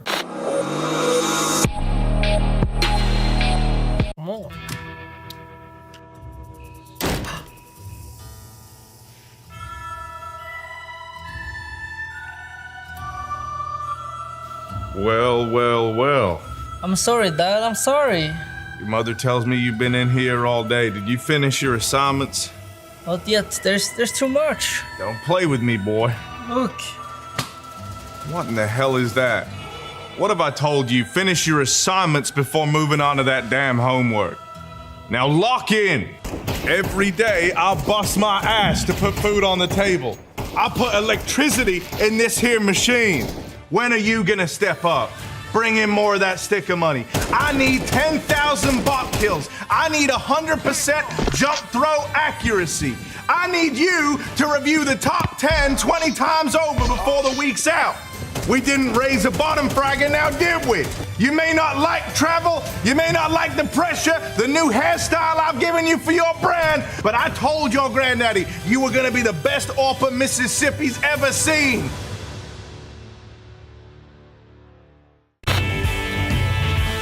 Damn hillbillies.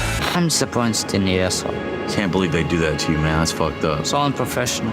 Magic said Kerrigan body shame. But Australian Counter-Strike now is probably at the point of where American Counter-Strike was in late 1.6. You know what? Our Inferno is so clean. This shit is fucking beautiful, but it's also dangerous. You sick bastard! They just finished checking PC. I knew this day would come, man. ESL content finally gonna get us canceled. Relax, I wasn't there.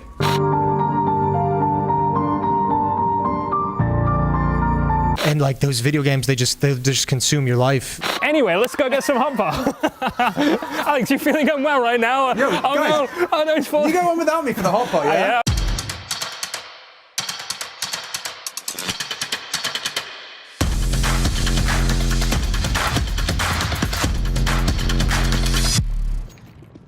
Hey Future Pros! Locking down the A ramp on Vertigo is a staple of the map. Let's look at a nade set you can throw to help garner your team some of that control. You'll need a smoke, incendiary, and an optional HE and flash. To throw your smoke, stand against the edge of this wall. Aim at the bottom right corner of this light.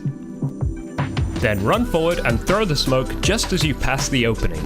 This will land at the bottom of yellow and help block off an advance from the T's.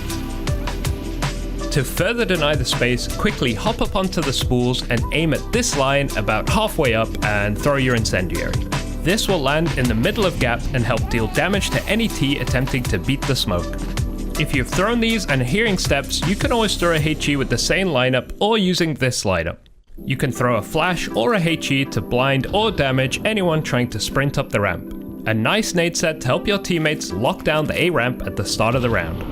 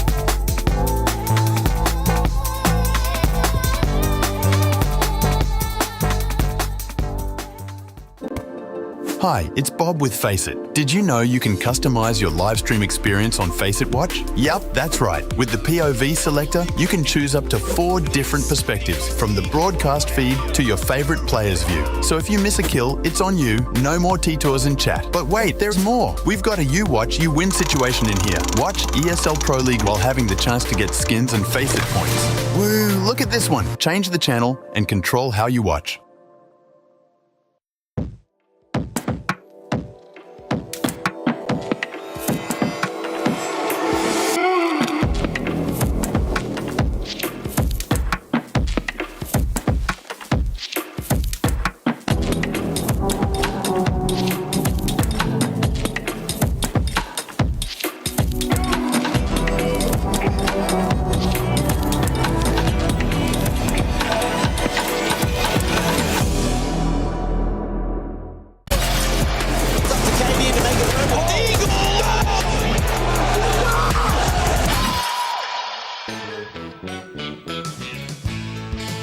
Welcome back here to the B stream here in Malta, where we have Mac standing behind us.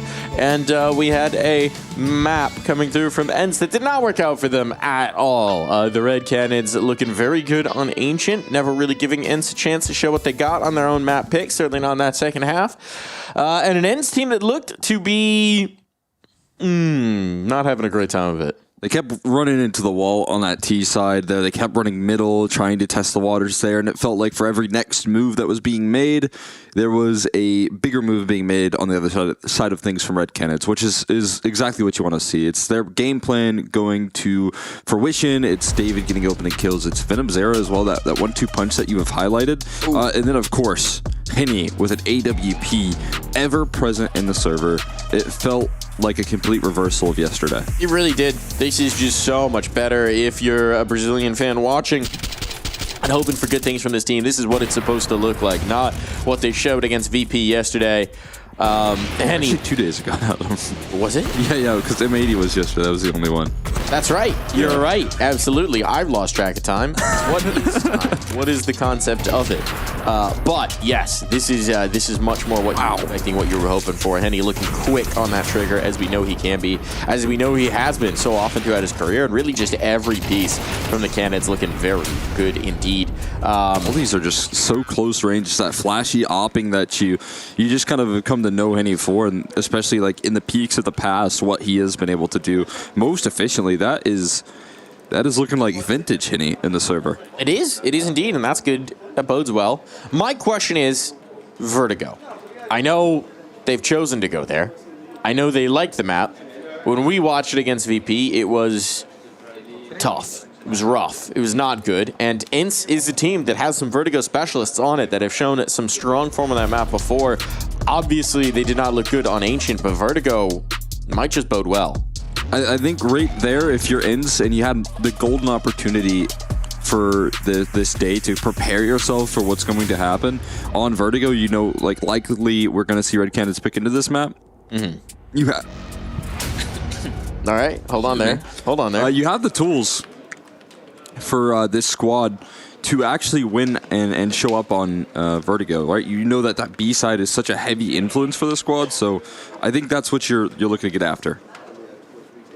That is indeed what you're looking to get after. And a reminder as well that this is the mid-bracket, so neither of these teams will be eliminated today. They will get one last chance in the aptly named last chance bracket. There will be an opportunity here. Oh, hold on. ENCE apparently haven't been playing this recently. Interesting. A little bit of a change up there in the numbers, so maybe that doesn't bode well for ENCE, but they haven't been playing a ton recently, so maybe it's the secret weapon. Yeah, that is actually going to be very surprising there. I think that's going to provide some difficulties. I mean, you know that Red Cannons are going to be interested in picking into this map as well. So just did it a couple days ago. At this point, I mean, we'll see. We'll see. Obviously, ENCE letting this through, knowing that the Cannons like to play it, they have to have a good idea that this would be coming in. And at least you would hope that Kylar and Goofy, part of that 9 core that just dominated Vertigo for so long, would have some magic on this one. Yeah. Yeah, and again, this is maybe part of the new look ENCE that is trying to shift things up, shake things up a little bit, right? Getting the coaching change or just getting rid of your coach, at least for now, and looking to try and set your sights towards new maps as well. And I think this is very clearly a priority because you look at this veto here, and again, like out of the gates, we got the ban coming through for Red Canids all the way through. Aints were Floating Inferno as well, which is another map that they don't play all that often. So it's just very interesting to see here, but I feel like it could be a step in the right direction, given, like you mentioned, the previous history of like this 9 core, but also like Vertigo's such a different map. Yeah, it is. It's not the same Vertigo of old. It sure ain't. And so it's tough to really rely on that as like a big leaning force for this team. I feel like. I'm sort of looking for silver linings here, Cole. I'm trying to find the needles of hope in the haystack of despair for ENS fans out there, because that Ancient was a cause for a lot of despair. The needles of hope for you are a lot of these players have been good in Vertigo in the past, and that Red Canids looked kind of meh on it 2 days ago, as you so aptly corrected me on. I did the same thing I said yesterday as well. It happens. I'm lost in the It happens. Lost in the time bubble sauce. When 71 rounds happen in one map, you just kind of forget all time and space. Yeah. Days don't really matter at that point, right? What are they? Just maps of Counter-Strike that matter. True. It's all just one time hole that we've put ESL Pro League into. Counter-Strike time all the time, Pro League time. Venom Zera time, SDY time is over. The time of the SDY is over. The time of the Canids has begun. Jeez. Wow, okay. If you had any question about how this pistol round would go, the Red Canids have answered it very quickly. That is a snappier round than we saw from them ever against VP. I don't think we ever even saw a quick A play. We never saw a rush towards A. I mean, this is obviously just a pistol, but we did see a lot of Cold Zera lurks. Cold Zera mid plays, and Cold Zera gets flanked. The flank gets flanked. Flanks on flanks on flanks on flanks on flanks. Goofy can't do anything about this round, right? He's just get a lot of money. He's trying to farm some cap. Oh, okay. Hold on. Get some numbers there, Goofy. Not going to happen. So comfortable as can be. The Brazilian squad starting off where they left off. On Ancient. Venom Zera as well, out of the gates. Look at this efficiency. Aggression. Rolling on through. Henny backing it up as well, taking care of the sandbags player. That's nice. You don't have to expend any utility for that position. And it's going to be a force buy for round 2. And interested in getting activated early as opposed to later down the line. Don't want to give over a lot of T-side rounds. You're definitely looking to lean on what has went right for VP yesterday, challenging that B side. But they're going to go towards A for this round. Aggression on in, flashes up perfectly placed. Everyone caught, everyone blind, but they regain vision in time for the kills to take place. Goofy with so much impact. 3 kills, the bomb dropped. And if there's one thing you know on Vertigo, it's if Cold Zera is the last man standing, you gotta be wary of mid. They know exactly where he is. He'll be here in every round. But man, oh man, one flashbang well placed and it just collapses. A house of cards for the Canids. And now Cold Zera is just trying to hunt down this Lurk B steps because he is no real window back in towards this bomb. Oh, this is bait. This is bait. The player backing off. This is bait because look at who's under the lip is Potty. Smart. Take a bait, Cold Zera. That's what they're saying. Put out a nice, tasty foxy treat. Oh, and he will step right into the trap. It's a snare. Someone's got a new fur coat. That's expensive. It's very expensive. Look at this, Goofy. The 5-7. That gun is so incredibly good. And off the back of a couple well-placed flashes, Aints show up with a winning formula. Out of the gates, put that pressure on the A side. Red Canids looking to put some targets in that department as well, but talk about like a little bit of creativity being shown for a team that doesn't have this recent experience on this map. You know, maybe even since the changes have been made, and it's not completely without, you know, a game plan. They got ideas. Most decidedly, Glaive has got utility damage, I'll tell you that much. Oh, now he's looking to shoot some fish in the barrel. Put some serious dart down range. No kills found for it, but Red Kenneds are feeling a little rumbled. They'll try and take this base. They'll try and inch their way up. Still got the big rifle. Khalil. No Molotov for the sandbags. Party. Able to feast here. Chewing them up, spitting them out, leaving them onto a Coldzera, who, last alive, will be the last to die. It's a lot of confidence right there. Holding on to that A ramp. Good to see. Party not scared of fighting forward. Neither was Glaive in the early stages. Very willing to give him a go. That's a force buy well handled. Dealt with easily. And now Glocks and a P250. Glocks. There's just 5-man running it. I like that, at least. Get this round done with quick. Either rumble them or be rumbled. And as I say that, actually, they're stalling out. Buddy's been tagged up. He'll have to back away. Found his. Time for someone else to take a shift at the Eco Factory. Punch in, boys. Time to earn your wages.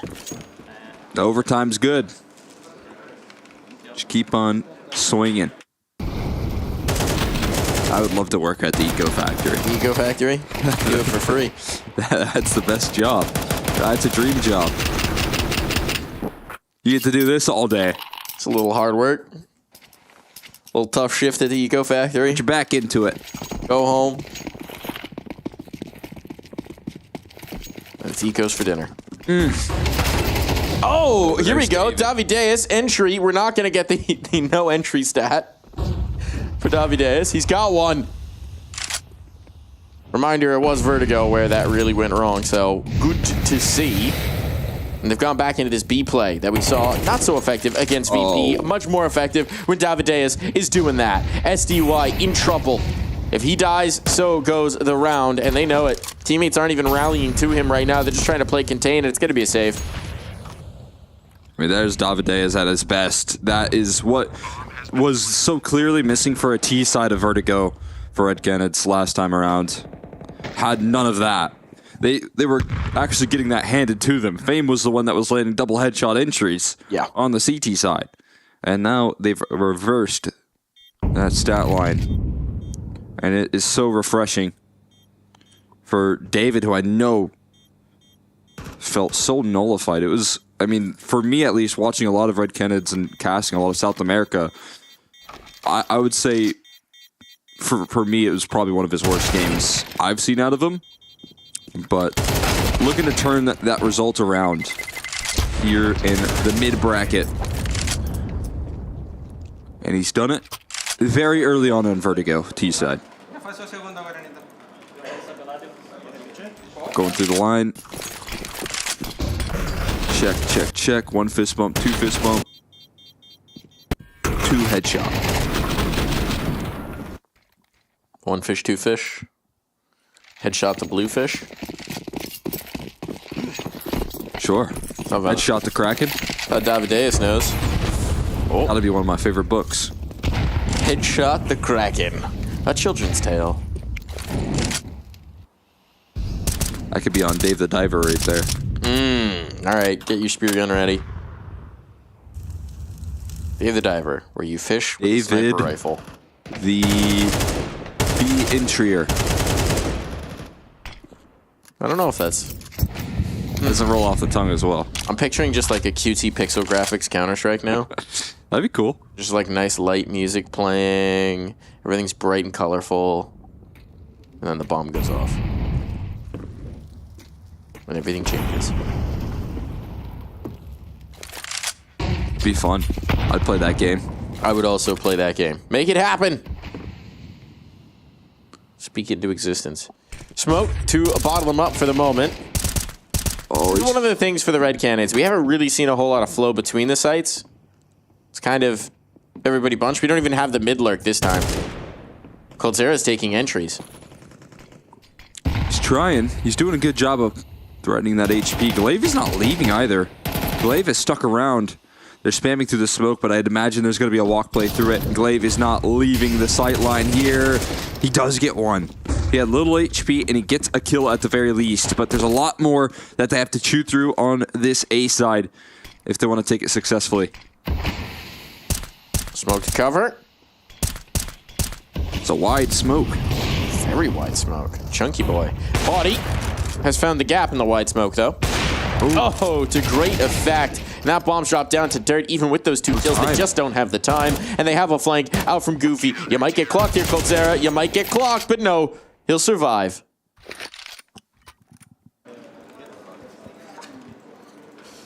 Still, that is Ents laying down the law. An effective round to do so. We're going to require an eco for the rest of the cannons, you'd imagine.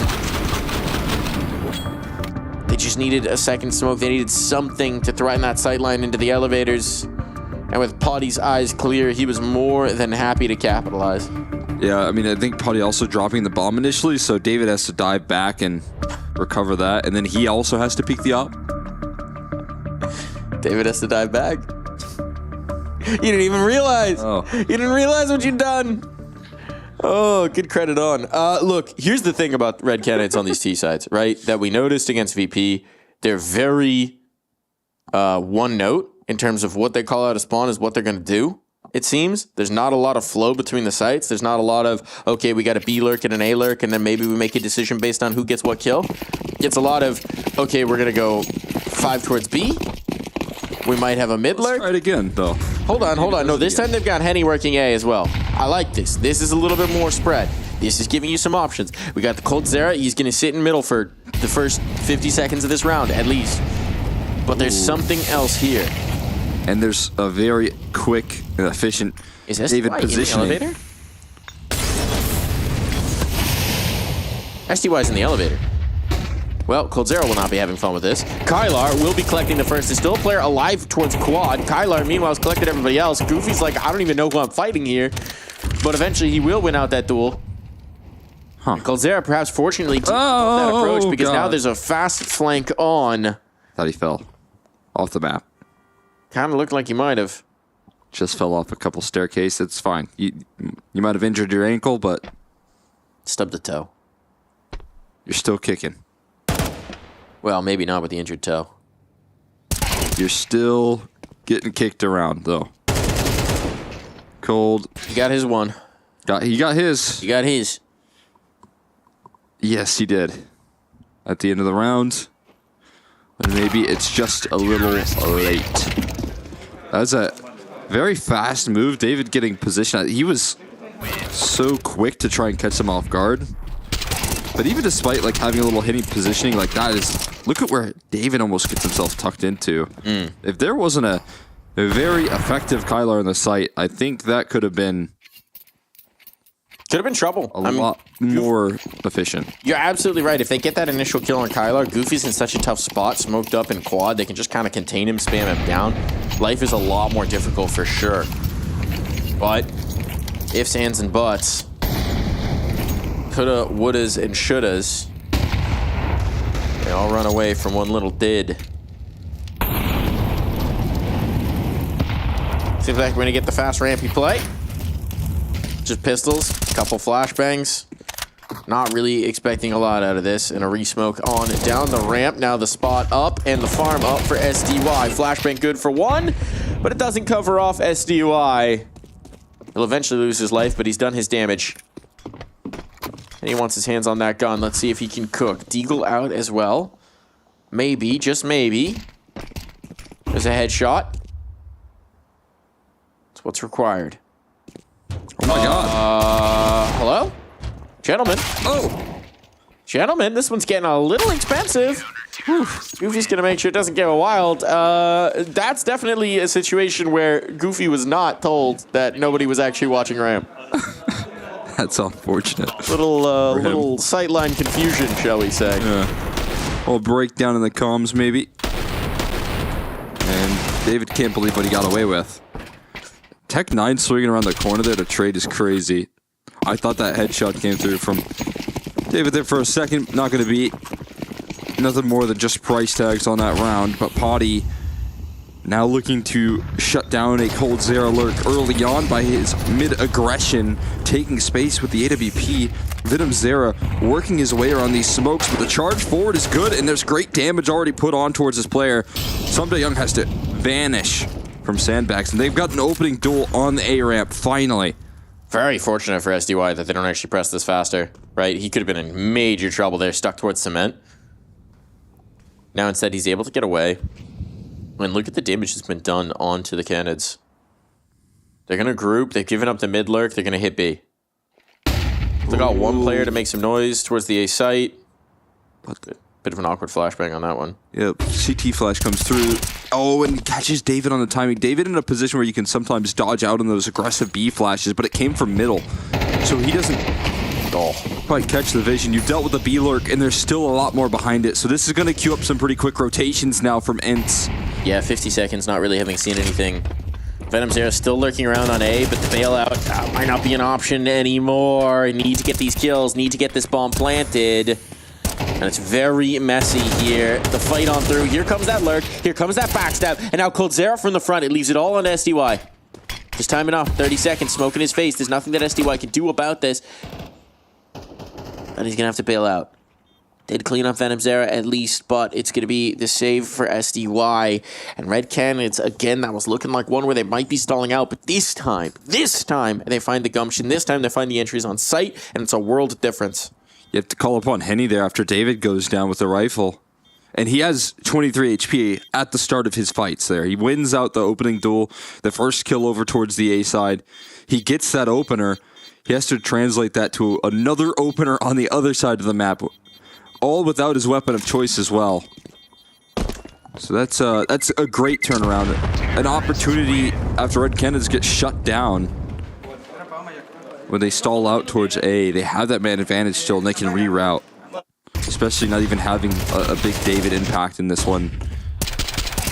But still having an Opera that can step into the rifles as well and deliver. And venomZera even gets one on his lurk. He does.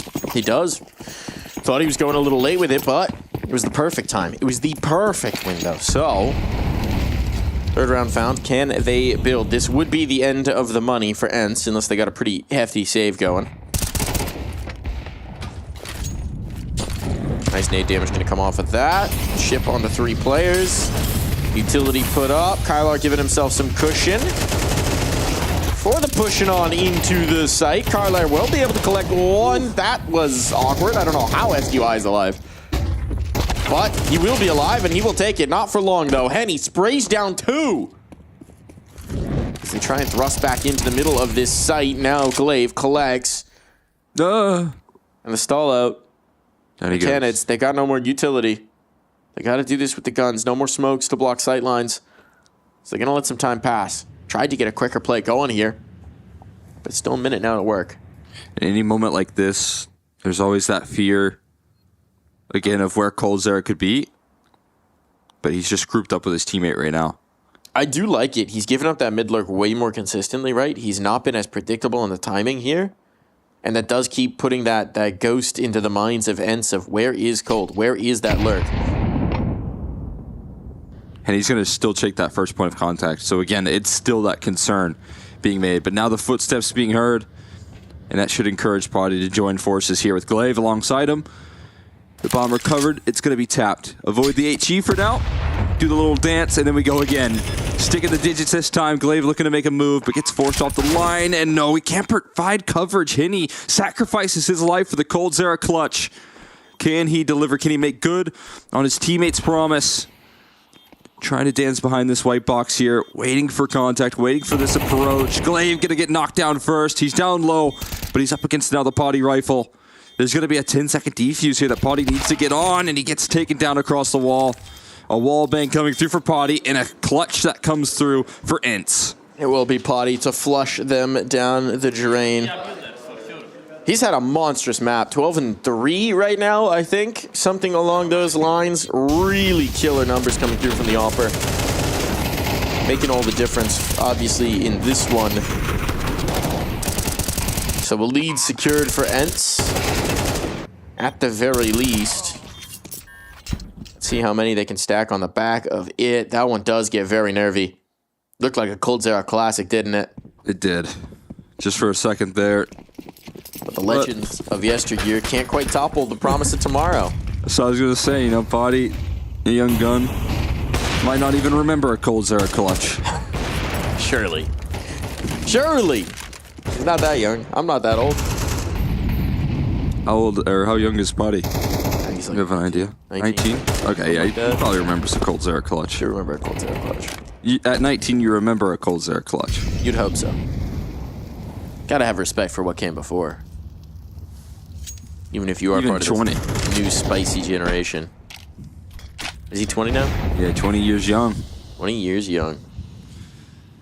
And still clutching up against the legends, not letting Coldzera slide.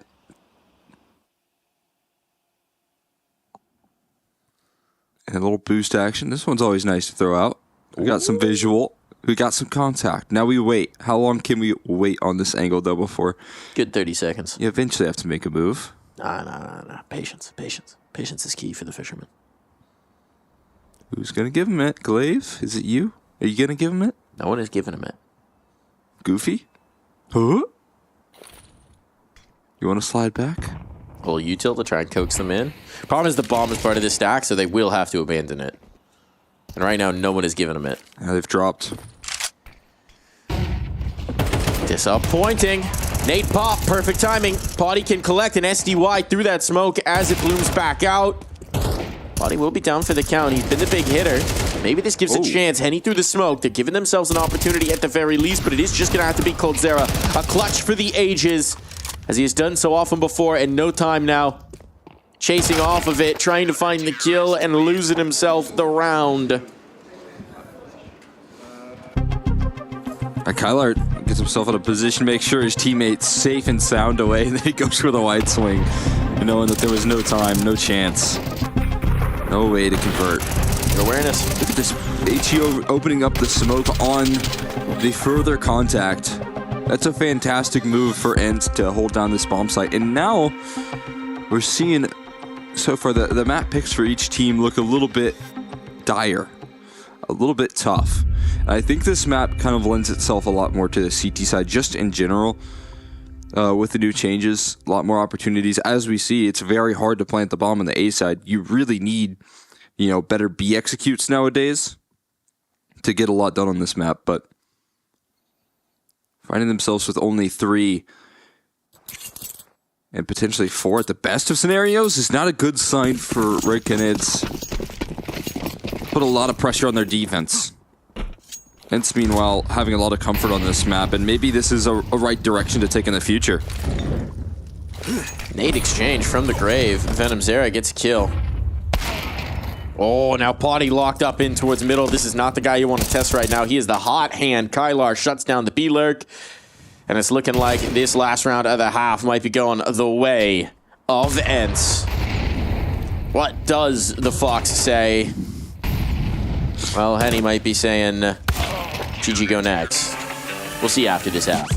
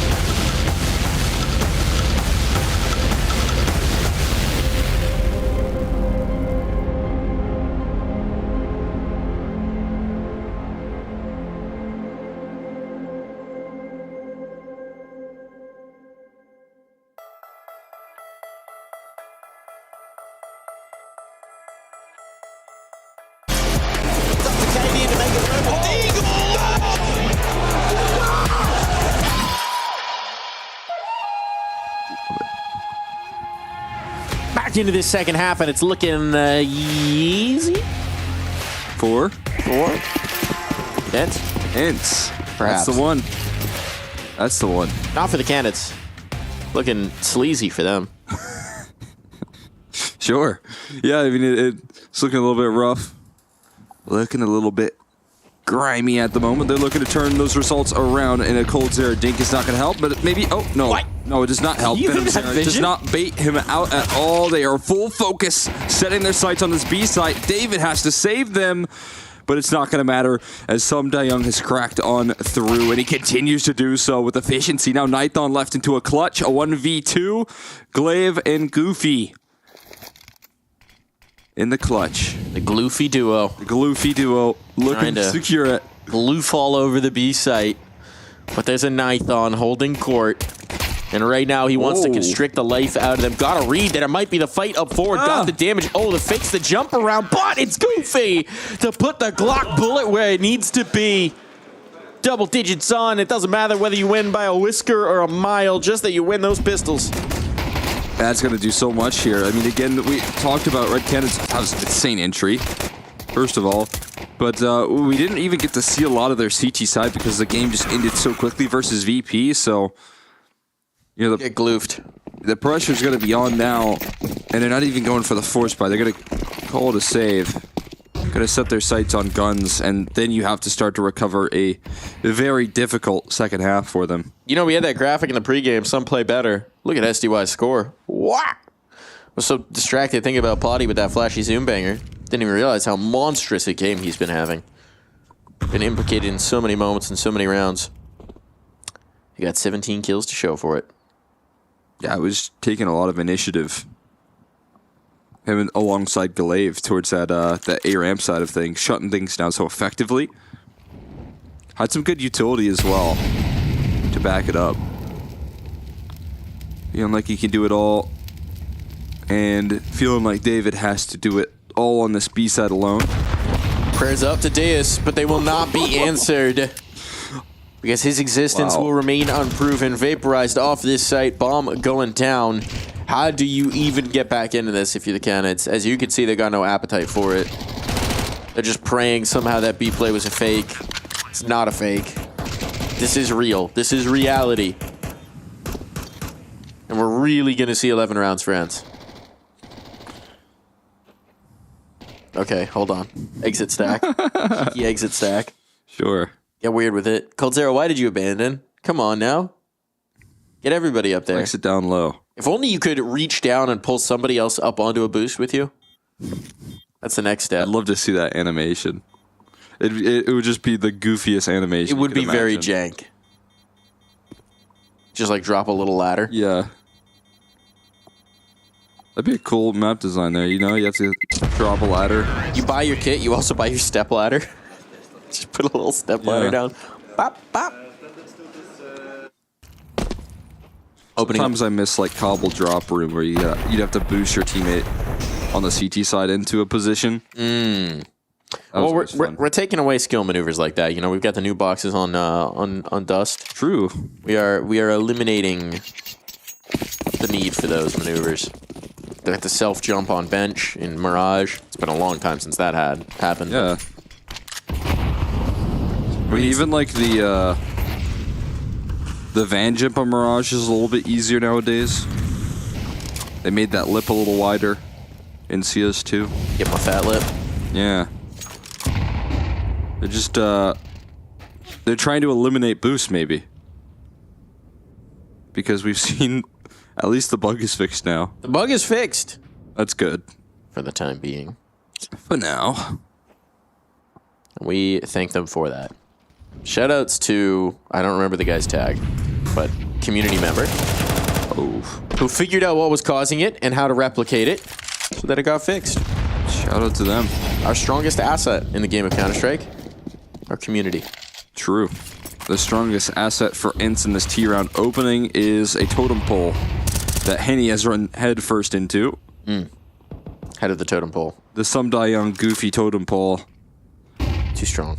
channeling the inner Kraken is way too strong. It holds up way too well. Well, they might be cracking into ramp right now because Glaive has taken a whole lot of space. I don't think Nithon realizes how close he is, and that's the problem. Nithon down. He was the lone A defender. Venom Zera's trying to rally to the cause, but now this could be a disaster on. Venom Zera back on the angle. He's brought everyone through, but look at this. We got a goofy lurk. We got a goofy lurk, and Davideus has found some damage, has found some moments, but now they're looking back, anticipating this lurk because the bomb is down. Coldzera's pushed past the smoke, though. And it flanks on flanks. Oh, no. It was so good, friends. It's fallen apart, so we get a chance here for the Red Cannons to do something about this, to give us a little bit of momentum, a little bit of energy, a chance to fight in the second half.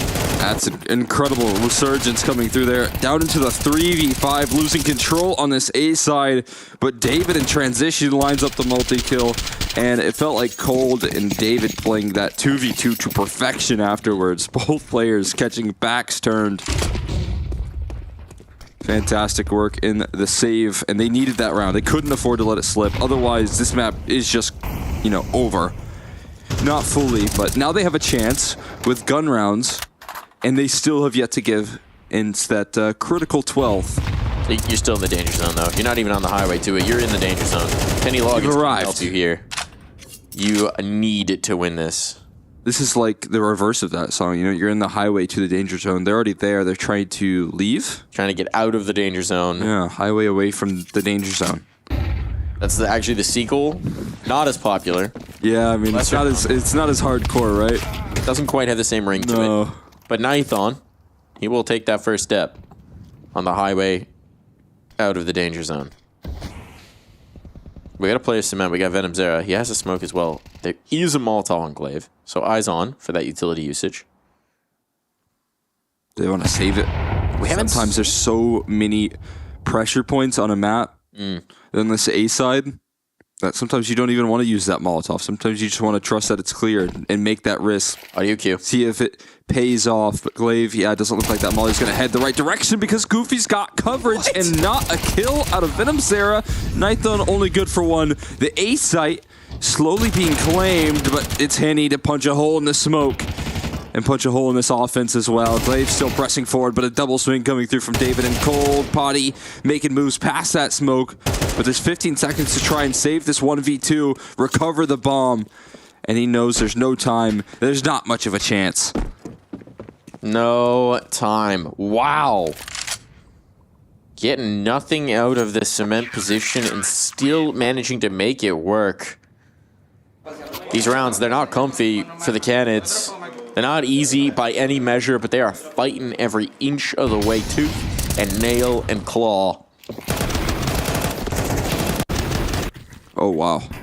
I did like that maneuver with the Famas, the hole punch through the smoke. I think Henny heard us talking about getting your ears pierced with the hole punch. Yeah. He's like, you know what? That's actually a great idea. Let me see if I can put that in the Counter-Strike. I mean, that's thinking outside the box. I love new smokes, man. As much as, you know, it's a good change. Other things. But the smokes are so cool. It's a good change. Great change. I don't like one-ways as well. So those are nice to kind of remove. I was never a big fan of one-ways. I did like using them. I didn't like dying to them. I think that's generally how it goes, but... Smart from Henny. Well, that was the gun. Oh yeah, that is the gun. It's recovered, saved. Some Young. Now your chance. You give it a go. One by one, they're just gonna step up and swing. Just keep going. Or all of them swing together in unison, and Goofy will be able to transfer that kill on over. The third bearer of the holy AK. And might be third time's the charm. Might be. Goofy hitting. But the flank is on. Davideus says, okay, enough of this tomfoolery. I will be shutting it down. No Glock may be arrayed against me. Who's Tom and why is he foolery in? He's a big Cannons fan. Yeah. Shout out to Tom then. Tom foolery. Do you know where that comes from? Is it there's actually someone that's I have no clue. That name? I don't know. I can tell you where tomfoolery comes from. I'll look up the etymology of tomfoolery for you. I feel like that it sounds like a name, right? Foolery the last. Tom the first. In that order. And maybe he was up to no good. The origin of tomfoolery, courtesy of the Australian Writers Centre. I don't know if they know, but they'll say they know. We gotta ask Mac maybe in the break there. But we do have finally an opening towards this A side. They've been throwing so many resources to try and take this A side control, and Nithon has been good on these gun rounds to keep them at bay. But this time, it's Venom Zera towards side hall that falls in the early stage, and it's going to leave them in a bit of a tough spot, especially with this move being made on towards the site. They expect the respect from Glaive, but he will not give it. So much damage done, so much pressure on Henny's shoulders, and they have fully encapsulated this A side. They have full control, and it's only a matter of time before Henny gets traded out. He does do good to get one. Can that save them from these positions? What is going on here? We got a player on towards the B site. We got a player on the rafters. Goofy's like, all right, guys, rotate off. I have it all. Bomb over. Also a flank on. Oh my goodness, SDY can just be the linchpin here. He can just end this. Oh, just absolutely end this, and that's what he's going to do. Puts it all into Davideus, who will be caught. SDY needs no more help. He's the man of the moment, and he's the man to find 12. Now 6 shots to close, and Red Cannons, they've gotten lucky. They've gotten massive plays back into some of these rounds, but it turns out that luck runs out. Those chances run out. You can't keep pulling back dangerous moments here. Eventually, Ents managed to break one through. I mean, it kind of looked like a similar recovery as well. They start to punch back. They start to find their footing. Gather a little bit of success. Okay, technical pause. Here's a chance for me to tell you, based on the what the Australian Writers Centre is doing, which, by the way, this article's weirdly written as like a Q&A, and I don't know why they've done it this way, but I'm just going to get what I can out of it. Australian Writers Centre, not the most helpful. So apparently, according to Merriam-Webster, which I'm getting quoted through, so it's a game of telephone here. Yeah. In the 14th century, Middle English developed this phrase "tomfool," which was just like a caricature of someone who was dumb, basically. And that morphed into one word, tomfool, and by the 1600s was like a character in plays or pageants as sort of a buffoon-type character that then became tomfoolery. There you go. There's the history.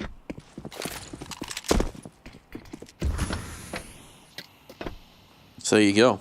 You know Tom? Shoutouts, my boy Tom Fool. Tom Fool. You were right. It is a dude. Sounded like it. Kind of a conceptual dude. Yeah, just the idea of a dude who's up to no good. See if Ents are up to no good in this one. There's very little arrayed against them from the Canids. And spam down. Davideus trying to get cheeky on the edge of that smoke. It's not going to happen.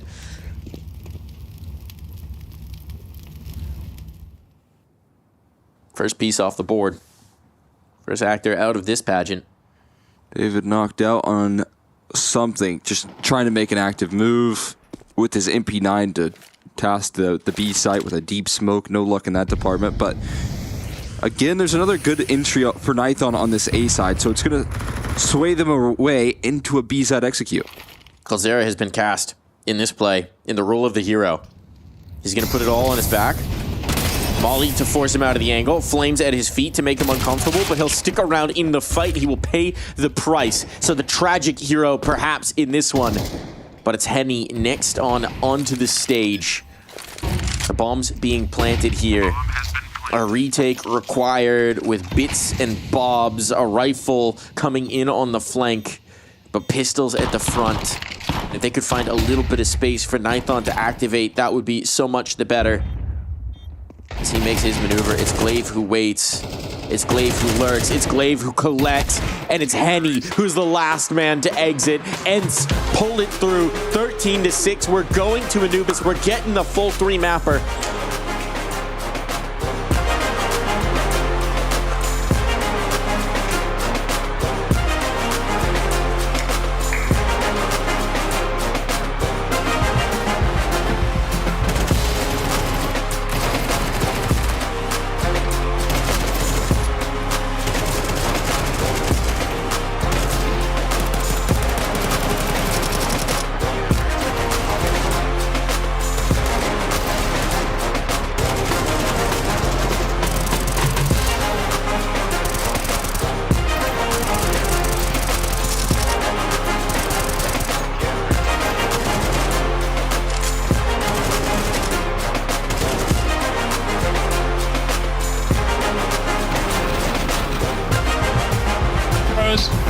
site on Nuke has some pesky angles to deal with.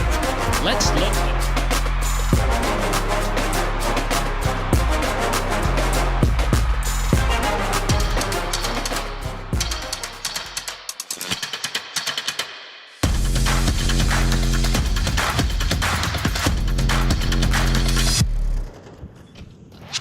Hey Future Pros! A site on Nuke has some pesky angles to deal with. Let's look at a couple of mollies you can throw to deal with them. First two steps are to shoot out the windows on the way out of spawn, and get a teammate to drop your molly onto this vent. Then hop up onto it and line yourself up with this connection point. Aim along the right side of this beam right up to the top of where it connects to the window. Then throw the molly. Immediately after, aim along this grey band above this line. Run forward and throw the molly before you fall off the vent. Just like that, the back of site and hut will be mollied off. This hut molly even spreads to the boxes below. I hope this helps. I think I put a stamp on Connector on Mirage, I think I was one of the first that played in a very special way compared to like what you do today. Obviously it's a different playstyle today, but I think I put my stamp on it in the beginning.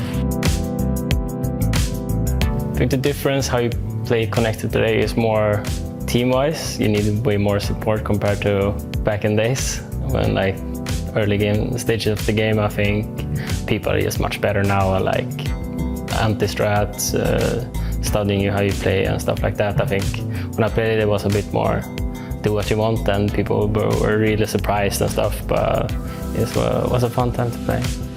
Playing Connected today compared to before, I think you rely a lot on your A player, O player, window, short guy, compared to before. I would say then it was just the A player that flash over come from me or something like that. I think it's a bit more structured than today compared to back in days, but yeah, you still relied on a few guys, but a bit more strategic today.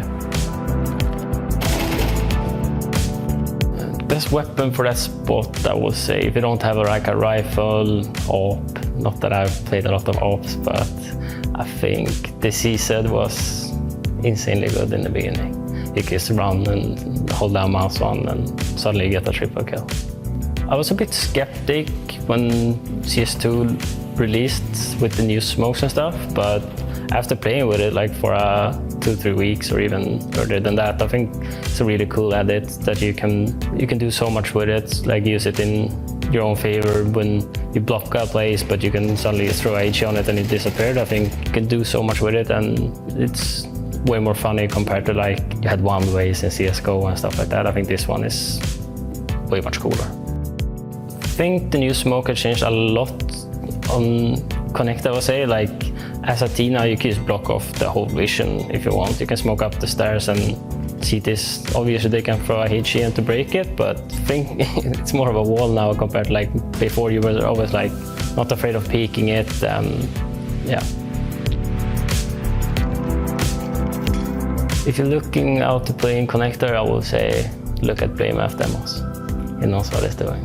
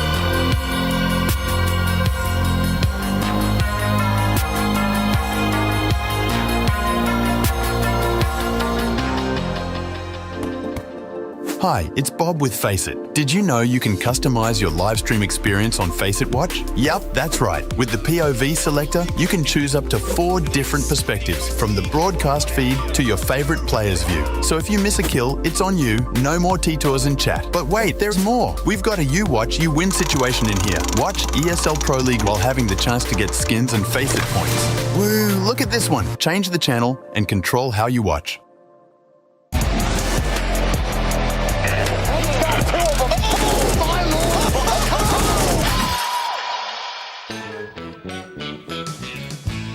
What's up, everybody? Welcome back here to Malta, Digital Malta, here where we're basement dwelling our way into map number 3 between Red Canids and ENCE, trading each other's map picks and both looking very strong on the other's pick. We've now got a third. We've now got Anubis to decide it. This isn't the typical series here. Like you said, it's just looked very strong on their opponent's map pick for each team. Weird to see that, like, because again, so much strength being shown on Ancient for Red Canids. It makes sense why they're so good at that map. We see Henny playing incredibly well, and then they just have this big drop off on Vertigo, which they've picked now twice in a row here in Pro League. It hasn't gone their way. I think the thing is, frankly, it's not even so much about looking good on each other's map pick. It's about both these teams really struggling with the attack, really struggling with the T side, looking very stagnant, very readable, very predictable in a lot of what they want to do. Just kind of running. I mean, there was even some mix-up from the VP game, at least for Red Canids in that first half. You know, they went less heavy on the mid lurks. They went a little bit more varied between the A ramp takes and the B takes, but you still don't have a lot of fluidity between the sites, I would say. And that's really something that meant that they could just get punished. Yeah, I mean, and especially Vertigo nowadays, I feel like we saw how efficient, from the other side of things, how efficient ENCE were at challenging that A ramp side of things. For the little T side rounds that they played, it just looked like they had so much, variation on the way that they were able to take that space. And while Some Die Young, a big part of that factor there, he was so incredible towards that A side, both halves. I felt like incredibly consistent in supporting this ENCE squad and getting them through this map, taking it the distance. And, a lot of these we're going to see are just fighting for ramp control, developing that success, giving them ground to gain here. And you could just see he was so strong and consistent in many of these rounds. Man was playing more like YDS on this map. You die soon.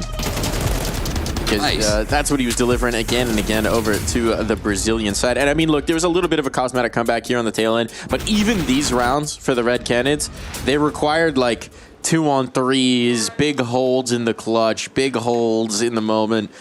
It was never really compelling for the Brazilian squad. You do question at some point why they like Vertigo, why they keep picking into it. It's obviously been working for them in domestic competition, but at some point you got to give a hard look in the mirror and say, maybe we're not as good as we think we are on this map. Still, we're on to a new map. We're on to Anubis, and you're quite familiar with their game on Anubis. Tell me what we should expect here, Cole. I mean, it's still a very clear, almost like one-way street for them with David and the necessity for him to open things up on this T side.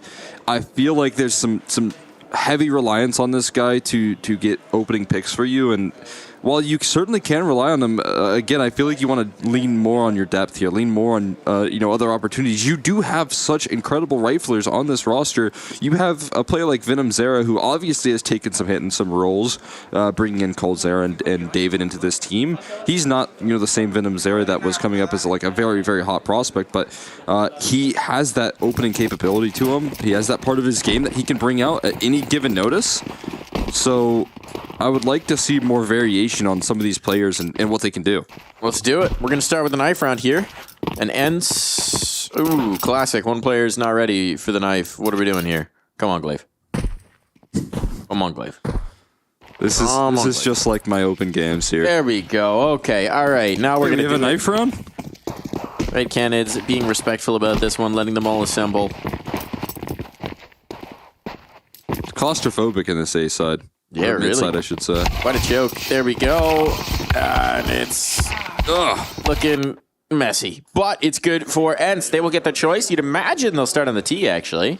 Which is interesting, because this has been the pain point for both these teams, right? The attacking halves, but it is Anubis. So it should be good. You'd hope. It is Anubis. It should be good. Hold on, checking the sheets to figure out which side we're supposed to start on. Let's see here. It says on the sheets, pick T. Get me on T side, Anubis. I will pick T then. So wait, hold on. This one's about assembling a bed frame. Ah, God, we got the wrong pan. Oh no. And we're missing a couple screws as well. Put the crossbar in an Allen wrench. What? I don't have one of those. They might need one. Build up a defense here if you're Red Canids. You see how I turned that around? You did. You did turn it around. Going. Speaking of turning things around, quick turnaround from M80 on a little t-shirt design. They've got a Look at Me, Ricky t-shirt up for sale. Limited edition. I think they're only selling 100 copies. And tomorrow, they're going to have a record-breaking CS2. That's a more challenging design. That might be a little more abstract. Yeah, you can make it work, though. If they get that through. I think they're selling 100 of the Look at Me, Ricky t-shirts. Maybe they can sell 71 of the record-breaking round count t-shirts. So, yeah, that's a cool one. I love the idea. I love the quick turnaround. I love the banter as well. So, good looks, M80. More of that from Orgs. We have the Can't Stop the Flop t-shirt, and now you can counter that out with a Look at Me Now Look at Me, Ricky. That's true. I would like to see Floppy wearing a Look at Me. That's what I was going to say. He has to pull up to the next event wearing one of those. It's just necessary at this point. They at least got to save one for him. Lean into it, Ricky. Yeah. An M80, yeah. Give him a gift. Give him one. Especially if, that was the upset loss that Complexity take in this event, and then they coast their way through the mid-bracket. Well, they got mouse, man. I don't...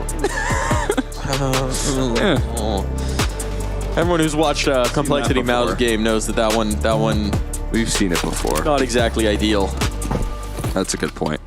Glaive, the note sheet did say, get me on T side. So that's where they'll start for this pistol, and coldzera will start by challenging Some Die Young and handing him a quick headshot. Peak 250 hits the floor, then recovered by Goofy, who now gets to take that role of trying to punish some aggression, some extension.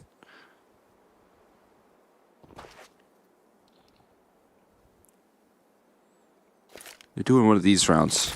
They're doing one of these rounds where you have nobody mid, you let him contact, you take this free real estate, but you can also see David has a smoke. And they're not losing map control completely. They regain it elsewhere. And on top of the 4v5 that they have currently, there's deep positioning in B that they are maintaining, but not much movement forward. It's going to be a reliance on maybe these dual Berettas if they want to head towards this A side. That doesn't seem to be the end goal, though, and towards Temple instead. Henny trying to check him at the gate, certainly getting his team aware of what's happening. 40 seconds. They do need to get a move on. So it is going to be B that they go for. 35 seconds. coldzera still holding on to this B main control, but pressure on the Venom Zera. There's no support because Cold's playing tucked. Venom Zera has to deliver and back turn. That makes it easier. Takes two. Nice work done. The B main approach now revealed, but with the kill, body is stuck. He'll take the first, but 15 seconds to get this bomb down and try and clutch this one up.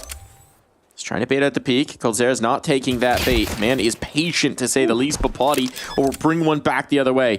Now he's lost track of them, flanked up, put down. Potty giving it his best effort, giving it a real try, but just too many targets.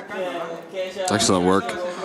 Perfect start from coldzera to kick it off into the 4v5. They give so much space. I feel like at some point Imps were expecting to take contact, but finally rushing into those dual Berettas, and Venom Zera, good for a multi, makes the job easier for the rest of his team, even though Potty does deliver. Had a good CT side start. We'll see if that trend continues. Yeah, all that working out there's... Man, my biceps are so sore from all the working out I've been doing. Ugh. It's not a problem I have. Nython, though, he's got some problems in the Pythons right now. And he will make up for them. That's one way to get rid of the lactic acid. Get some eeks. Sweet, sweet ecos for the Opper. Good for the recovery. It is good for the recovery. It's like an ice bath. Yeah. But or just a warm bath. An ice bath. You can do an ice bath, too. Ice bath and ice bath. Nice ice bath. Nice bath. Yuck, yuck, yuck, yuck, yuck. Have you ever done an ice bath before? No, I've done cold plunges. I've never done, like, specifically the ice bath, but I've done, like, the jump in a freezing lake. Yeah. Not for me. I don't love it. What I do love is the post sauna. I haven't had a post sauna into a cold plunge. I'm looking forward to that at some point. I've done the shock yourself with the cold shower after the sauna. Oh, Coldzera, the nade pop. I love that idea. You can't get the kill.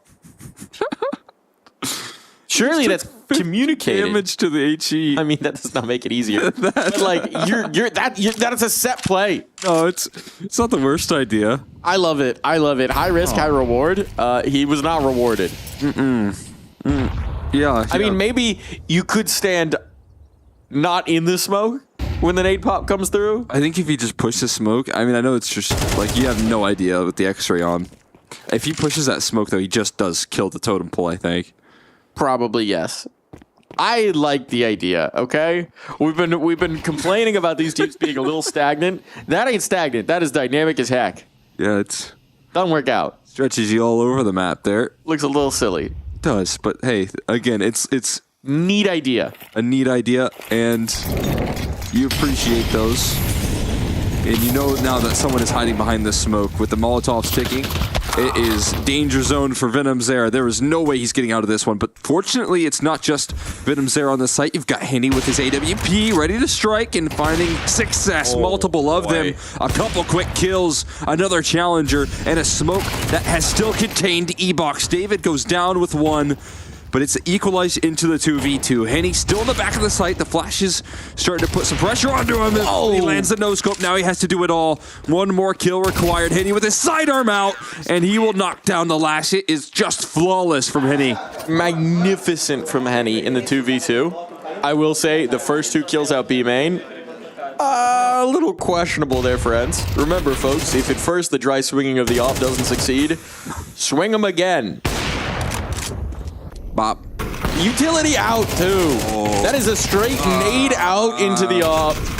Was that an HE? I imagine that was a smoke, right? I think it was a molly. It was a molly for Glyph, I believe. It was either a molly or a smoke. Oh, yeah. Either way, like, you'd like to deploy it, but dry swinging with no flashbang, no nothing, no lurk smoke? That one's tough. That one's real tough. You give him the opportunities, and as we've seen, this Henny guy, he can't deliver. Oh, and he's gonna seize up too. Don't feed the beast. Don't feed the beast right now. It's what hurt you so much on Ancient, this opening map. And he gets out of dodge. He escapes with a good positioning. He's gonna call for rifle support as well. And the rifle support comes through just in time. Excellently handled. You know he's feeling when he's just ripping off no-scopes through the door. Oh yeah. Boy. Okay, hang on. Extremely goofy end of the round. As a couple kills come through. 11 for Henny. We're 4 rounds in. 11 kills. Woo! Single death. They let him get hot. He's starting off hot. Better cool him down. Better get him in that ice bath. Oof.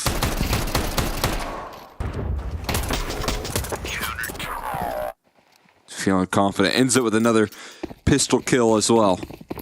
Consistent is Henny. And again, it's a complete reversal from the small lack of impact that we saw versus VP. A lot more aggression, a lot more initiative out of his op. Somehow he only takes a shot into the shoulder. It's going to be Venomzera that hunts down this kill. Run and gun A1S for the 1-for-1 trade. He knew he was kind of dead. He did. Ooh, speaking of dead, Nighthon trying to get out of there. Dumping the util, but better get that gun up. Staying alive for a moment. Eventually will be felled. Bit of awkward timing here, but Davideus quick back into the space. And Coldzera found a kill elsewhere to keep these numbers equal. Oi, fighting ahead of your teammates. That one ill-advised. Trying to close the distance with that MP9, but no luck in that department. Henny and Cold are probably off to a save, I'd imagine. Yeah, it should be. Yeah, you get smoked off camera, that's gonna call it. That's one of those moments where if you just stay alive in heaven, it's not the easiest thing to do, but if you stay alive in heaven with that MP9, then you give your teammates a bulwark to bring in the bigger guns and maybe go for that retake. But with him lost, there's no appetite for this. It is important real estate to hold on to. They're going to walk into this, though. It's exits that Coldzera is going to look for, and he will be given that opportunity. Wow, that is absolutely sick. No money for you. AK is recovered. 4 kills in the round for Coldzera. And while it is a victory, it is also the best way to lose for Red Canids. Ideal loss type of scenario. That's a waving of the white flag, but you got a secret plan for the next. No escape. Cold Zera the doorman. The way he'd be locking him out. Cold Zera the doorman.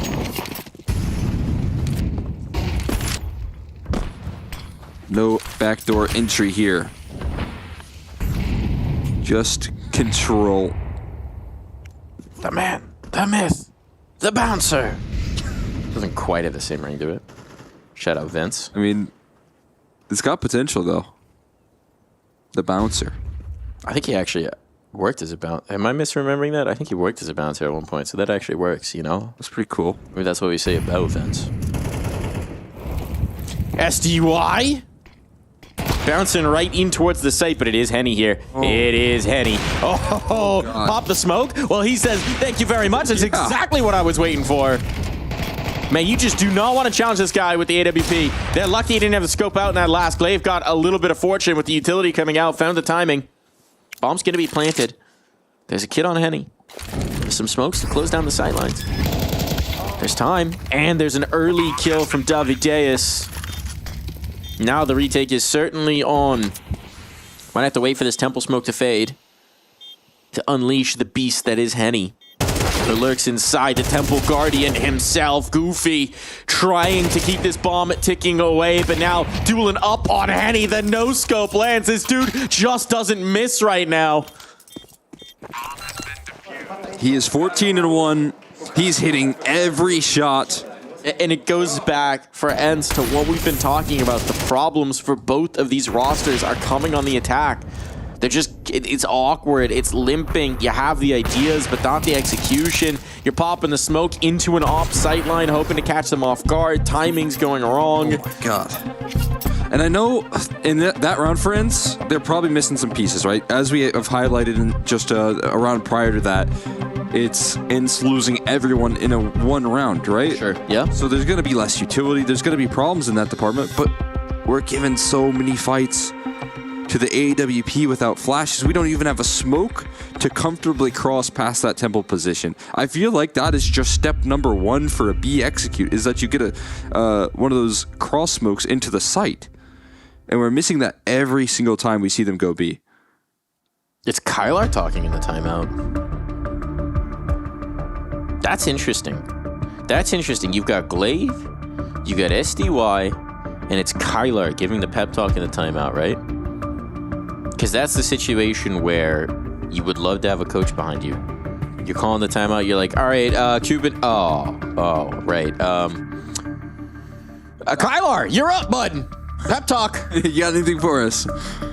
Take a look at the note sheet. Let's do some review. All right, this is what I have to do. Get the smoke here. It'd be nice if, you know, pictures were allowed to be included on those note sheets, and then you could just have every smoke line up ready to go. You're in a clutch, and you're like, okay, I need this smoke right now. Start flipping through. Put your crosshair here. Toss it now. But they've got a half buy here. Then they do have the utility that might be necessary to get some things going. Off the back of this timeout, it looks to be a fairly off-spawn A-call being tossed into the picture. Oh boy. What happened there? Glaive catching two players aggressing. And Henny finally misses. All right, Glaive out of the timeout has called Glaive go kill, and it has worked beautifully. Nithon, though, might have a little bit of an answer back, but he hasn't met Glaive. No utility at all. Glaive has a bit. Where did it all go? I guess they threw a smoke for camera. And I don't know if it was maybe a call to rush in towards A, thinking that they had opportunities with the double up, but it's not the case. Yeah, I mean, with 2 kills in towards mid, you could read that it'll be light on A, right? It's an understandable response to try and rock on in, but the Canids were set up. They only needed one man.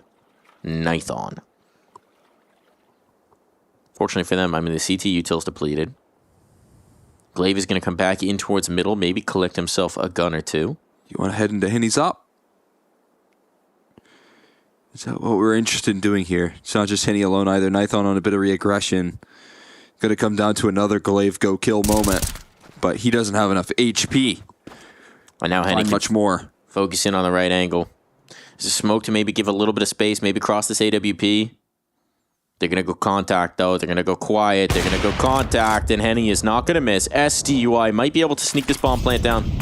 That's all he's really trying to do now, give himself a chance in the post. So, you were the hero on Vertigo. Time to be that once more. Henny dropped down, but the trade is instant. Henny will be handed his second death of the map, but I think he's more than happy to see that one come through as another candidate's dub.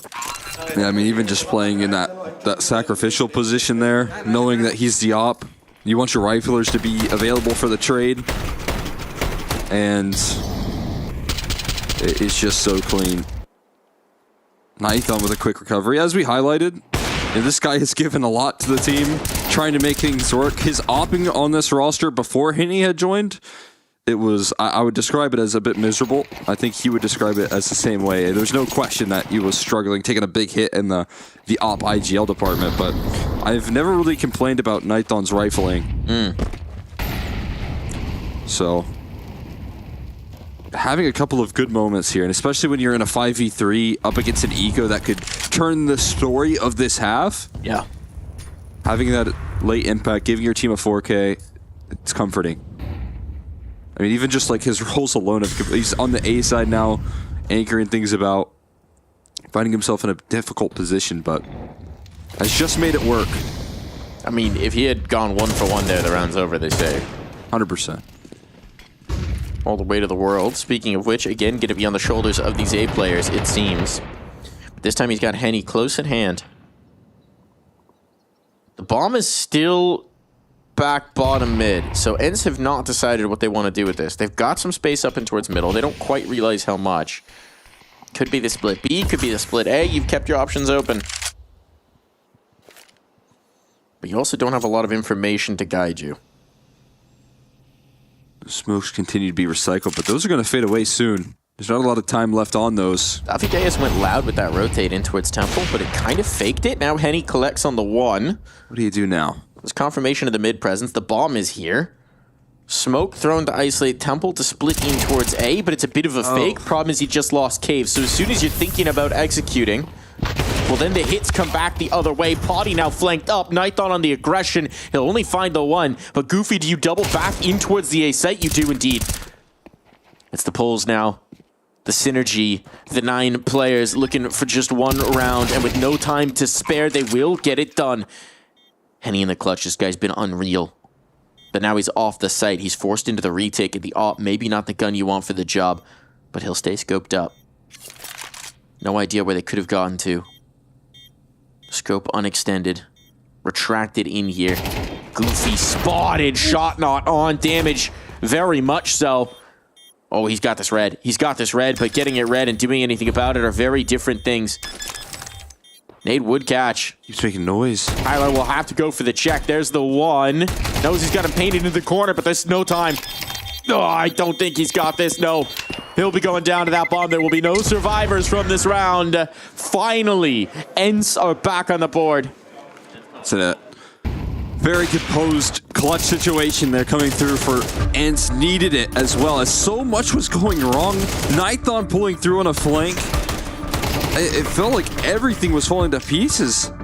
All in a moment's notice for ENCE, but just when it mattered the most, Goofy and Kyla are able to step up to the plate and save the day. That, I mean, so many challenges there. The flank, the identification that it was 100% a B-side play, and then you even land the kill to back it up. But it is still an impressive recovery. Requires that resilience. But again, it's a lost Red Cannons round where everyone on ENCE goes down. That's a bit of an unfortunate T-side problem to have. The money is going to be low for Red Cannons as well, but they would love to just win around with some survivors. That hasn't been a luxury given to them. They've got to win this round to start to build back into this half.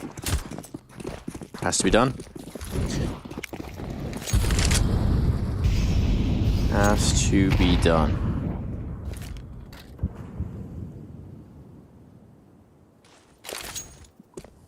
We got some smokes that we've desperately needed, though.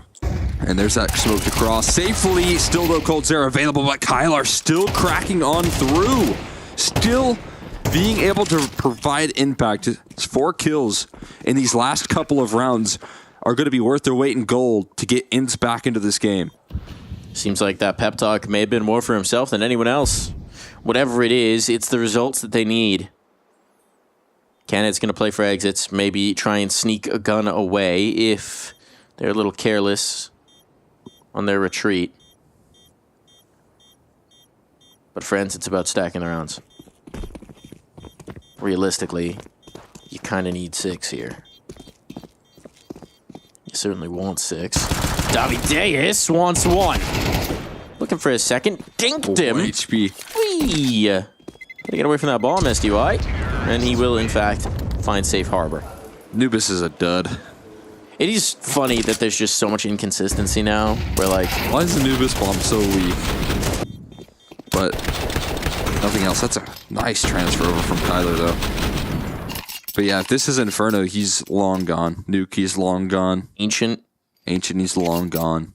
Ancient bomb's coming for you before you even get in the server. Vertigo's gotten a little bit buffed, but nothing crazy. But Anubis, you get away with it. Anubis, yeah, you're chilling. I almost thought Henny was going to get away with 30 HP, but that's a little too much to ask here. Henny, though, in a position now with the A1S. It's not quite the op. Doesn't have head armor either. Flashbang needs to come out for the CT side. It's a lot of damage done, but it is overrun. The MAC-10 up against no head Kevlar works wonders, and the site should be claimed with a couple USPs to deal with. Spotted an ankle. Just a whiff of an ankle. Oh, it's a good flashbang to run through the smoke. Not a bad idea, but it is shut down. Nithon, any kills extra would be nice. An extra $600 for everyone you gather. There's one, but it's put on a timer now because the flank through Temple is coming through. Body has this one boxed up to go. HE on the go, though, for Nithon. He will find one in the grave. Some good damage, but Insol smiles.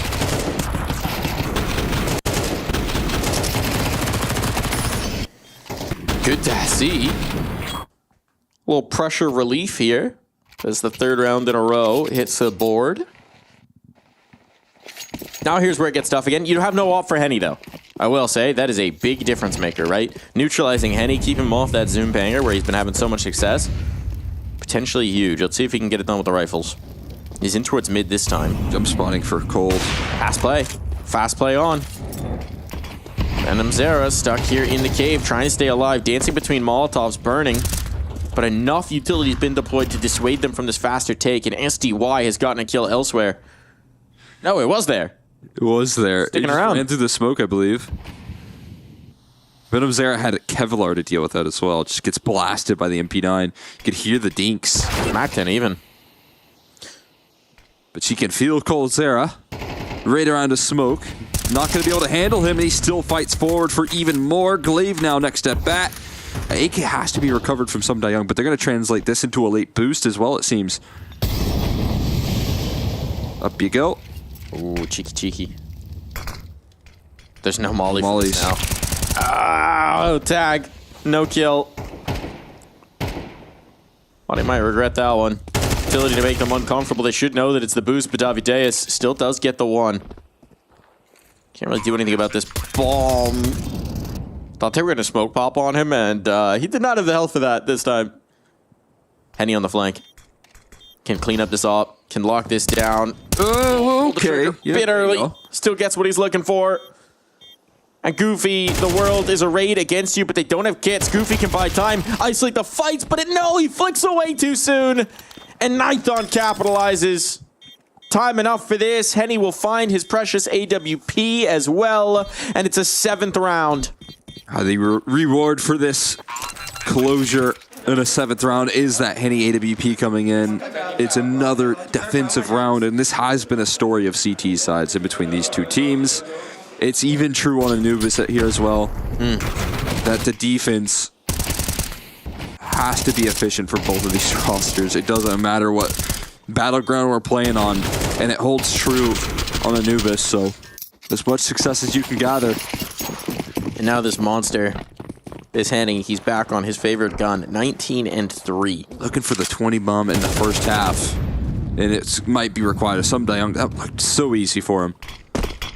Spoke up, but SCY's not going to respect it. Tries to battle through, but he's going to get caught as a result of that. So the B main presence is gone. And through middle they go.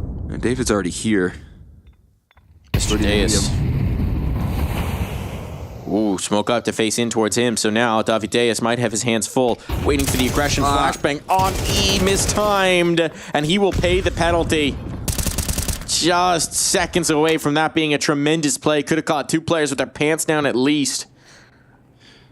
And instead now it's a bit of a catastrophe, and Ents have their choice of direction. To Temple they will go. Into what is now a newly vacated B site. Venom Zera coming back to deal with the potential of that spawn play. Just cleared it out. But they don't know that Temple is a vulnerability just yet. Finally, this utility starts to be deployed. Banking on, the potential of Venom Zera being in that B main side that will plant around for E-Box.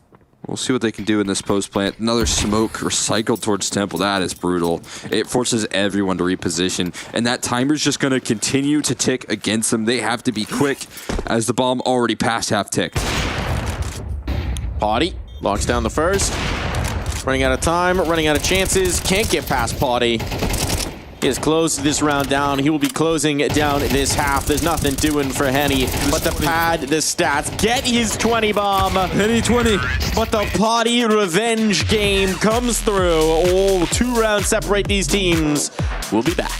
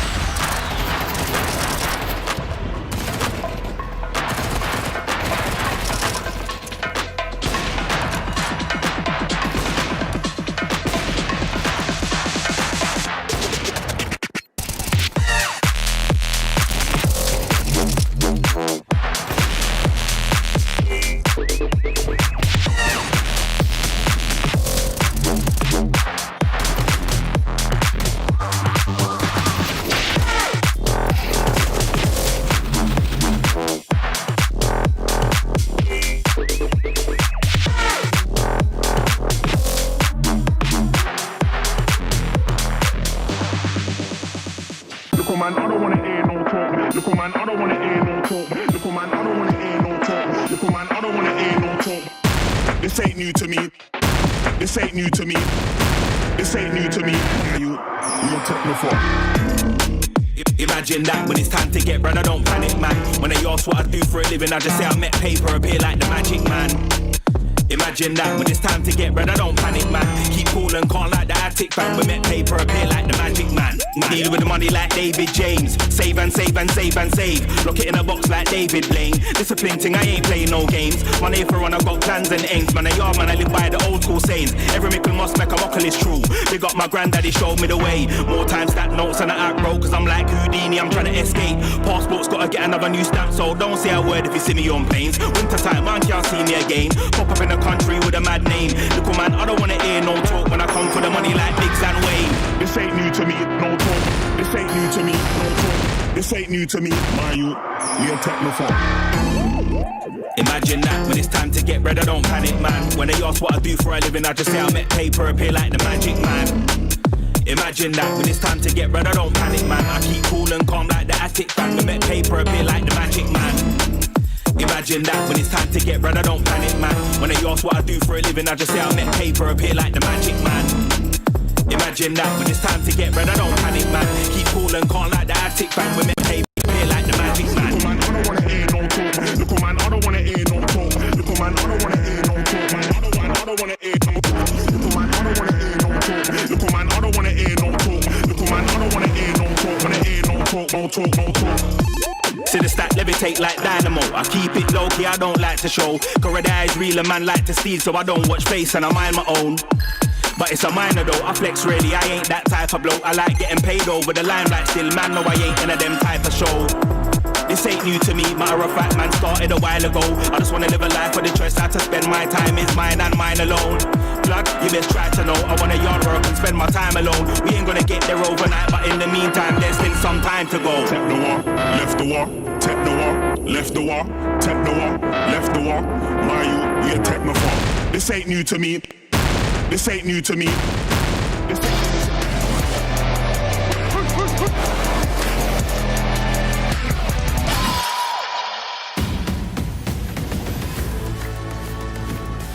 Back into the server for the second half. It's a lead for the Canids, which would normally, on this map of all maps, be making them look like heavy, heavy favorites. But as we've seen with these two teams, all of the struggles have come on the attack. All of the struggles have come on the T sides, and we'll see if that holds true here as the Red Canids try and put this series to rest. Potty up by the doors.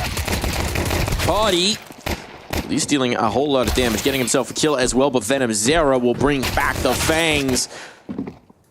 Well, he will be checked. He found another dink as well. Bomb will be planted. Nothing that can be done about this. Coldzera's positioning towards mid going to be tough to get past as well for Kylar. Though if he gives it up, that makes it easier. That's one way to get past it. And Cole looking for further aggression. Glaive is just tucked underneath it. It's still forward facing though for both Cold and David in this clutch. In this 3v3, Flashman goes in to avoid.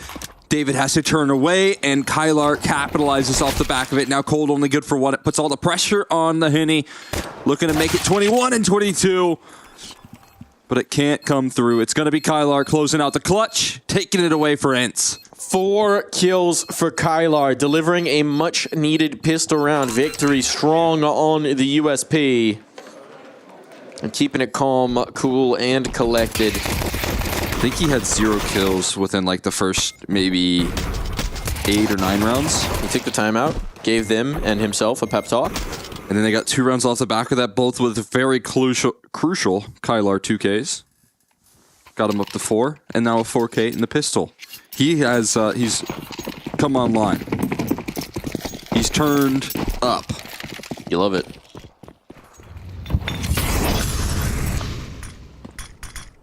Glaive. Ooh, this jiggle is dangerous. I don't think he knows Coldzera's gotten past him. No, he does not. Timing here has been a little unfortunate. Oh, now he saw. Coldzera was really trying to just uppercut him. Not wanting the damage, wanting the headshot, and maybe missing that opportunity. Still pressure on towards the B site. Everybody's here for Ents. It's a full-on defense. Goofy strikes for the first. Very awkward for Nython. Well, they will get that kill. That's now the bomb stuck at Glyph. This is not where you want it to stay. Venom Zera will try and open back up the door, but they do need to cross Henny. And they've done so. There's no flank on. Everyone's coming. Temple or CT. Nades a little late, but it does collect. Still bomb ticking. Honey's done his job. It's up to his teammates to try and hold this. To try and close. Davideus and Venom Zera. Good for it. And Venom Zera will find the last. The retake unsuccessful. The Canids on the force. They got an op taken away from them for their reward as well. Potty bot into an op. I believe Kylar probably invested into it for him.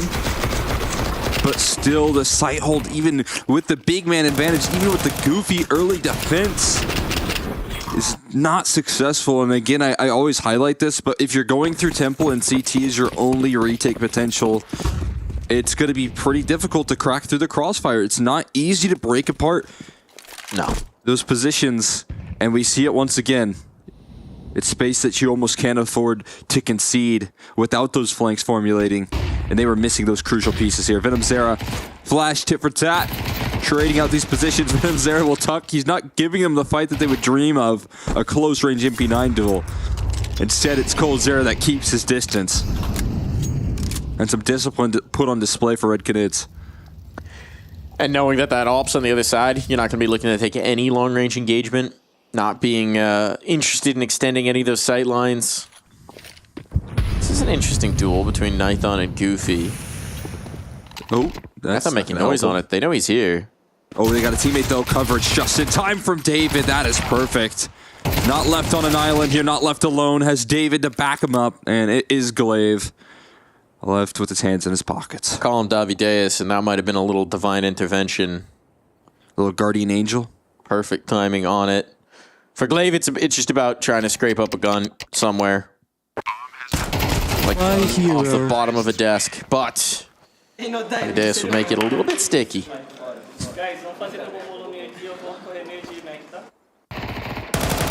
Yeah, what they said. Nice. Good stuff. Thank you, David, I think is what Nathan was saying there. You saved my ass. I mean, I saw like the smiles come through from David. So he's like, I got you. I got you. I ain't gonna let you fall. Oh, Captain, my captain. Captain, my captain.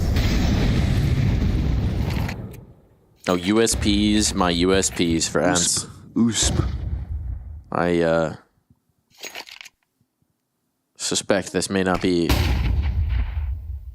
greatest of rounds for them. If that molly comes out, oh my goodness. Oh, the utility ticks. The damage. They have to... How does it not spread? Huh? What? What? Uh-oh. Did he buy his T-side molly from the CT-side molly store? Apparently. He got one of those duds. They packed the CT molly in the bottle. That's how they save on the money right there. Cheeky.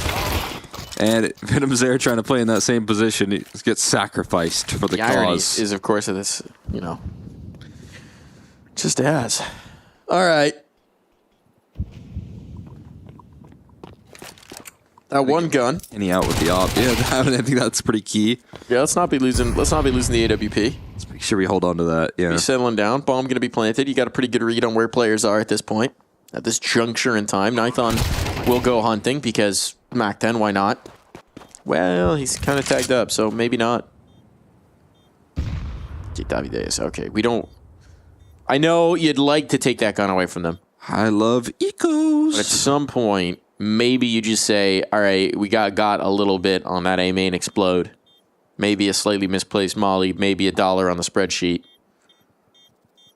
I think every team should deploy that now. I really like that idea. I think they need to make it more than $1. It depends on, you know, okay, look. Smokes if we're talking much. like phase salaries, make it like $1,000. But, you know, maybe not for some of these other teams. Oh my gosh. I mean, fair enough. I'm looking at the cars they're buying. I know what they're rocking with. Yeah, that's actually not super crazy, I feel like. It's also, you know, your phase clan. You don't miss the smoke, right? But, you know, if you're a team on the come up, your team on the grind. $5 at least. We're not buying lunch with $1 of missed smoke. I'm just saying that. What are we saving up for years and years? Like maybe you're in Brazil. I don't know what the cost of living is. Haven't been still. Brazilian fans, get in the chat. With $1 of smoke, could they buy lunch when they're back in Brazil? I mean, if you get like Stewie fresh off the break of like a huge competitive break, yeah, he's going to be missing some smokes. You know, maybe he owes a couple dollars, but these guys playing the game every day. How many smokes are we missing? Jump throw. Yeah, Took away the jump throw. I guess they did. We actually haven't seen that many. Like, there's been occasional. No, we haven't. I think people have gotten over it. It hasn't been atrocious. It's not hard to just do it. The smoke missed because the HE blew it open. That is an interesting extension of that concept. That's a Mr. Fantastic kind of stretch. Is that what we're calling some Young? Ooh. Mr. Fantastic on the opening duel, and that's a huge presence to take down. Honestly, if Penny's out of the server, the sigh of relief has come through, and now you've got the next prong. You've got David down. 2 key opening presents that we highlighted. They're both out. Taken care of. So now all you got to do is close the round. How's Nithon's op? We've seen it before. Yeah. He said, oh, thank goodness, I finally get to op. Am I back? He might be back. Am I back? He is not back. He is not back. His back shot. Coldzera alone against the world, just the way he likes it. But only 25 seconds for this. And they're giving him nothing. No fights, no peaks. Okay, that's why you don't give him any fights or peaks. Pick up the op. Illustrates that nicely. We've seen Coldzera op before. We have. I don't know if he can jump in this one, but Glaive will make sure he doesn't have a chance.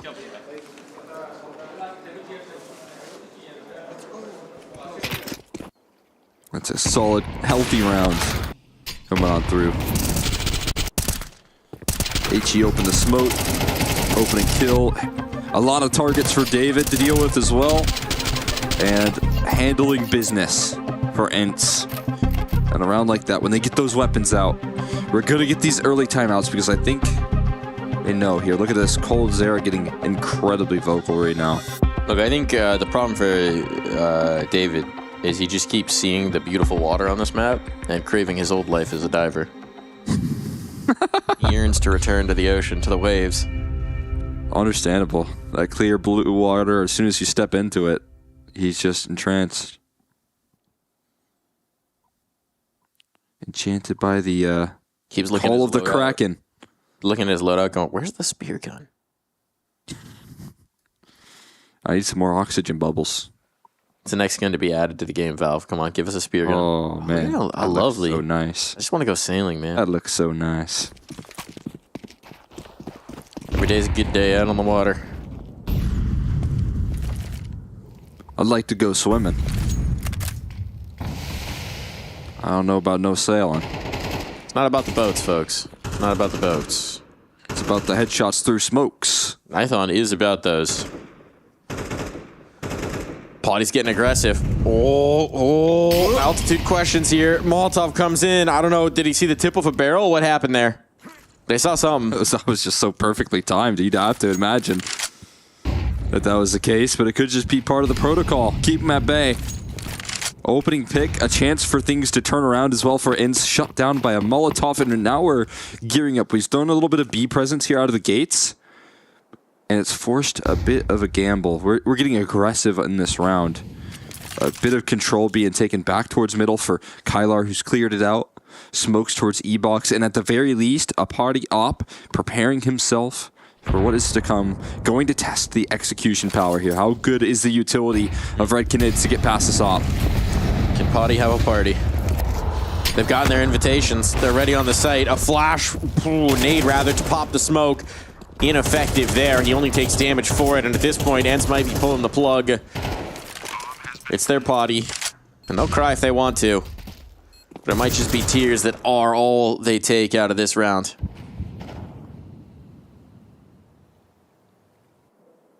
Tears that fill that canal on up. That's how they got there. Just the tears of every CT side team that tries to take control.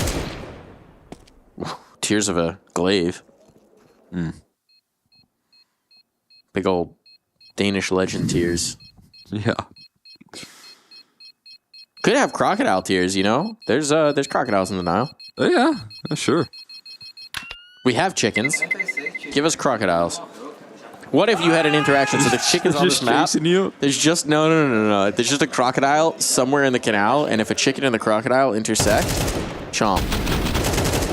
Who's chomping who? The crocodile. The chicken's good. Chicken just devours the crocodile. Distends its just massive maw opens from the beak and just.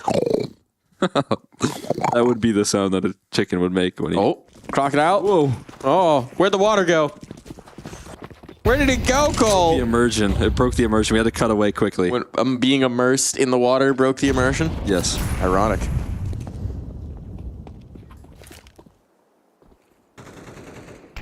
We had to cut away. Change the channel. But if you're Red Canids, you want to stay right where you are. Ooh. We got the Zerk boost. Oh boy. David. Delorded. David Delorded. Potty. Looking to avoid any potty breaks on this Anubis. Yeah, we'll try and keep it away from 70 rounds. Yes. Was it 64 rounds? I can't remember what we called it. Something like that. So just remember, guys, if you can get this to 64 rounds, you'll be allowed to pay. Came through just in time. I was holding it in. We were all starting to feel it. Yeah. They were certainly talking about the players. I would never complain. Amadeus might have a full bladder, but he's got an empty magazine because he's put all the bullets into Potty and Glaive. The close range, yeah. There it is. You saw Kylar run away because the op shot at him, but he didn't catch Venom Zera close by, so Venom Zera gets a free kill, and Sun Dayoung more weight on his shoulders. Can he hold strong? It's a Venom Zera headshot that's going to put this one down, and Goofy going to look to save the round, but He can't. There's no way he can justify it, right? It's going to be map point, series point on for Red Canids. They've got no real cash on the inside. It's a full disaster. Nightmare. He's out of position, out of time, out of chances. We've been waiting for one of these T-sides to carry us over. We weren't sure it was going to happen here, but the Canids, man, they're showing more. They're showing strength. The players are hitting. Davideus in particular seems to be taking over on this second half. It was Henny who gave them everything in the first. 20 kills to his name. That's great CT side from him. But now he says, all right, young bucks, I've done my work. I got mine. I got mine. And then some. Yeah. I got yours too. Yeah. Now it's your turn. Everyone off the back of Henny in that first half. Now it is these key players to step up to the plate. Venom Zera again kind of taking in that role of pressuring that A side this time around. And a nasty opener. They boost to try and take that off and give him some early positioning, but look at these headshots coming through from Venom Zera. It is instant when it had to be. He finds himself in a good position. He works off the back of a Henny AWP to find these opening duels, and Red Canids working their way through a T side now to close. There is five opportunities to lock this one in, and this one going to be your easiest. Scout purchased for Potty. Some Young yet to buy. He gets the Gator. We will get it. The Gator is out on Anubis. Crocodile maybe in this map. Either way, it's going to chomp. Through a chicken, through a player, through some cash money. You know how to tell a crocodile and an alligator apart? Something to do with their noses, right? Yes, there is that. Alligators have thinner snouts than crocodiles, but also teeth?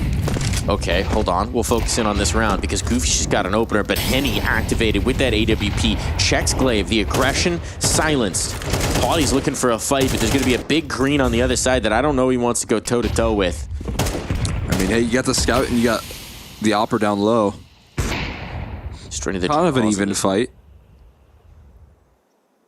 But not an even fight up against the auto shotty. Some Young can't afford to give that one up. Oh, Kyler. Wow. No idea. You had no idea. Venom Zera caught slipping. The off might be down. The trade is there, but Kylar has done his damage. And now one more on the line. Goofy into the breach behind him. These jaws from Ents, they've still got some chump and power here. And it falls to Davideus. With his position now having been spotted, a smoke up in his face, they will just try and deny him any room to rumble.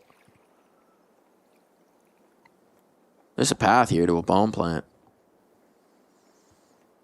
Money's not the concern for the Red Canids, but around still is, and we know the potency in this guy's rifle. It's easier if you shoot him in the back, though, and never give him the chance. Ents will get a go of this. Does that mean get a buy? Goofy's the jaws of life for this Ents squad. Ooh. Coming through.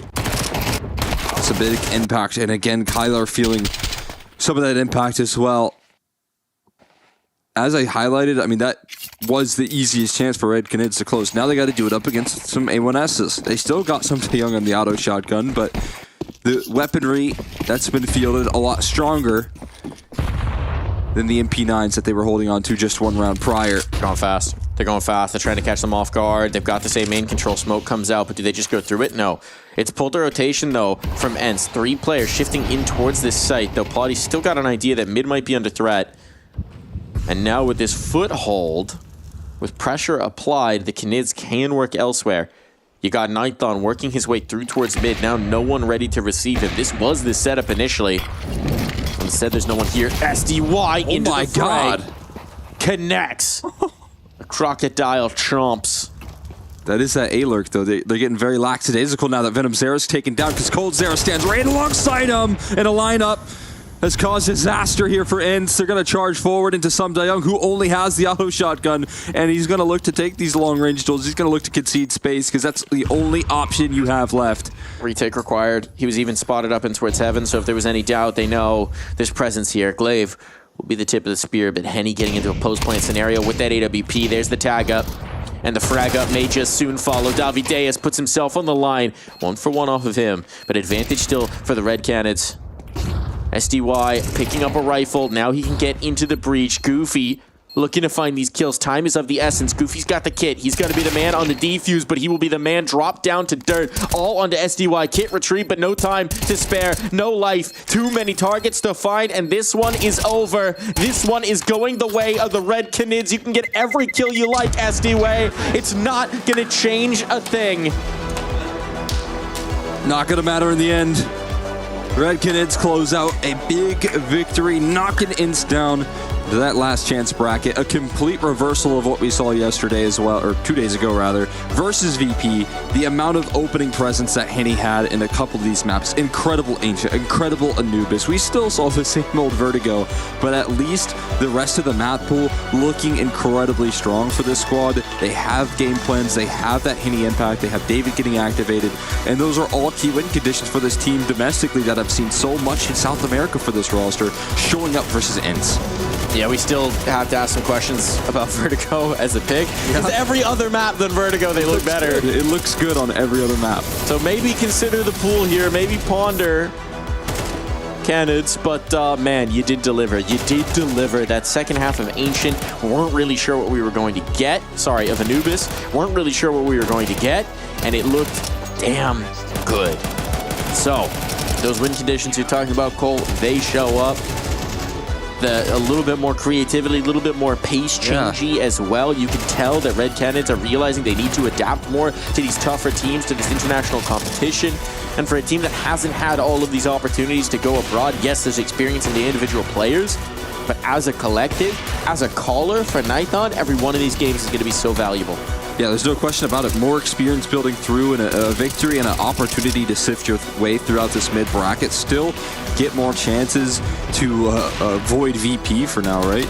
It's going to be a good opportunity, and I feel like for Red Canids that they're improving as they go on. This is a big chance for this team to try and gain that experience, try and give Nighthon some more opportunities to see what he can't do as a caller and show what he's made of, especially on the T side of Anubis. Even like for a player like Venom Zera, who's played so much online Counter-Strike domestically, who's been grinding it out for the last couple of years and showing his talent, he doesn't actually have a lot of LAN experience. So pretty cool story for him that he looked super capable in his roles to have success. Yeah, you like it. You really do like it if you're a fan of this Red Canids roster. This one, it shows up good. And look, let's touch on Ents, right? Because this is a team that's in a bit of disarray. This is a team that, you know, they've got a little bit of a leadership vacuum with the coaching change going on. You think maybe some more timeouts would have been useful there. Yeah. The one in the first half was really impactful in terms of getting Kyler activated and getting them some rounds. So maybe you'd like someone standing behind them, taking some more of those opportunities, finding the pacing, resetting them.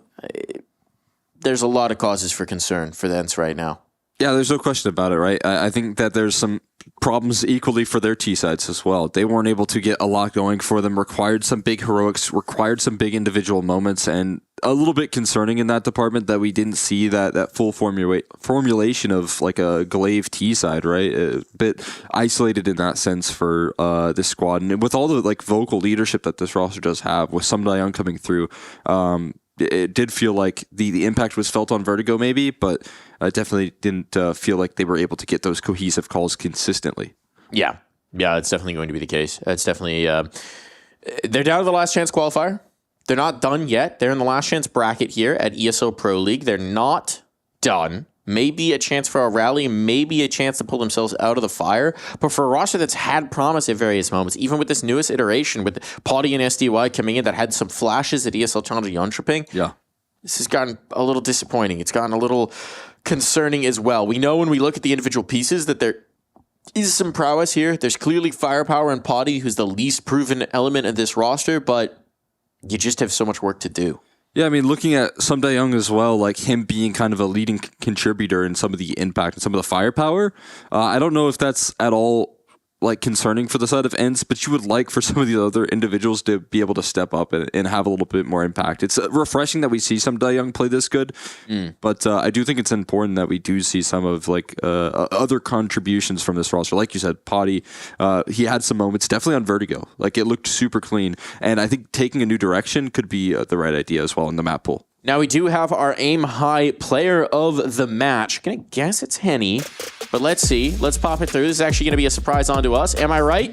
I think you're right. Yes, I'm right. Nice. I am correct. That Anubis performance definitely put him over the top. Just untouchable in that first half. 20 kills for the man. He was dominant. You look at his CT sides on the maps that they win. Ancient and Anubis. Both having so much op presence in the server. It was the story that we were highlighting in that VP matchup. 0 opening kills. He was having some op success here and there versus VP, but for the most part, like some struggles to consistently get things going, especially in the early round. Here on a CT side, he took control so effectively. He was so present on Anubis. He was so present on Ancient, both on the defense. And for, I mean, to his credit, like we even highlighted him a little bit with the rifling on the T side of Vertigo. Just didn't go their way in the end. Here's where like the monster happens. This is where Henny took over, and it did lead to a 7-5 lead on Anubis CT side. And in theory, even though we saw a lot of stories of CT side dominance in this map or in the series, you know, it is Anubis still. It is T-sided still. It is. It is indeed. It definitely is. And I mean, this time at least Red Knids brought that promise through, right? Brought those moments through, kept the pressure up on ENCE all the way, didn't let them get comfortable when they were even winning rounds. They're not getting by with enough health to really have a full buy. There's limitations. Just a tough one. Just a really tough one. But we do have an interview with the victor, with the champion here of this particular matchup. We got Coldzera on the pipe with us. Coldzera, congratulations on that win, man. Thank you very much, guys. Thank you very much. I want to ask about this series, right? Your teammates stepping up massively. We had Henny, ridiculous in that first half of Anubis. We had some big moments from Davideus, Phantom Zera as well. What is it for you? You know, a guy who at one point was the guy to put the whole team on his back. You still definitely do that, but now you've got your team coming along with you in this series. What does that do for you and for the team? Yeah, it's pretty nice. Like we still are a young team. We are kind of do our best here. Like we changed our upper for Henny now, so we are trying to figure out a little bit how to play with him. And he had great ideas as well. We did a good preparation against ENCE. I think ENCE has a little bit. Their map pool is a little bit shaky. So against us, we found a good preparation against them, and we choose a good maps as well against them too. Yeah, I mean, talking a little bit about the map pool, we saw a couple of, like, I would say struggles on the T side for Vertigo. You guys are really interested in keeping this. I've watched you all a lot in the South American scene as well. Look good on Vertigo. What do you think are some of the leading struggles of those T sides for you all that you're looking to iron out? The way how people approach Vertigo on Europe is a little bit different than the way that people approach in South America. So we kind of struggle a little bit because of their eco as well. So we knew like they were preparing something on the first buy on A, because I heard 3 guys running, and we tried to challenge them. So I don't think it was a good call there. So we supposed just to back B and reset and just go B. And after that, when you want a round in T side, you need to just try to build economy. And it was kind of hard because they were always winning a round after that. So we were kind of broke every time. So that make us a little bit frustrated a little bit in the map, especially on the T side. And it was a hard half first. But at the end, I think even if we lose Vertigo, we had a good Anubis, so we were really confident in that build tree. So for us, it was fine. Yeah. And I mean, the Ancient as well, looking phenomenal. Now you guys going forward, right? You stay alive here in the middle bracket. You've got at least 2 more lives. You got some more opportunities. You got some tough opponents up the road. How are you feeling? How's the confidence in the team right now? You said, we're still a young roster. We're still going through changes, but taking a dub, maybe building a little confidence. What do you think is going to happen going forward? For sure. I think the young kids, they need this victory for they feel a little bit less pressure. I think they're kind of pressured a little bit. They never played such important tournament like as ESL Pro League. So I think this after this game was very good for they like, okay guys, now we are in the game, we are in the mood. So let's don't put pressure in ourselves and let's just play the game that we want. Like this, I told them like, you guys just need to have like instinct to kill people in the game, and that's it. Like you guys don't need to think, don't do anything, don't overthink, because the problem with the young generation is like they think too much, and sometimes they commit a lot of mistakes because they are overthinking too much. So I just told them just run in the map and just kill everybody. That's it. Ain't awesome. that just the purest form of Counter-Strike? Don't think, just kill. Thank you for joining us for the interview. Congratulations on the win, man. Thank you. Thank you, guys. Thank you very much. I love it. Don't think, just kill. Bro, the cold zero philosophy in action. I love it. Usually it's the reverse, that you have to like train these young guns to start thinking, to stop killing almost, but it's the reverse, I guess. He's highlighted for this squad some overthinking, which is very acceptable for this roster that has, as he had mentioned, heading into an event as important as Pro League right now. It's such a big deal for these guys. I highlighted Venom Zira and a little bit of inexperience that I thought in a similar boat, even though he's had played with some of the bigger rosters in the past, like Pain. But still, it's super impressive what they're able to do. I think giving some good answers as well as to how things shaped up on Vertigo. It is a big difference. Europe and South America, it's such a big jump when you talk about like some of the teams that Red Cannons are typically used to playing. Now we are going to have to take a quick break here because we got another match coming your way. We're not done with the Counter-Strike here on the ESL Pro League B stream. You can see that timer down the bottom right. We'll be right back with you. For now, adios, folks. See you in just a sec. This game is called CS2. It's a team-based tactical FPS. It's got origins traced back to the 1990s. He was shouting and smashing the walls. And when you get really good at it, you'll be fucking clicking your mouse and thinking about commentary. We are more into the game with 10,000 people watching us versus 20 people watching us. I don't want to be going on fucking Reddit and talking about a fucking accent. Are you going to say anything? A glimpse of glory is all it takes. When your reload needs fixing, Jason's got the tools. Elo tool. The major was incredible. We're really proud. My boys stepped up. We should drug test him. Like piss in a cup right here. I think this is too short. That's what she said. Where we are going and where it ends. Oh no, he's actually missed it! What a blunder! Out of frustration of realizing the round is impossible to win, some man fires off a random shot into the wall. You have to look in the mirror and see that you're just a little bitch. And you have to look at yourself as a little bit. I think a lot of teams have studied our game style and... You're just sitting on fucking Twitter and checking in the middle of the game. It's fine to have a bad cast, but there's just so many circumstances that fucks it up before the broadcast. A serious investment.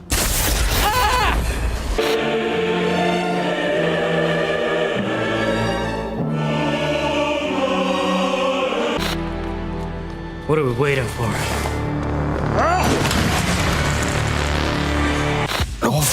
Just like digging him like, look.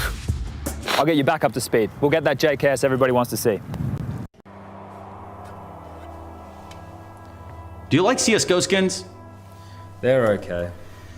The first weapons cases were a little too new wave for my taste. Case hardened, death by kitty.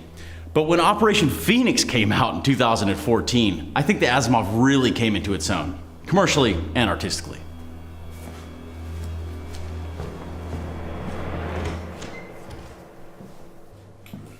The whole collection has a clear, crisp color pattern and a new sheen of consummate professionalism that gives the skins a big boost.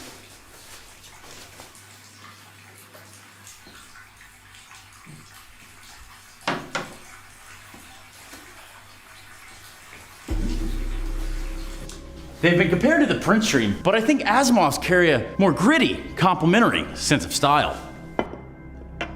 Hey, Harry. Yes, Chad? Why are there mouse pads all over the floor? Do you have an event on? A LAN party or something? No, Chad. Is that a raincoat? Yes, it is. In 2018, Valve released this, the Danger Zone case, the Asimov's latest and greatest addition to the collection. I think their undisputed masterpiece is the AK-47, a weapon so necessary that most people don't even think about it. But they should, because it's not just about the pleasures of conformity and the importance of full buy rounds. It's a personal statement about your inventory value itself. Hey, Chad.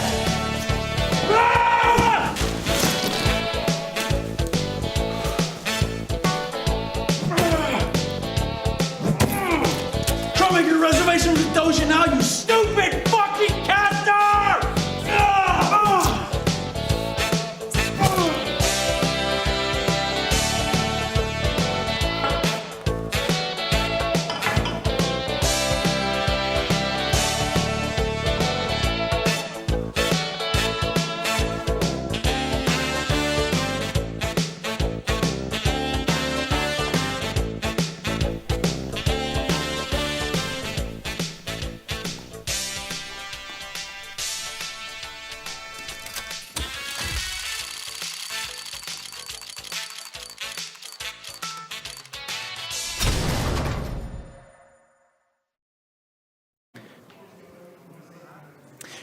Here with Blame F of Fnatic. Long night, and I don't mean that they were out playing on the steps in Pashaville. I'm talking about Fnatic in what was a record-breaking game. So let's talk a little bit about that, man. Have you ever seen anything quite like it in your life? No, I don't think so. Since it was a record, right? Yeah. But I have maybe seen some crazy stuff, but I definitely haven't played anything that was even close to what I did yesterday. So it was pretty fun.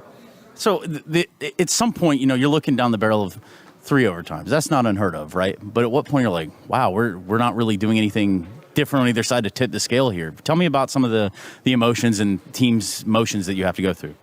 I think the point where I kind of realized this is a really long game was kind of when we had ran all the rounds we have, maybe 2 or 3 times, and we have also tried to create new rounds. And it was kind of when we thought of the solution, it was kind of we kind of have to go back to some of the things we have done because there's nothing else to do on this map, right? We played there's so many rounds on this map that it was kind of let's just keep running some of the rounds that it has worked. So I think at that point it was pretty crazy. Or when people started talking about that we need a technical pause to pee because they had to pee so much, I also realized then this game must have been pretty long then. Yeah.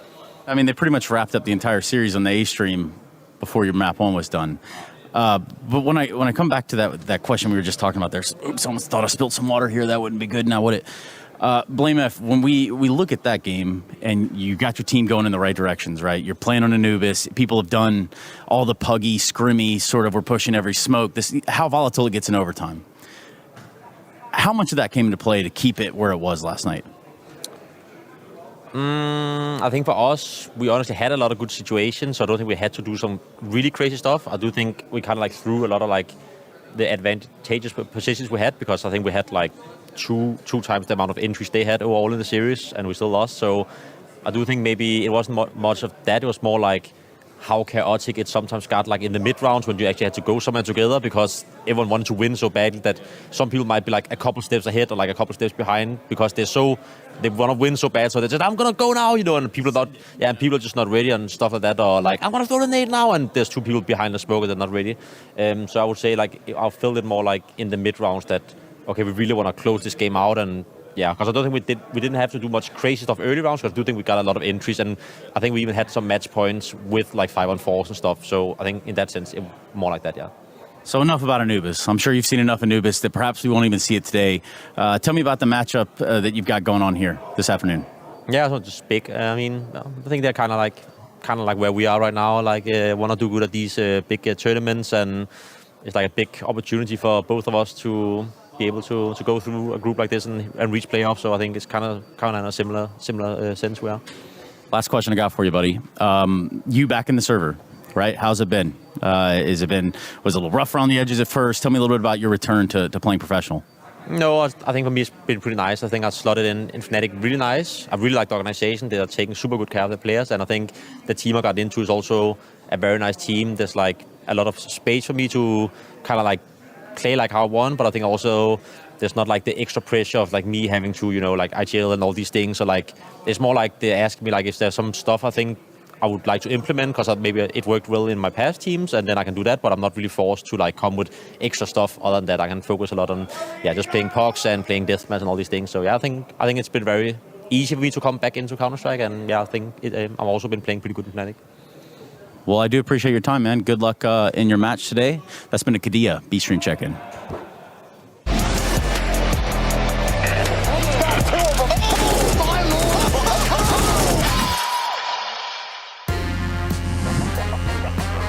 Shoutouts, Mr. Trace Nonosaranthus for the Kadia B-Stream check-in. We like him checking in on us. Anytime you want to come check in, Trace, it's fine by me. Fine by me, indeed. We're back here, Cole, and we got something to talk about. We got Fnatic versus Big.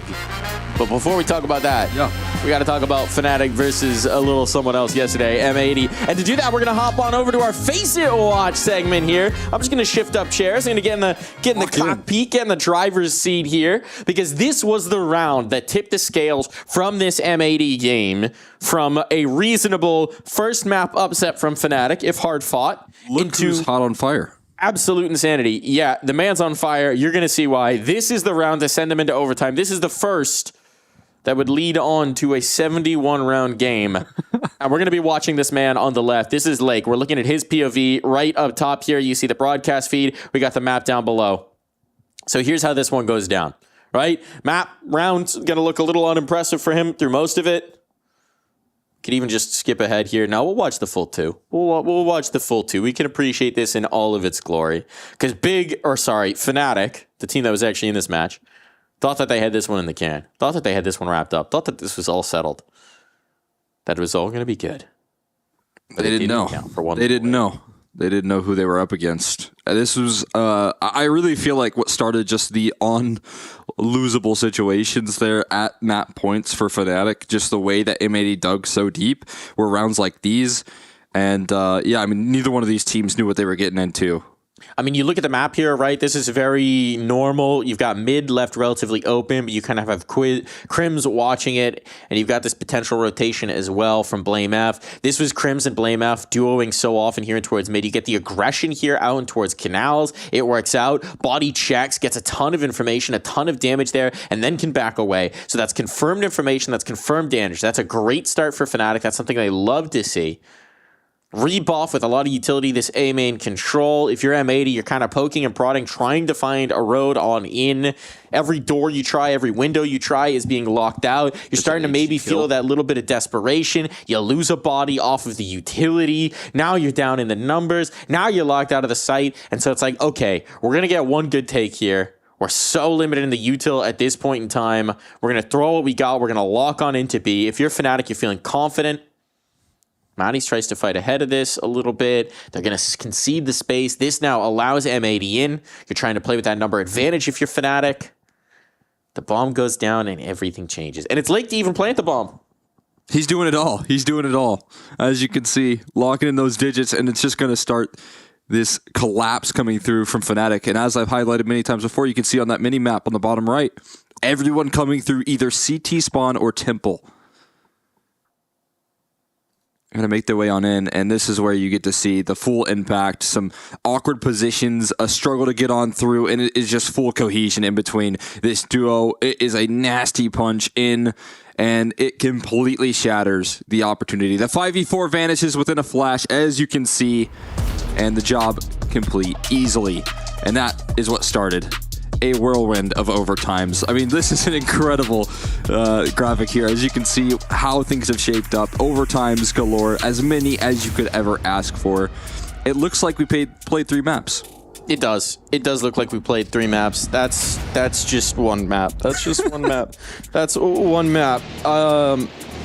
Madness, okay? Madness coming through. One of the most insane games, and for Fnatic, it's going to be gutting as well. They got that second map into overtime to boot. They had the huge lead, couldn't close down against M80. What could have been, man? What could have been if you're Fnatic? You're thinking about that. But you got to reset, you got to regain, and if anything, what we saw is that Fnatic had a ton of resilience, and we're looking very good in a lot of circumstances there. Just couldn't quite close. Now against a big clan team that's been struggling. Big got to go down and beat up on Rooster, as so many people have done, choking the chicken there for Big. But now they've got to do it against tougher competition. And, I mean, Blame F, he's no chicken. No, he's not.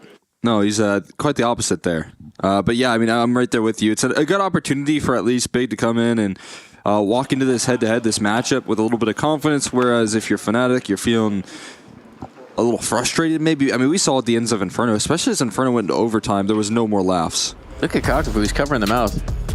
Don't read my lips. The pep talk here. Thursday night. Keeping these secrets away from, get that man a play sheet. The choice appears simple. It does appear simple. We're going to get one of these. Hopefully we get a veto that relies on both teams winning their map pick this time. That would be a lot more convincing. Whereas we got the opposite just last series. Imagine those will just be the insta bans. One would think. Perhaps. Pondering.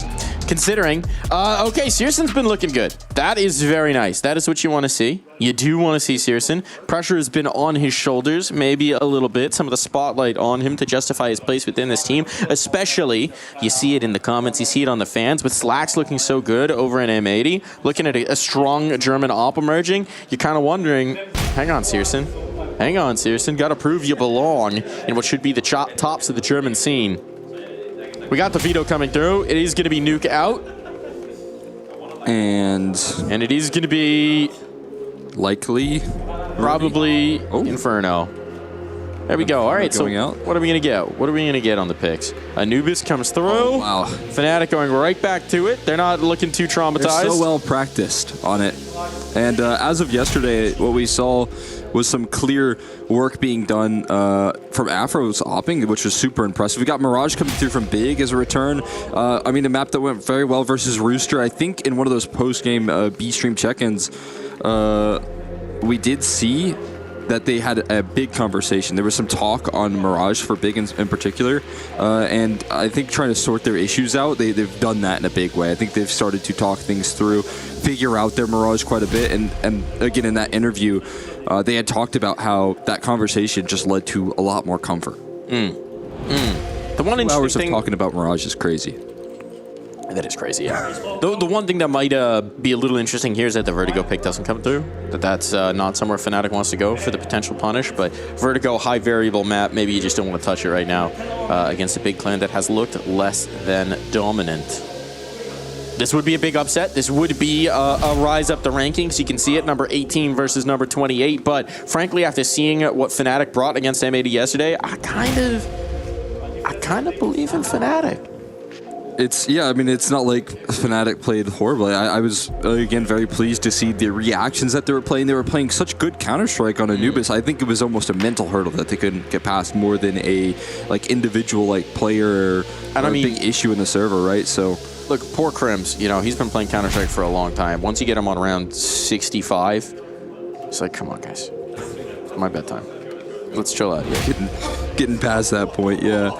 Which, I mean, I'm sympathetic. Yeah, it's understandable. He's just a grinder. I mean, maybe that, again, he's the perfect player to have that endurance because that's what he's been doing. He's just been grinding out Counter-Strike all the way through with this Fnatic organization. Is there a stuffed animal over on Matty's setup, or has he done the same thing to his notes that he's done to his mousepad? Couldn't quite tell from that camera angle. At least he's consistent if it is his notes. We'll get some insight on that in just a moment. We are hopping on into the server. Big with a lot to prove. Can they do it against stiffer competition here? Fnatic on the other side, and meanwhile, looking to put the thoughts of 71 rounds of Anubis out of their minds. As we'll go back into Anubis. We'll go back into the fray. We'll go back into the action. Look, the pieces were hitting yesterday, right? BlameF and Crims were looking like a really nice duo in a lot of these different positions. Afro was having some real hot streaks on the op, and Body out of B, either being an anchor or lurking up in ideal moments. He was finding tons of spacing. Let's see if he can do that success again today. It's going to be straight through towards mid. He has found the weak point. But if they're taking this in towards B, well, there might be some resilience here. Aggression in towards B main. That won't be checked. Rygon and Tabson strike first, and now JDC with a couple of follow-ups. This round's over. It's toast. Got BlameF. Nothing. It's incredible right there. Rygon able to start things off with that aggression towards B, jumping over the hurdle. What was that cheer? Yahoo! Woohoo! That's how you threaten the opposition right there. Give him a little Yahoo! Oh, I'm intimidated. Fair enough. It's no, again, there's no lake on the other end. I think he said you're only good with USPs, but I guess that doesn't translate into Glocks. He hit some of those lines. What did he say in the interview? I said terrible things, probably. Yeah, he did say that. I feel like it wasn't that harsh. I want to see the highlight of what he's talking about. Yeah. Glock kill? Glock ding? No more. No, nothing too. He said I said some horrible things, and then proceeded to say nothing too crazy. Had to clarify. Nothing too crazy going on there. So the last time we did a big game, we had a fan of a certain player slide into our messages with some harsh words about our pronunciation of a certain player name. Yeah. What are we doing here? What are we sticking with? Rygon? I've always said Rygon. That's what I've stuck with. Let us know. Go to EPL mailbag at efg.gg. Preferably use some slightly nicer words than were in our DMs. But EPL mailbag at efg.gg. Give us the phonetic pronunciation of what you want for Rygon. Rigatoni. We could just call him Rigatoni this whole time. Would that cut it? I think that'll make his fans happy. Yeah. He's a lovely guy, by the way. Say no. This is no disrespect meant on over to Rigon. He is an absolutely lovely gentleman. So he said, like, the good vibes guy of the team alongside JDC, both of them. Strong vibe merchant. Also, as we're seeing here, Freger might be called upon again. Searson gonna miss the shot, and Rigon will pay the penalty. Okay. Making Rigatoni out of this one, as it is an absolute dish served up by Fnatic. Crimbo, though, he's still got an appetite for this one. He's going to keep his team in it, give them the chance to work their way out A main. It'll be Body sent to greet them with an AWP salvaged off of Afro's body. JDC collects on that. Matty's now wants to fight forward. Deal with this Crimbo. Yeah, oh, what a headshot for it. Blame F the next, and it falls to Tabson, who can do no more. It's pure comfort in the 2v3. A lot of pressure put on him. Once they start to lose control, put it into that situation, they lose that flank ground, but still held on to. If you're Searson, you had a lot of opportunities with that AWP. He probably just wishes he could have connected a little bit earlier in that sort of situation. Otherwise, that's a pretty simple, straightforward big round. You know what sound his fans make when you mispronounce his name? What's that? Gone.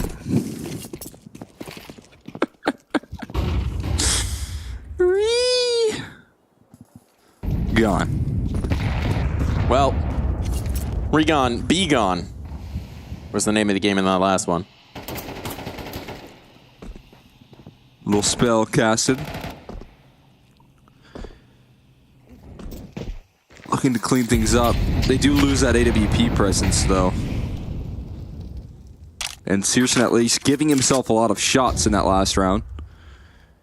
It would have been nice to have that backed up again, because now they are kind of conceding map control here, losing out on a lot of this A space, at least regaining some ground towards middle. We'll still see that execute follow through. Maybe we'll look on the outside. From the gates of A main into the flashes towards the A site. It's incredible, but JDC and Rigon able to lock down a couple of quick kills. And now it's Karimbo getting involved. It's a dominant hold on this A side. They don't need any AWPs when they got rifles chewing through the opposition. Oh, that's a tough fight for Afro to win as well on the fadeaway.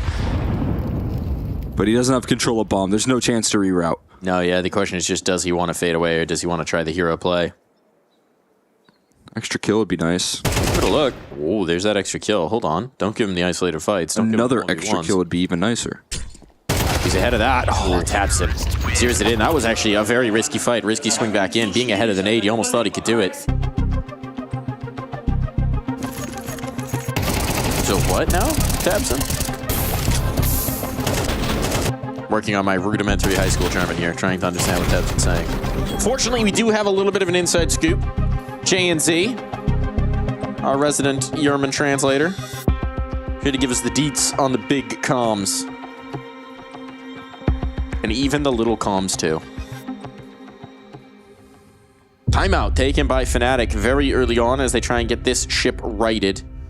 Kita not letting them go off track here. Although in this one, presumably just the pistols, not a whole lot of juice for it. They got a lot to. They got a lot of reps yesterday on this map. They pick right back into it, trying to get even more reps on Anubis. Gotta say, it is a tough image branding type of situation that Afro does not, in fact, have an Afro. Yeah? Yeah, I mean, I feel like it should just be bang on, right? This round is bang on for Big. I mean, maybe he did when he first made the name. Yeah, it's true. It's true. And then he's cut down on it. That is the problem with the way we name ourselves in this space, is you're kind of stuck with it once you got it. I mean, yeah, as I highlighted earlier in the week, maybe it was last week, you know, I named myself a misspelling off of a game that I used to play, so. Yeah, it's tough to rebrand. When I first made my name, I couldn't even spell correctly. There have been very few successful ones. It can be done. For players, of course, it has to happen before you get stickers. Yeah. Can't be pulling the old Deve on us. He said, hey, let me get some SEO on myself. And Valve said, no. No. Let me get some Canals control, and Big say, nope. No way. Not going to slide because they just dominated. It's suffocating for Fnatic. They're getting shut out on this side. Yeah, this aggression's and it's bomb. I didn't realize that's even more problematic. It's a full gun round that vanishes in front of your eyes within a flash all over the map. PlameF will not be dealing with this. No, thank you. I am backing away. I don't even know what you'd say at this point as well. If you're playing up, just scratching your head saying, what on earth just happened? Everyone wins their tools. And when you're able to get away with that amount of map control in a full gun round, that sort of efficiency, I mean, that's hard to do. You oftentimes will trade things out early on, and then you hope for some contact plays. That's why Searson's posted up with that op on one side of the map, thinking the next reaction from Fnatic is to contact your way into a bomb site to try and take some space. But that goes well. The Canals push goes well. Everything went up perfect for Big there. And if Tabson gets this last kill, which he's been given the opportunity to be the team ace. Team ace. Everyone winning their ones. Team ace. Yeah, you got it. There it is. There's the ideal flow for Big Clan. Looking like a well-oiled machine in this one. Aggression all over the map. And kills found to boot. We've seen a lot of teams do this double Canals push, rarely with this much efficiency. But that's the power of German engineering. And Regon letting them know. He's letting them know. Getting loud.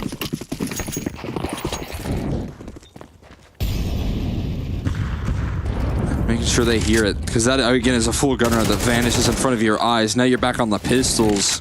And no surprise, they're going to continue to dominate this control of the map. AWP sings on out. And Searson started off a little bit rocky with that first gun round, but he is cleaning things up in a big way. So is Crims, though. 2 Tech-9 kills come through. And it is just Searson now with the op. He's got his sidearm out as well, though. Low HP up against Crims.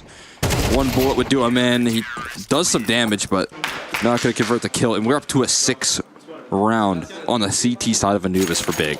And they're just getting suffocated, right? I mean, this is looking dominant, frankly, for Anubis. You just can't get past the first read, the first play. You're limited in this round, sure. But with the full guns up here for Fnatic, I think this one, it's still early enough in the map, but I think they gotta get a dub. They gotta get something on the board for the rifles. Oh, you know you got a player painted into the corner. This is Searson. Million flashes, though. Going to allow him to escape. He doesn't really want to escape. Searson wants to combat up. Oh, yeah. He's going to push past the smoke. That's absurd. Oh, he's edging it. It went a little deep, it being a lurk smoke, and so Searson actually does get vision and knows that they're not behind this. If he goes around the corner, does he have one more flashbang? Oh, he's just going to contact it, though. He's just going to dry peek it. He's taking full control of this B side. Wow. Thinking about the comfort that now you can start to spread your resources out throughout this map. JDC trying to clear Canals, but you know the play is towards mid. There's no secret about it. So they're going to start to assemble themselves. A 3-man A lean now. HG that bounces back at him, but the smoke at least is in the right place. And that's what matters most. They're stalled. There's not a lot of utility left. There's a couple of smokes. There's 1 nade. There's no more flashbangs. 45 seconds. They're running out of time here, our Fnatic. And they've just kind of stalled out in towards mid. They got this first step. They don't seem to know what to do with it. It's like a dog chasing a car. What do you do when you catch it? Crims gets an opener. Now they know. Now they know.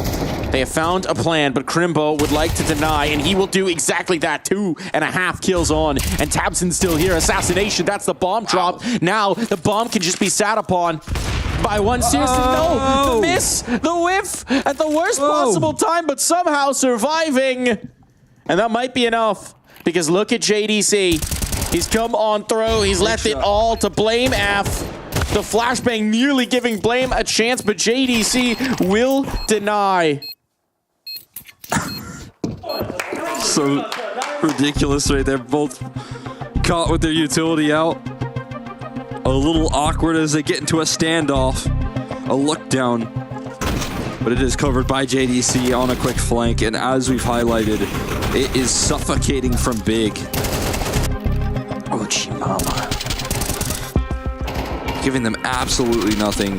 Constriction on every play. I will say, if there's one thing that playing 71 rounds on Anubis yesterday will give your opponents, it's anti-strat material. That is a whole lot to read. The game plan, the reaction to that game plan, the reaction to your opponent's reaction, what works well against Canal's control. We've seen M80 try it. How they play with a full bladder, how they play with another than an empty bladder, how they play when their brains have been scrambled. And the leading issue as well, there isn't any break in the action, right? It's Fnatic fresh off the back of that grueling series into another day of more Counter-Strike. And Big are the ones that are feeling revitalized and working their way through the mid-bracket as opposed to getting sent to the mid-bracket. It was a quick 2-0 for Big there versus Rooster. Yeah, which normally you would just kind of chalk up as like all right, Rooster doing Rooster things. But they did almost take the series against Mouse. So maybe the Rooster has become a bit more mighty. In the animal hierarchy, we had Mouse pressured by Rooster, but then the Bears of Big still are Bears, it seems. Don't know if you want to match them up against a Rooster. Regon. All over the animal jungle. Use a few more cocks on this site. And he's going to call for them. Searson swinging it. Searson connecting it. Searson missing that last opportunity, but now Crimbo's here to support, and it is just blame F and no chance whatsoever. Just looking flawless from this Big squad. I mean, handling the ecos as they should, keeping their distance so effectively. That's when you see this op impact come through from Searson. Up against these pistols, consistently holding down the line. When things start to go maybe awry, they're just not losing any players. They're building up economy. They're building up finances in every one of these rounds. And now we head into another gun round, and it's all about actually forcing some repositions, trying to make sure that the CT side can't dominate the map control up against you. And maybe out of the gates, we're seeing a little bit of relief in that sense. Nothing early just yet, but Tabson might make a later play. The flash is avoided, and it is an opening dual body. And that last matchup was so efficient on this B side. Oh, man. Able to force off some aggression. We saw some big rounds from Maddies as well in that matchup. Some takeover rounds, and this time he's going to put a headshot onto JDC. So now maybe finally some gumption here from Fnatic. As bit by bit, the big players are falling. Damage now matters. Crimbo will collect on that. Crim's here in the rotation. In towards that A side as well. It calls up and queues up that quick B play. For the better. Bomb's going to go down. It's probably going to start a save. Even though you got bread, it's nice to hold on to money.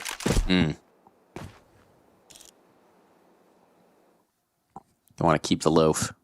Searson's rocking the Soul Monacy sticker on the scope right there, trying to channel the power, maybe? I mean, respect, recognition. The good luck Monacy sticker on the scope. Of where the magic is in the game right now. Maybe just a reminder, play like Monacy. Shine Monacy.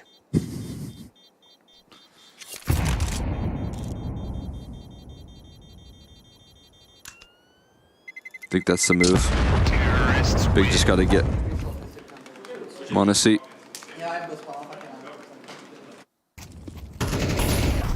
So just looking good in the server. Trying to do it. I mean, they've done it for offers before. They've just gone to English, full swap. Yeah. Shout out to Big Smoo one time. Big Smoo. And the Montu. I like how everyone was like, oh, Montu can clearly speak German because he was on a German roster before. And then he has to come out and be like, no, I just didn't know what was going on that time either. I was going to say, I was like, that was the rumor. That was the idea, at least. Not the case. Off the back of a single round loss, though. Timeout. And Tabson. Not happy. Get with it. Hey, Tika. Shoots him. You think it was JDC or Crimbo right there getting the earful? It looked like Crimbo. He was doing the lean past JDC, Crimbo? man. Okay. I don't know what I actually Crimbo thought did. it was JDC. I don't know. Maybe, yeah. He's just leaning around to stare into the eyes. Yeah. Get that eye contact. Oh, look at Matt. He's here in the cave. Tabson, you've lost the presence in this one. Who is that? Might have to stare yourself down. In the mirror. Supposed to be a little bit of a util there because, whoa, Maddie's now just double entry, taking command. Why not get all three? All right, Maddie's. All right, you say, okay, we're getting a little bit of a slow start here. It's a little bit limp. If we lose this next round, it could just be map over. Put the team on your shoulders, Maddie's. Get right into the action. Fly out that cave. Shut it all down by the might of your disgusting mouse pad. Just take this round over. Well, you don't understand. He played so many rounds yesterday. Maybe he finally got a new mouse pad. It actually just melted into dust. No, he just keeps on using that thing. Whenever he does retire, hopefully, for his sake, many years in the future. That's got to get hung up in a museum. The Hall of Fame. It's just gonna be like longest 1 inch of fabric still there. He's just playing on the table straight up, no mouse pad gaming. He's actually just wearing it in a necklace around his neck for good luck at that point. That would be cool. Stitched into his jersey. Diamond studded in with it. It's like, they do the player cards with like a piece of jersey fabric in it. Yeah. Do that, but it's just his whole mouse pad, whatever's remaining. The one of one Maddie's All you have mouse to pad do is card. go over there and pick it off a piece in the corner there. Look at that thing. Look at this thing though. Bam! This is beauty. Yeah, who Maybe I need to crap up my mouse pad a little bit so I can hit these. You just gotta use it over and over again. Again, it's consistency. Muscle memory. It's an hour tracker right there. You can't. Shows his devotion. You change nothing, you play the same. Is that how that works? Oh, Afro. Changing something in this one. Tabson getting picked apart. Who are we looking at this round, Tabson? Rigon. We're looking for Searson and Rigon to save him. And JDC trying to hold off this B side as well. They've pressed their way through, but that smoke's going to be a little deep. Might force a gray screen, though. And it works out perfectly, actually. And spamming straight through it will work out even better for them. 3v3. And finally, we're going to bring that bomb on in. Afro was considering that prospect, but a little nervous. Now the smokes have since faded. They've got to wait for this flank to maybe formulate. Seriously, with a missed op shot. Backed against the corner. The sidearm is whipped out. And for some reason, we still have Blame F flanking CT spawn. And he'll get a kill at least. He will. I mean, now it's great positioning, right? Now they can pinch in towards the site. This patience from Blame F would be better, of course, if they had taken out Searson, because now it's a flank on a flank. Flank on a flank. A hat on a hat.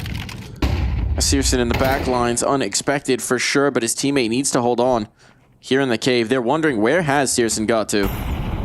They think he's still in the temple. It's going to force Blame F for Afro to toss the bomb over or cross up against the op. And that's not an option for him. Afro gets knocked out. Blame F taken down to 35. Searson going to backtrack just a little bit, expecting the aggression to head his way, but that's not the case for Blame F. And his rifle, he gets back on the line. It's a quick kill for Searson to cap the half off with 9 defensive rounds as we hop into the break.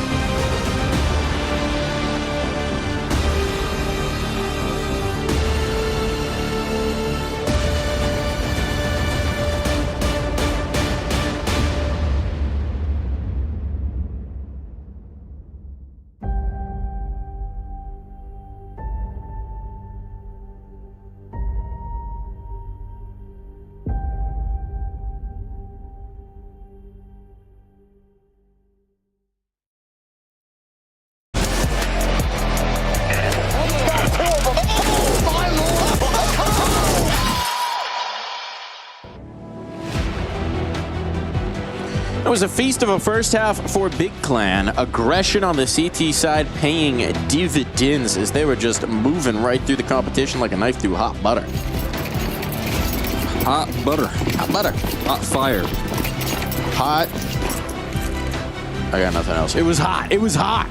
We hot. But Freakazoid ain't in the server right now. It's Big instead. And Fnatic need to find a little heat of their own because that one was tough. And if they don't, they're toast. The toast they is are on the CT side to try and pull this back. With the mostest. Fnatic thinking, can we play some more overtime?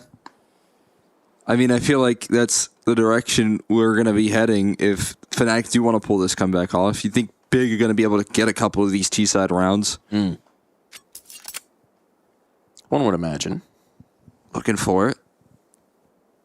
9 OTs. 9 OTs. Can we break the record that we set yesterday? That would really be a endurance test. One best of 3 before the overtimes would be crazy. Could be done. We can make it happen. Fnatic, they'd be the team to make it happen. A pistol could start it. Start that conversation in a quick kill. Playing around the smoke. Another one for Matties. This is very quick out of his USP. He's looking crispy. That's why you don't face the bomb into the CT angle. At least it's ticking away now, but they just don't have the numbers. Smoke up on a B main, as there's no one there, but it'll at least discount the possibility. Recon. Connecting some shots, though. Searson making it happen off of that Glock. No op available. He don't need it. He's the pistol king right now, and Searson stacking up these numbers. 18th kill found in that round. He is having himself a monstrous Anubis. Do you remember our Face It Watch segment? I do. In that 4v5. Where again, we've highlighted Fnatic in these man-up situations. All rotating, all retaking from one lane. And when Rigon goes active like this and takes tempo control back away from them, that wins them the round, straight up. That's the round-winning play. A 5v3 nullified instantly. An active move, gonna do the trick. Last time out, gonna be deployed here. As Fnatic find themselves up against the ropes, gonna go for the force buy, gonna risk it all, gonna frisk it all. It's not quite do or die. But it's do or holy cow, this is going to be nigh on impossible, guys. not as punchy. Do or not great. Do or not ideal. See what they can do to get them through this one. As Matties is trusted in Blame F, the rifle that many have highlighted on Fnatic, understandably so, to try and build this team back into a more relevant form. Get them back and activated. Lift them off. And they've placed their faith into him once again to try and do so. We got a B-side stack, and this just seems like they're going to go faster towards this A approach, at least from the mini-map. The bomb is in a main, so the moves could be made soon. They're lining up the execution utility. It does put this on a clock, though. Although the one Molotov, it actually brings the defense on back. Tabson doing such a good job of selling this fake with just a little utility, a little bit of pizzazz, a little misdirection into an open bomb site. You have to save. It's going to be a 5v5 save fest here. It won't be a unicorn round because Blame F is going to go for a little poke and a prod, but frankly, I just don't think you can justify this retake. You're going to have nothing in the next round if this goes wrong. Are they really going to? They're going to try this? The perfect opportunity to save. You gambled. You gambled. You got to deal with the consequences. All right, let's see if they can prove us wrong. Let's see if they can make this happen. Retake on. Afro will connect with just the deagle. It's onto the AKs. It's looking good. It's looking so very good. How are they making this work? How are they making this clean? Regon has a chance to deny everything. Oh, he's pulled him off the defuse. They're off it. He's done it. Time. They don't have it. They don't have it. They got so close. But Regon, the critical plays, makes it happen for Big. And now everything has been risked. Kakafu knows how close that got. But close only matters in horseshoes and hand grenades. And Fnatic aren't going to be able to afford either. Oh my god, they went all in and it looked like it was going to be the worst call. It looked like they were going to walk into a death trap until they start to back those kills up. Until they start to feel that success, and Fnatic put a scare on Big, but Regon pulls him out of the hole. in a big way. I said it, he made the round-winning play on the pistol. He's made another round-winning play in the follow-up, and it's just going to be big, locking in a 12th round. And simple as that. It's going to be 9 chances for Fnatic to take it into overtime. That's what they need, 9 in a row. And overtime isn't even a hot prospect for them on this map. Nope. Time to start thinking about Mirage. Time to start thinking about another map. Time to start thinking about a resurgent big clan on that map. And a big clan where your win conditions are looking very good, right? Searson is looking amazing. He's been connecting shot after shot. Regon is taking tremendous space, is locking down moments for you, having the clutch factor as well. Yeah, I mean, Crimbo's been good. JDC has been good. You haven't even really needed them too much. That's impressive. I mean, same for Tabson. Sometimes can also be a key contributor for this team. But you're exactly right. Surprising step up. And Searson with a trade of the ops. Oh, no! Silencer! No way! Why are you fiddling with the silencer, Crims? That's not the moment. You can even take that setting. You can turn that off now. Setting that. You can turn that off now. I've never even messed with that. Once I feel like I never have ever been in a situation where I've had to take my silencer off. Oh no, Crims. How did that setting get turned on, I wonder? Oh no. The disastrous moment, the fatal flaw. There's control for Maddie's in towards CT spawn, but how can they respond to this? It's still just everything on the shoulders of Blame F to stop this A-take, and Tabson's even aware that a flank could be coming through. Of course he is. That's the one thing that can go wrong here for Big, so he's on the dot, ready for a utility sailing in. It has to be Blame. He'll be smoked up, tries to swing ahead of it, lets them know that somebody's here. Bomb's gonna go down, and there shouldn't be anything Blame F can do about this. He's gotta be the hero. Oh my god. Blind up, wow. Still finds a kill. So his diligence, his tenacity does get them something, and here on the flank, now Maddie's can strike. And here's the retake utility thrown out by Afro. Crimbo gonna get aggressive, but that flashbang is lethal. It all falls to JDC, and JDC walks right into the crosshair of Blame F, so never mind. Blame can do so very much. Set up Maddie's as well. And Fnatic, it's the first step of many, but it's a first step taken. That was an incredible kill from Blame F to start off that 4v3. Equalized the playing field instantly. Truly incredible. The flashbang fully got him, and he steps out, and Regon doesn't even know what hits him. The flashes continue to fold over. Afro and Maddie's set up for that A main flank, and Blame F setting his team up for success in the retake. I wonder if Crims has hopped into his settings and has turned that off. There are so few positions with an A1S that you would ever want the silencer off. Yeah. I just can't imagine. Well, alright. Well, yeah. Maybe overpass, like on that close left long angle. One of those. But I wonder if he did go into his settings and turn it off. Either way, we'll have to ponder that for another day as the play being made. It's Afro, close range shotgun hopping, but the 3 entries do them no justice. And it's going to be up to Blame F again to try and save them at a post plant. Looking disastrous. Looking impossible. He wasn't the last. This time he'll have Crims. Silencer presumably still on. They've got a lot of utility to make this happen, but as we've said before, both coming from the backside of this. No flank, no element to disrupt Big. Just utility. And Regon already starting this fight up, getting damage onto Blame F. A swing on in so many positions. Crims needs to be the one on the defuse. He's got the kit. He's so Fnatic.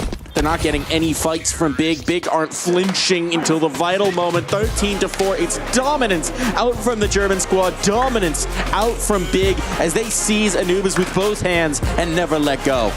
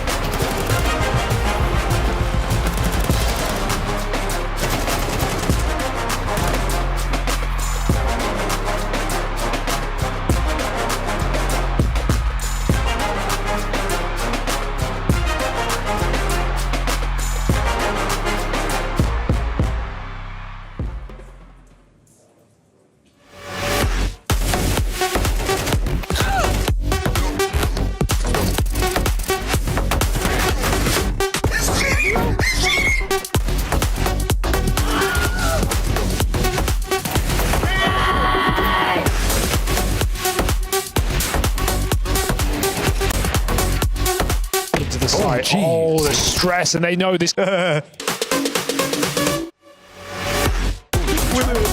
with no smoke. Oh, for Modesty might not be enough. For Modesty, the nade's going to be good. 2. Leah down. Hello there. Monitors being switched to the quick switcher down. Unplugged already. Time starts. This is very quick. He's already probably about 5 seconds deep. The changeover. Oh, a little bit slow. That could have been quicker. Didn't want to drop the monitor. Back on the stand. Oh, no! Dear. Hasn't hit the clips. Landed on the second attempt. Now he needs to plug in. The 90-degree turn. It's all the 90-degree turn. This, he hasn't gone the full way round. Oh, not clean. And we're back in.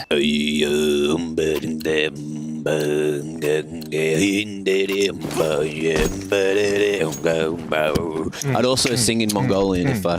Oh, I was about to spit a beat. Keep going. Okay.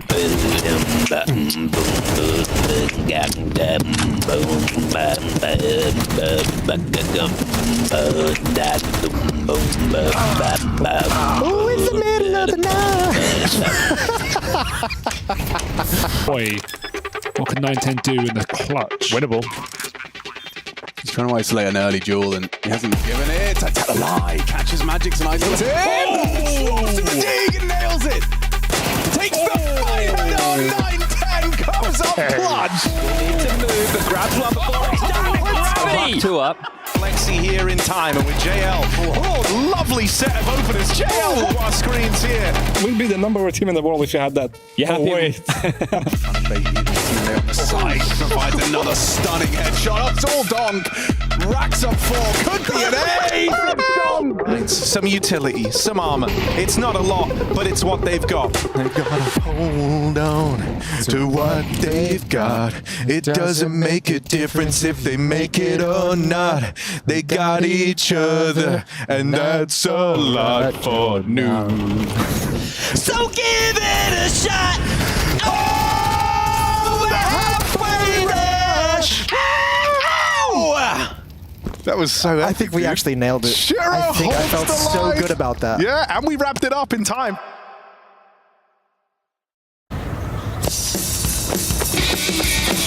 Choose big. Choose a job. Choose a career. Choose the fucking big house. Choose academy players, JDC and Crimbo.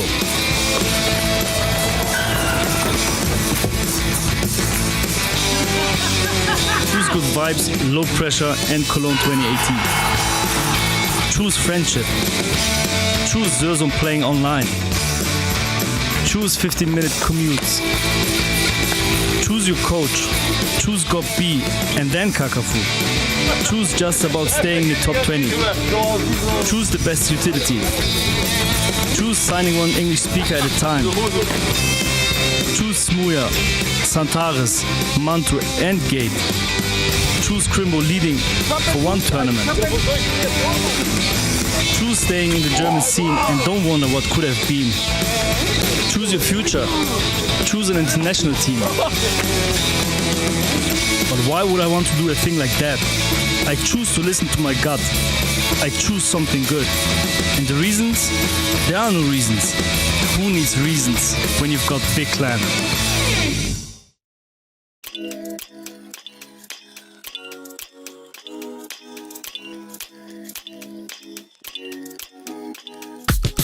Yeah, we go to broad daylight, feeding every night like Friday night. I keep the party on rock and the Bombay ice. Gotta see stars like Broadway lights. I told a baby girl, you don't gotta kick it with the daydreamers. You can skip the line, I'm the gatekeeper. Plus I got the crowd going crazy, dance floor blazing up, going. When they see me show up, I be feeling glowed up. When they see me show up, I be feeling so. When they see me show up, I be feeling glowed up. When they see me show up, I be feeling so. With the VIPs in your city, getting litty as a BIC, huh? Yeah, screaming life's a gift, so we live to the fullest till we DIE. DJ, put it back on, keep it hype, we don't wanna hear no sad songs. Everybody up in here just wanna celebrate. sip a little drink, get the dance on. That's all, listen, everything good over here. We don't want no problems, we just want cheers. Toast to the good life, wine, liquor, beer. Haters getting blocked if they trying to interfere. Swag on 100 and my drip too fresh. Certified stunner, need a big blue check. I don't got no time for no BS or no negative ideas in my vibe, cause I'm just too blessed. Run it back. When they see me show up, I be feeling glowed up. When they see me show up, I be feeling so. When they see me show up, I be feeling glowed up. When they see me show up, I be feeling so.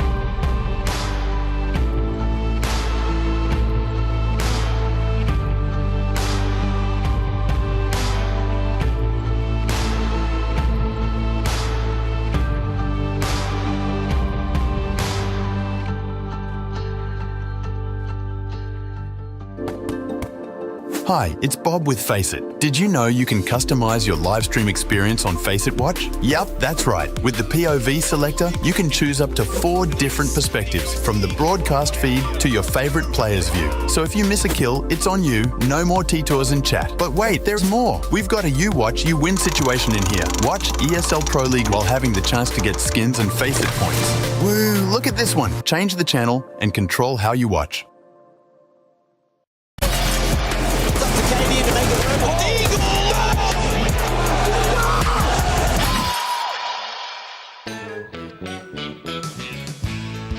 Me personally, I'll never stop T-Toursing Rush League. You can't make me.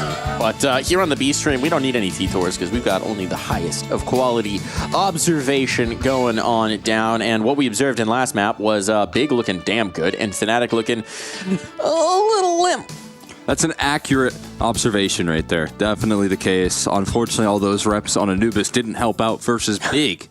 And now they have to hop into Mirage, in which there was an equally long conversation being held out. Again, in that Kadia B stream check-in that I was highlighting earlier, they had some big conversation after things went wrong initially on this map for them at the opening of Pro League, and it's worked out well since. This guy, Searson, I mean, look, the map is monstrous in sum total, but it also just felt like a quintessential Searson map. There was that one round where he winds up with a 4K in the round, where he just whiffs the easiest shot early on, pulls out the D, gets that kill, stacks on 3 more with ridiculous flick to end it. Maybe we'll get this in the highlight reel, but so often he was just dominating here on the B approach, and Searson having a really killer map. So that's one of your win conditions if you're Big, is Searson activated, Searson online, especially on Mirage as well. That'll just make everyone's job so much easier.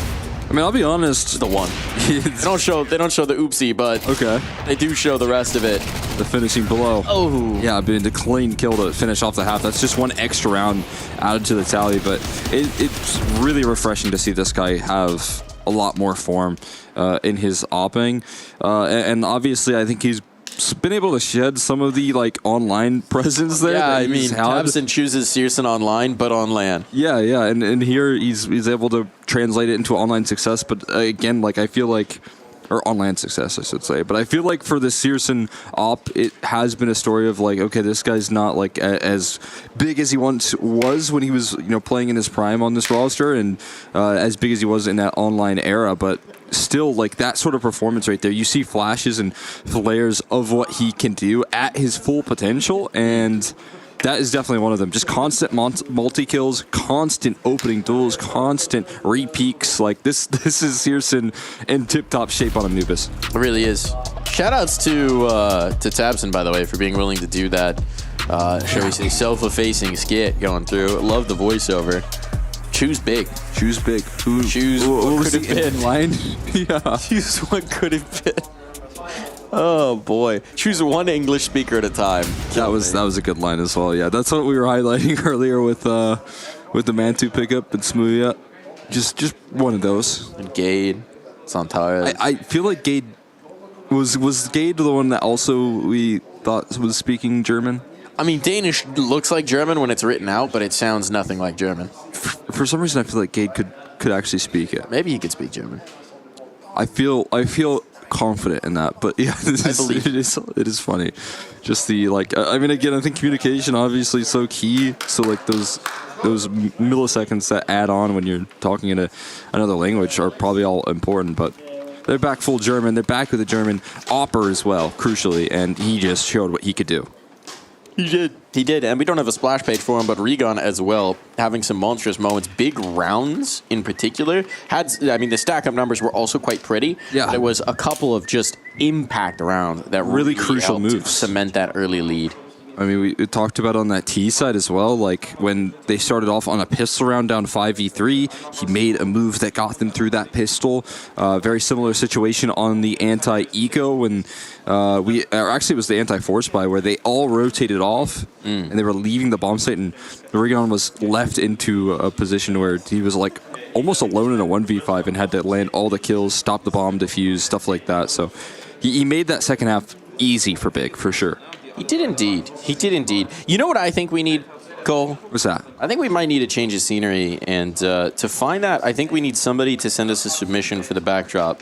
That's a good point, yeah. The ESL Pro League, that's the EPL mailbag at efg.gg. EPL mailbag at efg.gg. We had a suggestion earlier of the Elige pick, which I would love to do, but I was waiting to see if we'd get a call game. Yeah. So far, not so good, but they are currently up a map against Mouse, so that's very good for Cole. Maybe we'll get a game over here. Yeah. But yeah, send your submissions into EPL mailbag at efg.gg for the B-Stream backgrounds. We got, look, I know it looks really convincing that we're in Malta right now, but trust me when I say I can make it really convincingly look like whatever you want to submit. True. Yeah. So if you got any suggestions, shoot that out. We'd be happy to swap it up. I mean, as much as, again, I enjoy Mac teaching us and walking us through yoga. I do enjoy Muscle Mac. Running Mac? Yeah. Stretching Mac? Yoga Mac? Running Mac was incredible. That was impressive. I didn't even know how fast he was, but turns out he's not only big, he's also quick. How do you think he swims to Australia and back for each of these tournaments?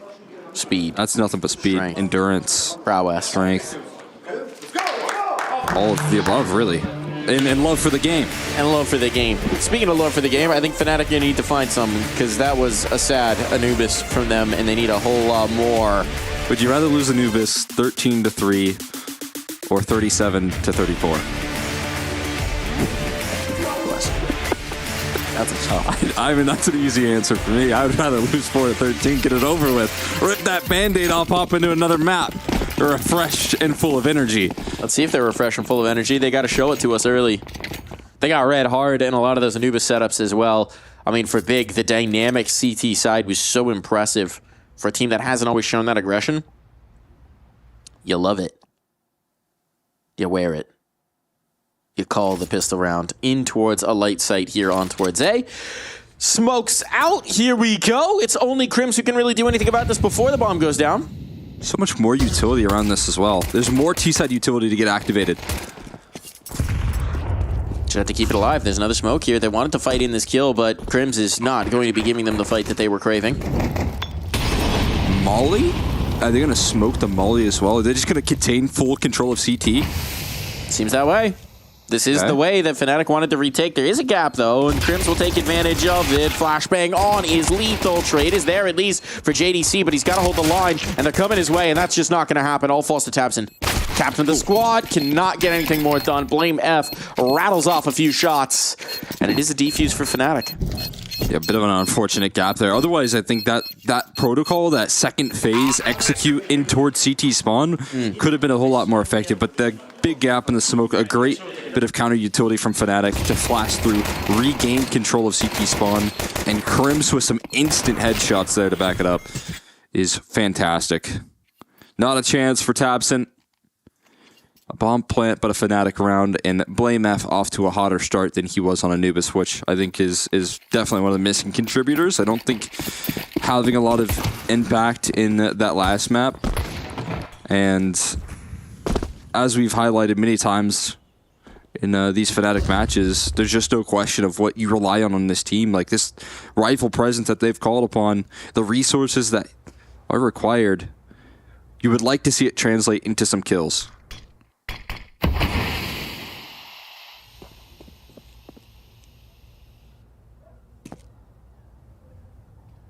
It's a scary smoke for Big. Everyone backing off of mid control for that start in middle.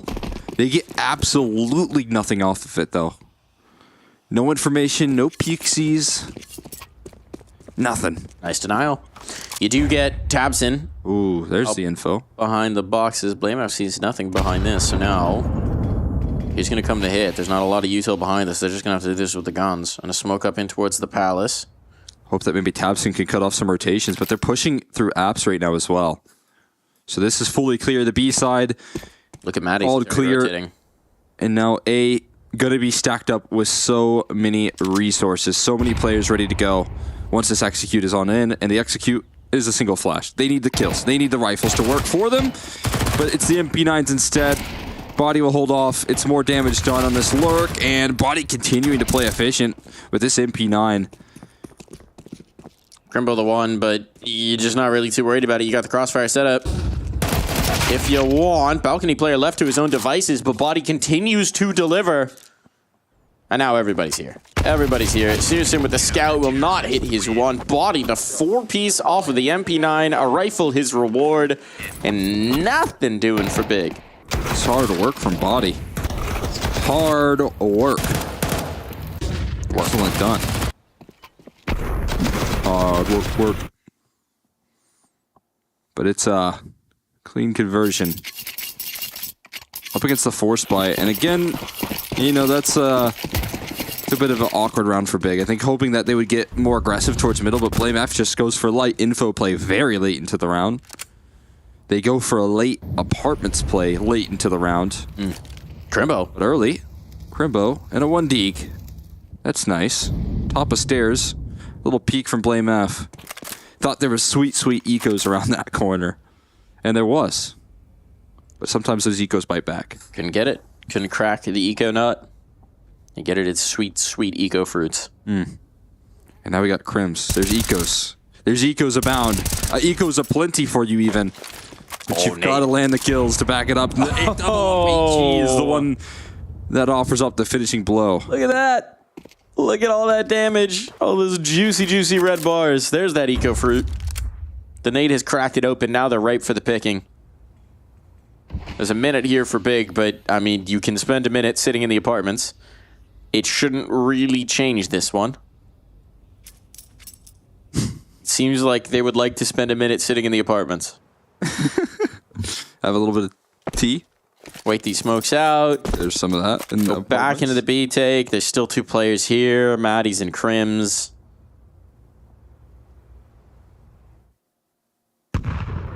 Trying to work with the Deagle here. I mean, maybe trying to get Crimbo another. JDC also has a Deagle. The Deagles can surprise like that. That's a quick kill. Site access could be gained. Another quick headshot required. And another headshot landed. It's not a kill, though. Maddie's still kicking. but they've somehow made a bomb plant happen in this situation. Crimbo is dodging out on these bullets, and more pressure applied as both players retaking from market, and no kills given back in return. Tamsin's even picked up a rifle. And a flash? Oh, the flash doesn't do it. It actually just baits them into Body's angle, which is what he's looking for, but taps it back on the Deke. Who needs that, Khalil? It falls just to one man. Body, he's tagged up, he's fragged up, and they will make it work. So never mind me. You spend as much time in the apartments as you like, Big Clan. You take your time because you lulled Fnatic into slumber and you shut them down off the might of those pistols. Well, that's rent well paid right there. It's Fnatic that are lending it out of pocket, though. Taking those headshots, that is just disgusting from Big. The value that two Deagles can provide when given nothing. No map control. In fact, they got taken away.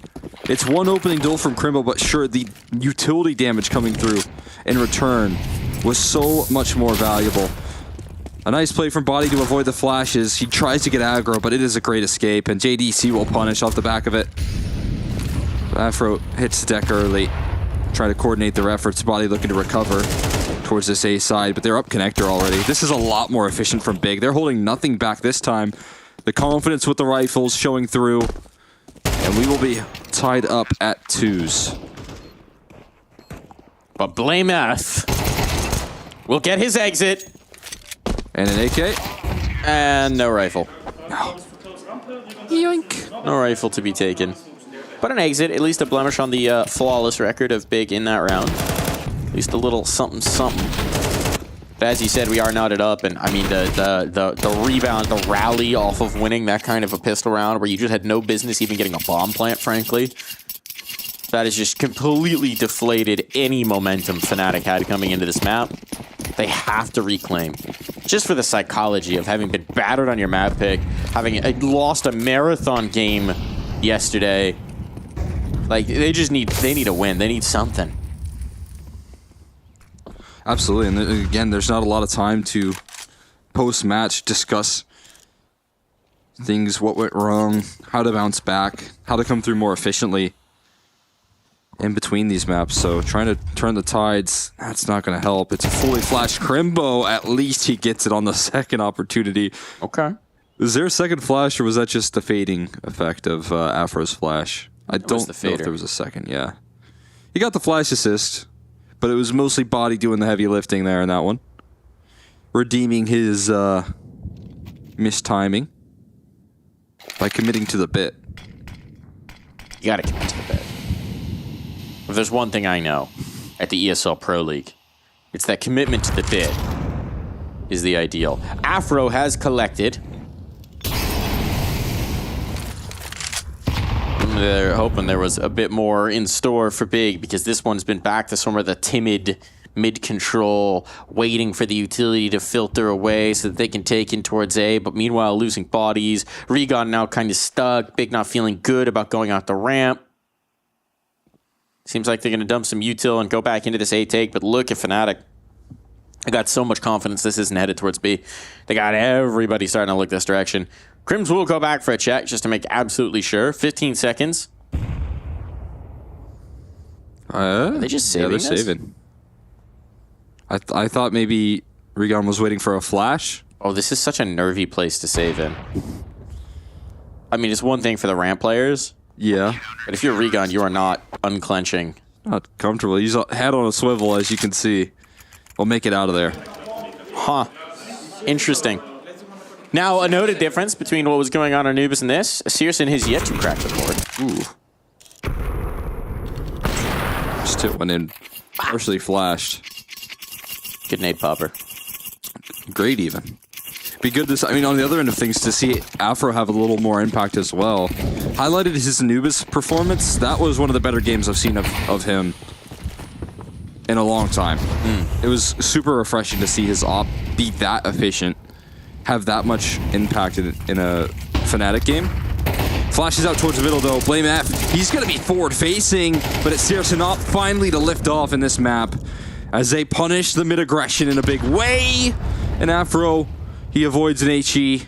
The smokes Soon to fade, though. They have vanished. It's Searson again with a head-to-head, a missed shot from Afro and a northbound flick, and Searson will take his time with that one, as is afforded to him. Crim's already repositioned, and now that Body's last man standing, well, you know he's going to be here.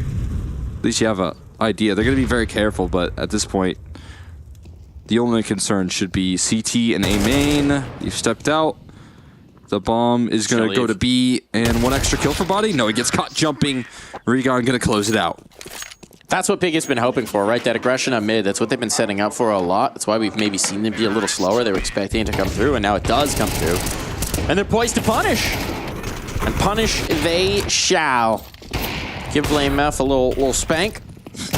Punishment here. I love the duck behind the box. Like, maybe this will save me. Oh, no. Gotta put your head down. I actually don't know. Yeah, you just can't protect yourself in that. You can on top of the box, I believe.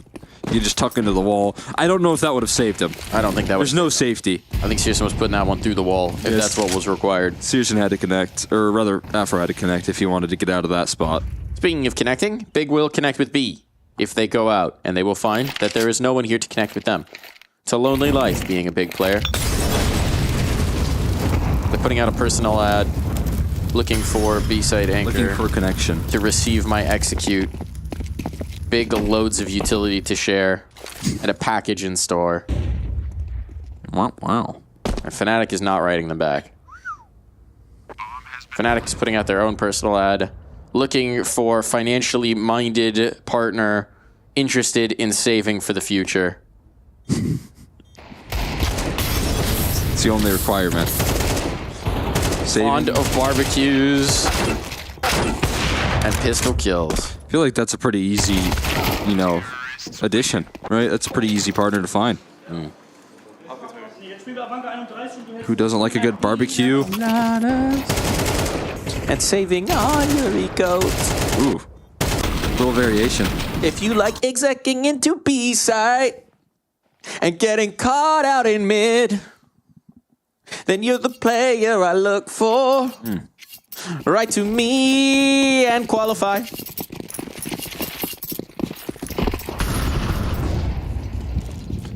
The only last requirement. One English speaker. They all speak English on Big. That's the perk. Just maybe not primarily. Okay, Matties. Nice timing of that. He's going to crack his own goose egg. Oh, this is nice. Crim's finding some prime real estate. They're in apartments, calling it clear. We'll see. Looking to find that flank. Formulates fully. Regon as well. Taken down.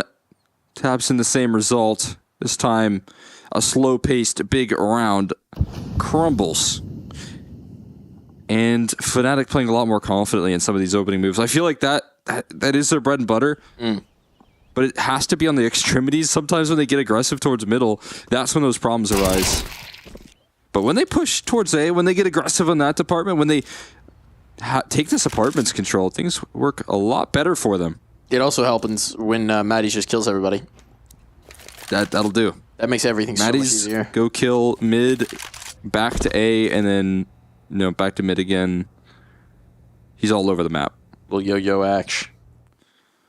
Saving this op will be nice, but it's going to be difficult to do. So Matties is hungry. It's a grown boy. He's hungry. Let him eat. A little Searson consumption. Let him eat. Oh, he's going to eat. Searson back in the angle. Tight on.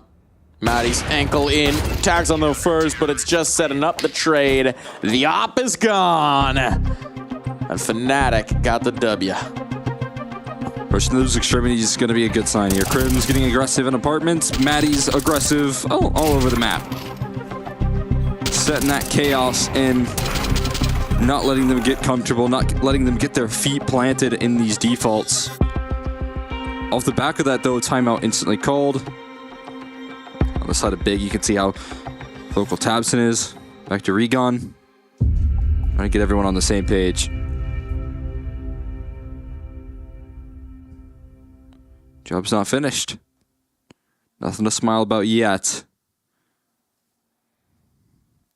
Sometimes I feel like I mistake the straightforward nature, the very direct visual that Tabson gives on an approach as like trying to coach and correct. But sometimes I think it's just trying to motivate as well. Yeah, absolutely. I mean, if you listen to the translation of things, it's mostly just like, let's go, guys, win one round, those kind of things. Which I think is very valuable when you have some of these younger players. I've highlighted it with Cold Zera. A little more experience on some of these big players, but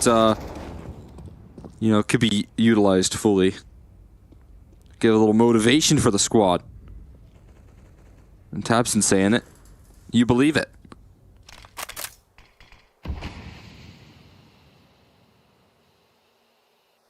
Smoke into the app's going to dissuade them from poking their little noses out. It's cold out there. And the winds of Crims are blowing. And cold, again, not even in this one. Not even in this one. He was in that last series, though. He did his job. The feeling of the Zera on the B stream is still felt.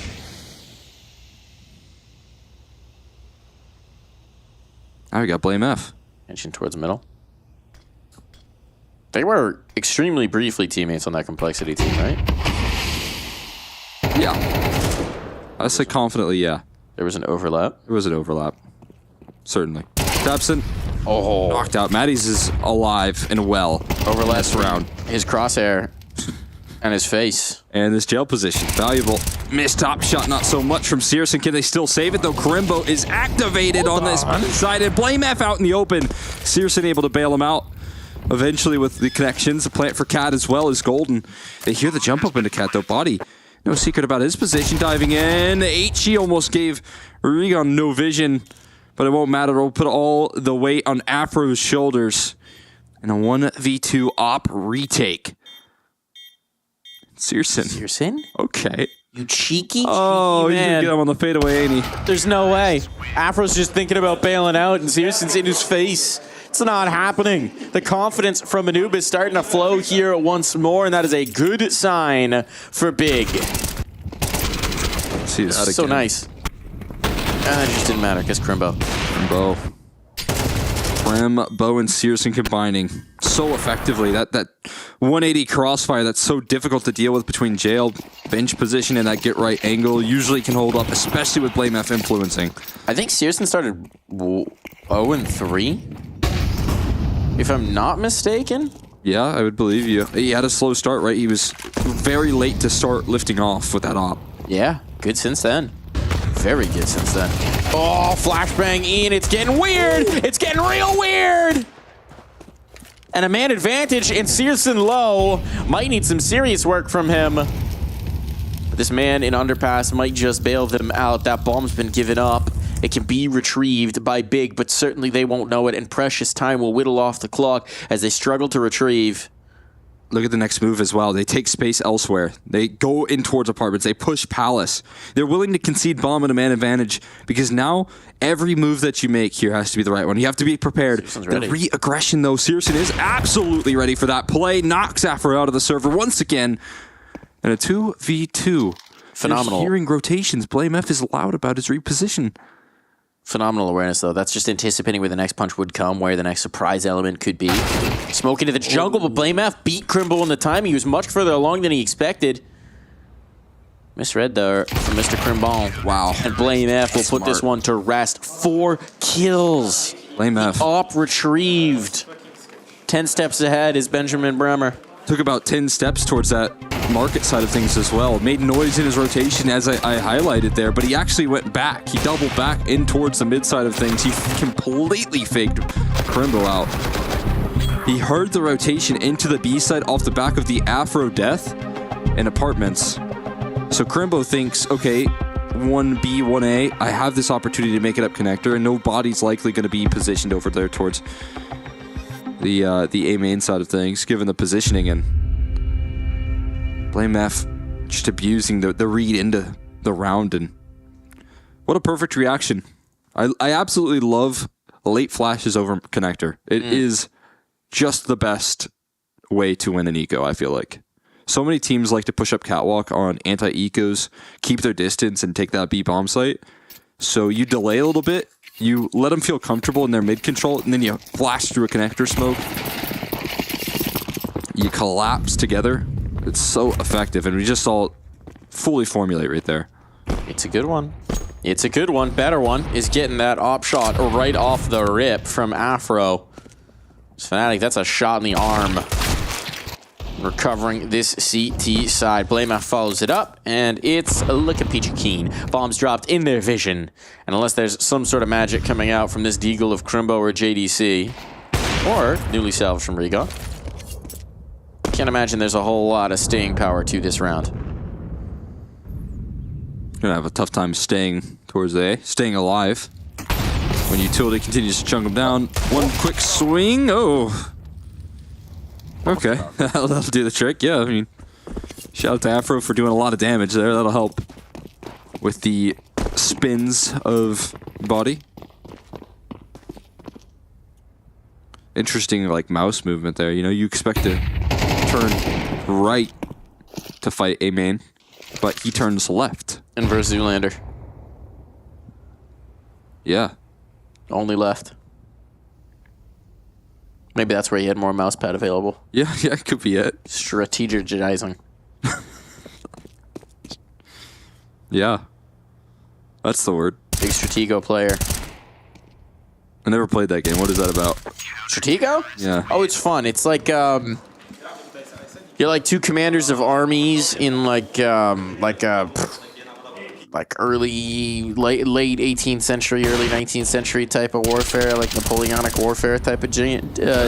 And you set up your army, and you can, like, there's fog of war basically. So like your pieces are only shown to you, and you have equal pieces, right? But you can arrange them in whatever way you want, and then you go through the battle. It's a fun one, man. It's kind of like Fortnite with like the storm. I would not say it is anything like Fortnite. I don't think there's any point of comparison with the Storm either. I'm going to be honest there. Not really seeing the connection. Crims is feeling the connection of a whole lot of utility onto his bomb site, but he's got a connection as well with Maddie's. Problem is it can't save him. Blamef, though, might be able to do a little bit more. He's trying. Now give it a good old try, but Afro over the boxes. Now it comes down to Searson and Crimbo strikes first. Just Afro. What can you do, Afro? Out of the smoke. Finding the space. On the other side, it's Searson. And his shots being peppered through from Crimbo. And it's Searson to land the killing blow. 6-all, tied up as we swap sides.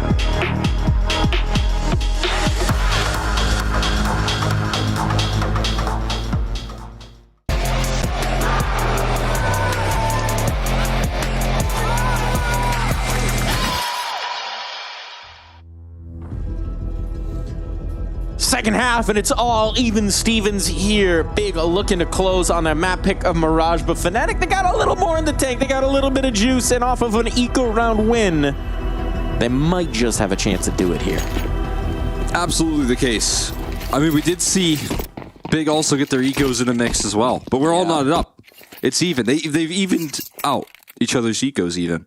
And now, as you said, Steven in the server. 3 players pushing up top mid. Off rip. This is so much information. They know exactly where this is. Well, no, they don't actually know exactly where this is coming. They know one of 2 places it could be coming, but now utility out. This is going to tip them off.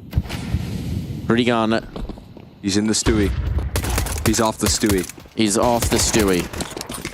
Tripping off a stew. Looking to see what he can do. It's JDC instead. Now Regan will deny that bomb drop down. No plant for you. No money for you, Fnatic. Afro shot in the back of the head, and this one is over.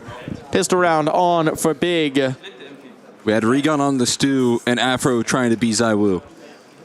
Ooh. Unfortunately, Afro not in the same boat. Can't get an ace on the pistol with a P250. More like Zaipu in that one. I mean, how do you do? This one might be through. Ooh. And that's Fnatic. And find a little more to do. They're just going to rock in towards B. And we had a man on the stew, but we got the smoke criminal. Criminal? There we go. Holding down the B site. Oh, out they go. Maddie's gone already in mid, and now reinforcements on Crimble, barely required. JDC stacking up those eeks like a tasty treat. You see JDC was like, man, you stole nice, I got 4. Krim was like, really, man? Seriously? Can't share the eeks? You took all of those? I got 1. That is so real. Crimbo's so real for that. JDC's just cheesing as they all jump out of apartments. Grim's like, whatever, man. Still plenty of time in this map. But you do have to say. Okay, Searson, stop trying to hit that jump. You tried. It didn't work. You can just get on Tabson's shoulders. And the same effect. It's the same effect, whether it looks as clean. Hold on. It's the same effect. And now Crimbo gonna look to get some guns down. An upgrade opportunity there as he aggresses forward. Searson's op still a concern, but Afro finding success through connector takes down Tabson. And so now it's a chance for Searson to lift Tabson up on his shoulders as he tries to escape the Molotov. He's gonna go through. Wow. He's gonna go through. This is insane. Searson, you madman. I kind of love this madman, Searson. I like it. I'm for it. Do it. Do it. Regan is not known. Unknown entirely. And Searson did collect on his cheeky play through the smoke. Afro left wondering what the heck just happened. Because all of his teammates are gone. They've been vaporized. His position known. And the nade's chasing it down. Another one on the board for Searson. By hook or by crook, he's getting these kills. And Big are fired up. Yeah, it's no longer direct Tabson here. It's full joy. And this entire team. And again, a clean opening move for this Big side of things all over the map. A flashbang to get Crimbo activated. A opening boost to start the Searson op, and he pushes past the smoke. This is a confident Searson. And a joyous Tabson. No more harsh words from the captain. No more determination. It's just all smiles there. I'm back onto the eeks for Fnatic. They're back to the well of this B take. It's what they got on the pistols. Oh, what they got is a whole lot of damage off of that aid. Good for the Dar. Criminal. Better for the Dar. Lining him up, knocking him down. That AK giving over, but it's on body. He's got no health. He's trying to hit shots. Headshots still require health. Oh, JDC recovering. And now just blame F.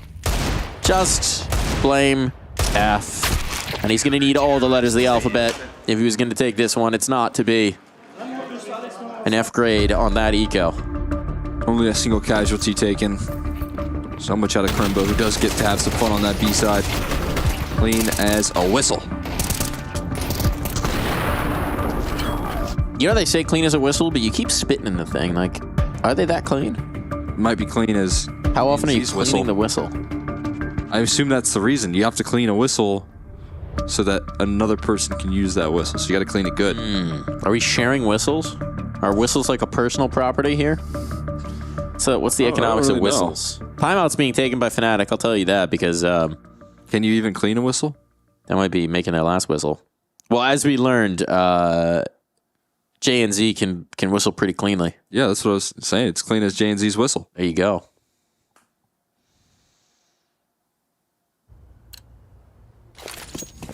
Timeout. See if this gives Fnatic any grace here. A little bit of life left in them. Do they have much more? Now it's looking like Big are looking to stomp that life clean out as they rush down the middle. Krembo, so aggressive in these opening moves. Searson catching the next phase of the reaction, but Krims is good to answer back and call in response here. Another flash move for Tabson this time. It's Krembo setting up his leader. It's so dynamic from Big in these rounds, right? Fnatic are thinking after the timeout, they're like, all right, what are we going to do? How are we going to set up? Oh, we're all dead in mid. We're all... They ran up mid and we're all dead. Afro will burn. Krims and Afro desperately trying to get through this, but, well, they got one smoke, and now Afro's sectioned off, and Afro can't do anything about losing his teammate because there's a molly in his face, and he's not got the health to even think about braving that. If he backs off this way, Tabson's got the long sight. Do you remember... Oh, okay, hold on. He heard Regon jump as well. Got the bomb, could maybe make an escape. This would be magic. This would be pure magic from Afro. No matter what, he's going to be beaten on rotation, but he's going to make his job a little bit more difficult to crack on through. I mean, it's just something he's got to work through, though. Krembo is taking such a wide stance. Up on the trash can. Up on the trash can. The issue with his position is that he can jump out. I think the issue with Afro, though, is I think Krembo should be able to hear him jump out. Here's that molly for sure. If there was any doubt, there ain't now. And he's not spotted the Krembo yet. Thinks he's clearing it all. Thinks he's checking, but Krembo's dodging. Krembo's dodging, and as the bomb comes out, that's when Krembo strikes. When you least expect it. Smiles again for Big as they are preciously close to advancing on to booking a date with the winner of Complexity Mouse, which just gonna do a quick A-stream check-in here. Oh my goodness, Complexity up 9-3 on map 2. Up a map already. Hold on, they might be able to do it, finally. Complexity? Banishing their demons? Now look, Mouse team. I've watched enough Complexity games to know that Heartbreak is very much still around that corner. Yeah, but still, that's a good sign. What could and be? they've actually won Vertigo against Mouse, which is a good sign as well. Great sign. And it's a nuke. I mean, if you harken back to our opening day of this week, Tuesday, where we watched Imperial versus Big. Tuesday. It just looked like Big had no depth on Mirage. They were out of their depth compared to what was being brought. This is completely different. Look at the constant movement of this team. They're all over the map. They're constantly in motion on this CT side. And it is so refreshing that, again, one quick discussion for this Big roster, and it's this amount of adjustment. Salvation on. Regon getting frisky right in there. Tabson lines up. He can't even see them. He can't even see them. Everything's just working. It's preordained. This is destiny for Big. And they inch ever closer to it. Nothing doing here for Krims. One kill, far from enough. They don't even need to see the opponents. Tabson just knows his lines. And now there are 6 chances to close as they have not dropped a round since the half switch. This is insane form out of Big. Okay, he did have vision. He punched a hole through that smoke. He punched some holes. He got the whole punch. Took it out of your ear. Put it into the server. That hurt, by the way. Don't recommend it, folks. We tried it. You don't have to do it. We tried it once. And let's just say it's a good thing he's got 2 earlobes. We've butchered it. It's a good thing there's headsets on. You won't have to see. Just a little cover up. I think they grow back. That's why you have to re-pierce them. And Krembo self-flashing this time. It's just not giving at all. Big are not giving them anything whatsoever. You know what won't grow back is the lost rounds in this one. Oh, Fnatic up against it. Flashbang's good. Searson staying alive. That molly might just finish it. Just the confidence to whip the Deagle out. And now just Blame F. alone against the world. No health to spare, and Searson fittingly to put him away. A monstrous series from the Opper, and full control from Big Clan puts them through. They are going to be one step away from securing a place in the playoffs of ESL Pro League, and this is a resurgent Big. It's a resurgent Big. It's just looking incredible, and certainly work around the game plan. You could see Tabson and Kakafu giving each other a lot of love for the closing statements of that game, and it's so understandable. Every map movement being made on that CT side was so cohesive. It was so gelled together, and Fnatic, unfortunately for them, did not know what hit them. It feels like yesterday's woes still flaring up, but a whole lot more. This Big have a whole lot more fight in them in these rounds. This is a dominant series. It's a dominant series. They absolutely snuffed Fnatic out. I mean, there was a battle for a period of time there on Anubis, but it just wasn't going to last, right? And then from the half switch, really on both maps, just a one-sided affair. Maybe a chance, but Fnatic just not enough. Not enough at all. And on Mirage, much the same story. Really impressive showing from Big. Obviously put in a ton of work for this one, a lot of thought into what they wanted to do against Fnatic. And I mean, this was a Fnatic team that just seemed to be struggling for answers. Yeah, I mean, again, I highlighted it there, and it's so important that I think we see these adjustments coming through off the back of a very miserable Mirage versus Imperial. The level up that Big have had, just quickly develop this map into a map that they can even pick into now versus some teams is very impressive. That's a good sign. They're feeling confident on it, and it's a complete reversal. It's just such a quick turnaround for this team, and that's what's so impressive, that they're able to turn this map around so quickly here in Pro League. And I mean, sometimes it just does feel like you need 1 or 2 wins to get under your belt to just get that confidence flowing again. Yeah. You know, obviously Rooster served as that first runway, but now we see them really take off against Fnatic as well, and they're soaring. And I mean, who's to say that they can't best their next opponent, whoever that might be, Mouse or Complexity, and put themselves through into that playoff spot? This is a big team that's looking dangerous. Your win conditions are there. Searson looks really good. Yes. Redon's starting to look very comfortable in what he's doing within this team. Crimbo is still Crimbo. JDC is still JDC. Like, things are looking good.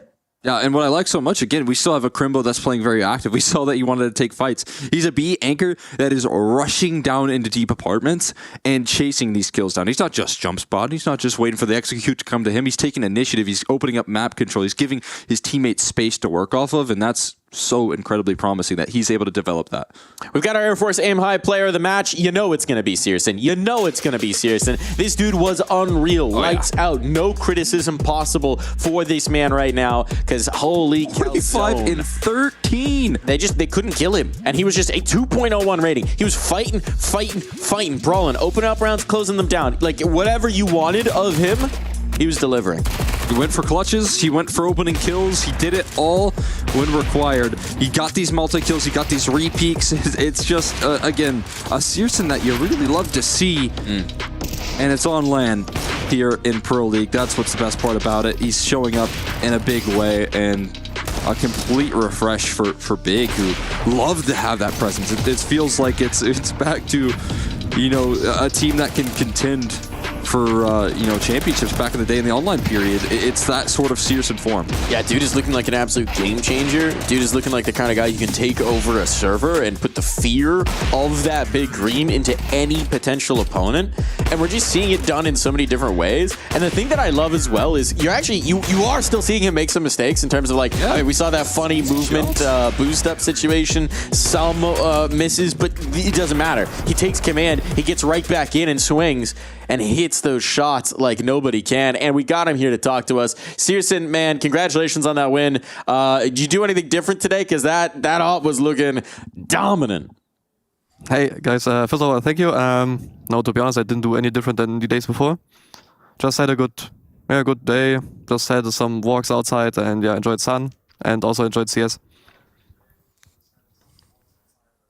Yeah, I mean, those walks outside are very important there, as we so well know. But talking a little bit more about your all's performance there, you obviously got a lot of tape on the Anubis of Fnatic. They pick into it again, into you guys. And I mean, how valuable were all of those rounds? Did you guys go back and watch any of that M80 game to see what exactly the game plan was for Fnatic?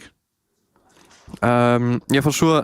We watched some rounds of the M80 game, but first of all, we just focused on our game because we wanted to implement like our game plan and implement like our rounds and our moves and like playing aggressive, like using me as an aggressive, maybe using me as a closer. And yeah, we just tried to play our game, just had a game plan, a good game plan, and yeah, it was just a nice game.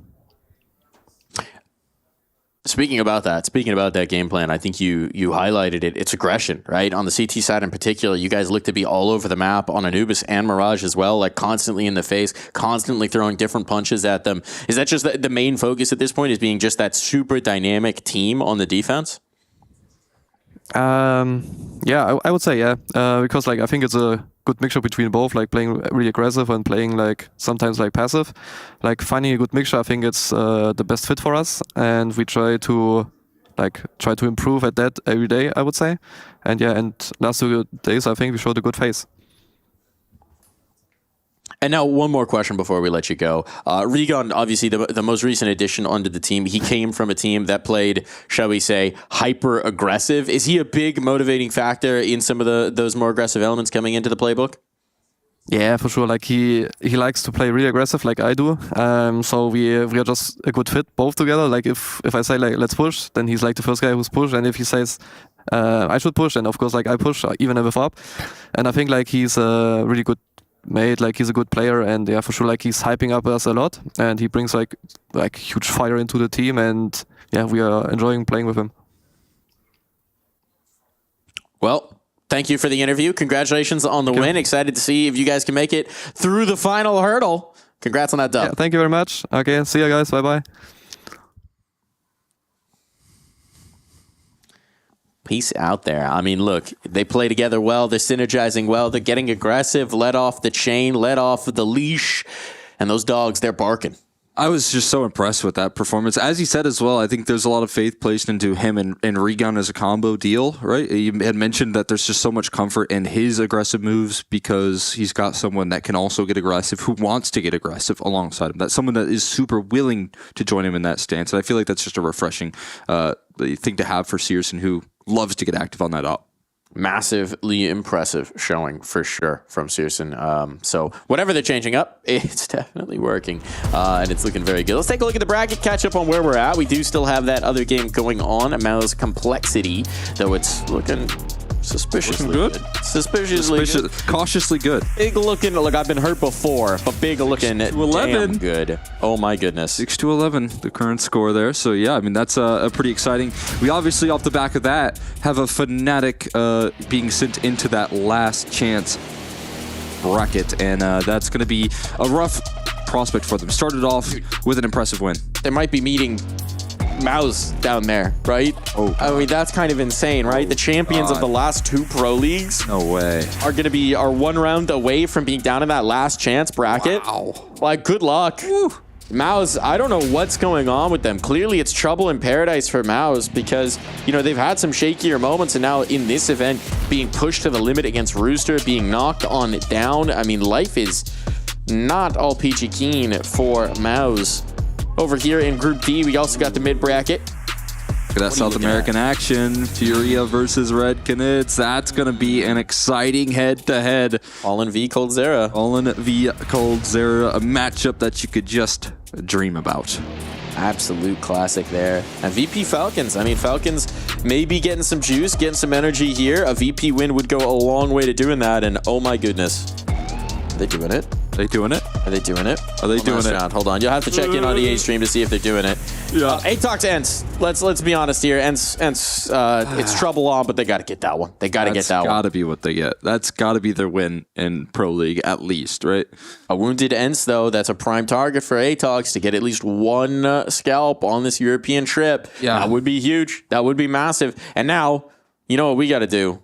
Is we got to wrap this one up because we're done here on the B stream. We are ready to close on out, and there is an exciting game going on A. So go check out that last round. Let's see if Complexity can close. For us, it's time to close. Good night, everybody. Good night. Adios. See you tomorrow. Bye.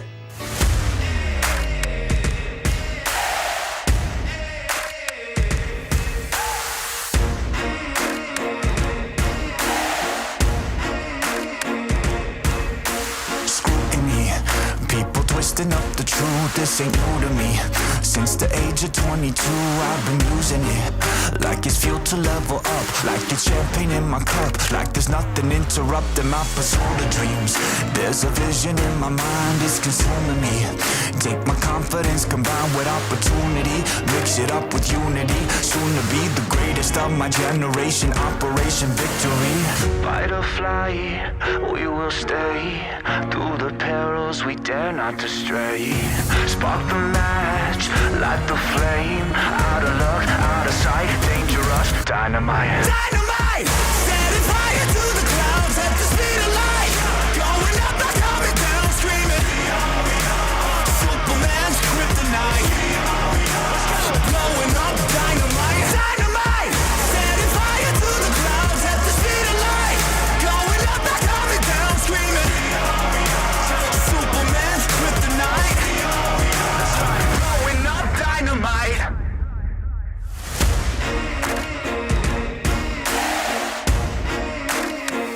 Check it. Troubled days, lonely nights, lot of tears, lot of fights. Big dreams met with bigger lies. It ain't what it seems from the outside. On my downfall they pray. Will I surrender or will I betray? Given the trauma that lives in my brain, or use it to fuel up the fire in my veins. I never complain, I boss up and do it. If there's a battle, I fight my way through it. If the wind blows, I thank God that he blew it. Cause what is a blessing depends how you view it. The fruits of my labor are in abundance. Indispensable, I'm not redundant. Incomprehensible the way I've done it. When the struggle pushes me, I'll shove it. I'll rise above it. Fight or flight, we will stay through the perils we dare not to stray. Spark the match, light the flame. Out of luck, out of sight, dangerous, dynamite. Dynamite! Setting fire to the clouds at the speed of light. Going up, not coming down, screaming. Superman's kryptonite. Blowing up, dynamite. Dynamite! Setting fire to the clouds at the speed of light. Going up, not coming down, screaming. Superman's kryptonite. Blowing up, dynamite.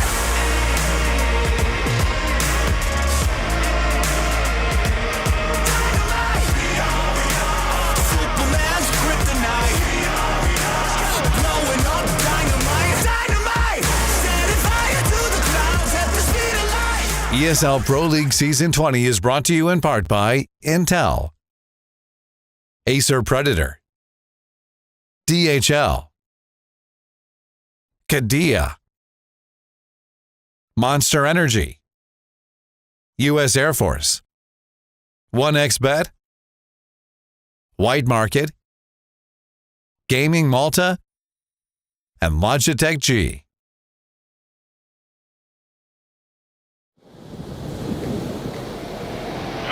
Hey, Chad.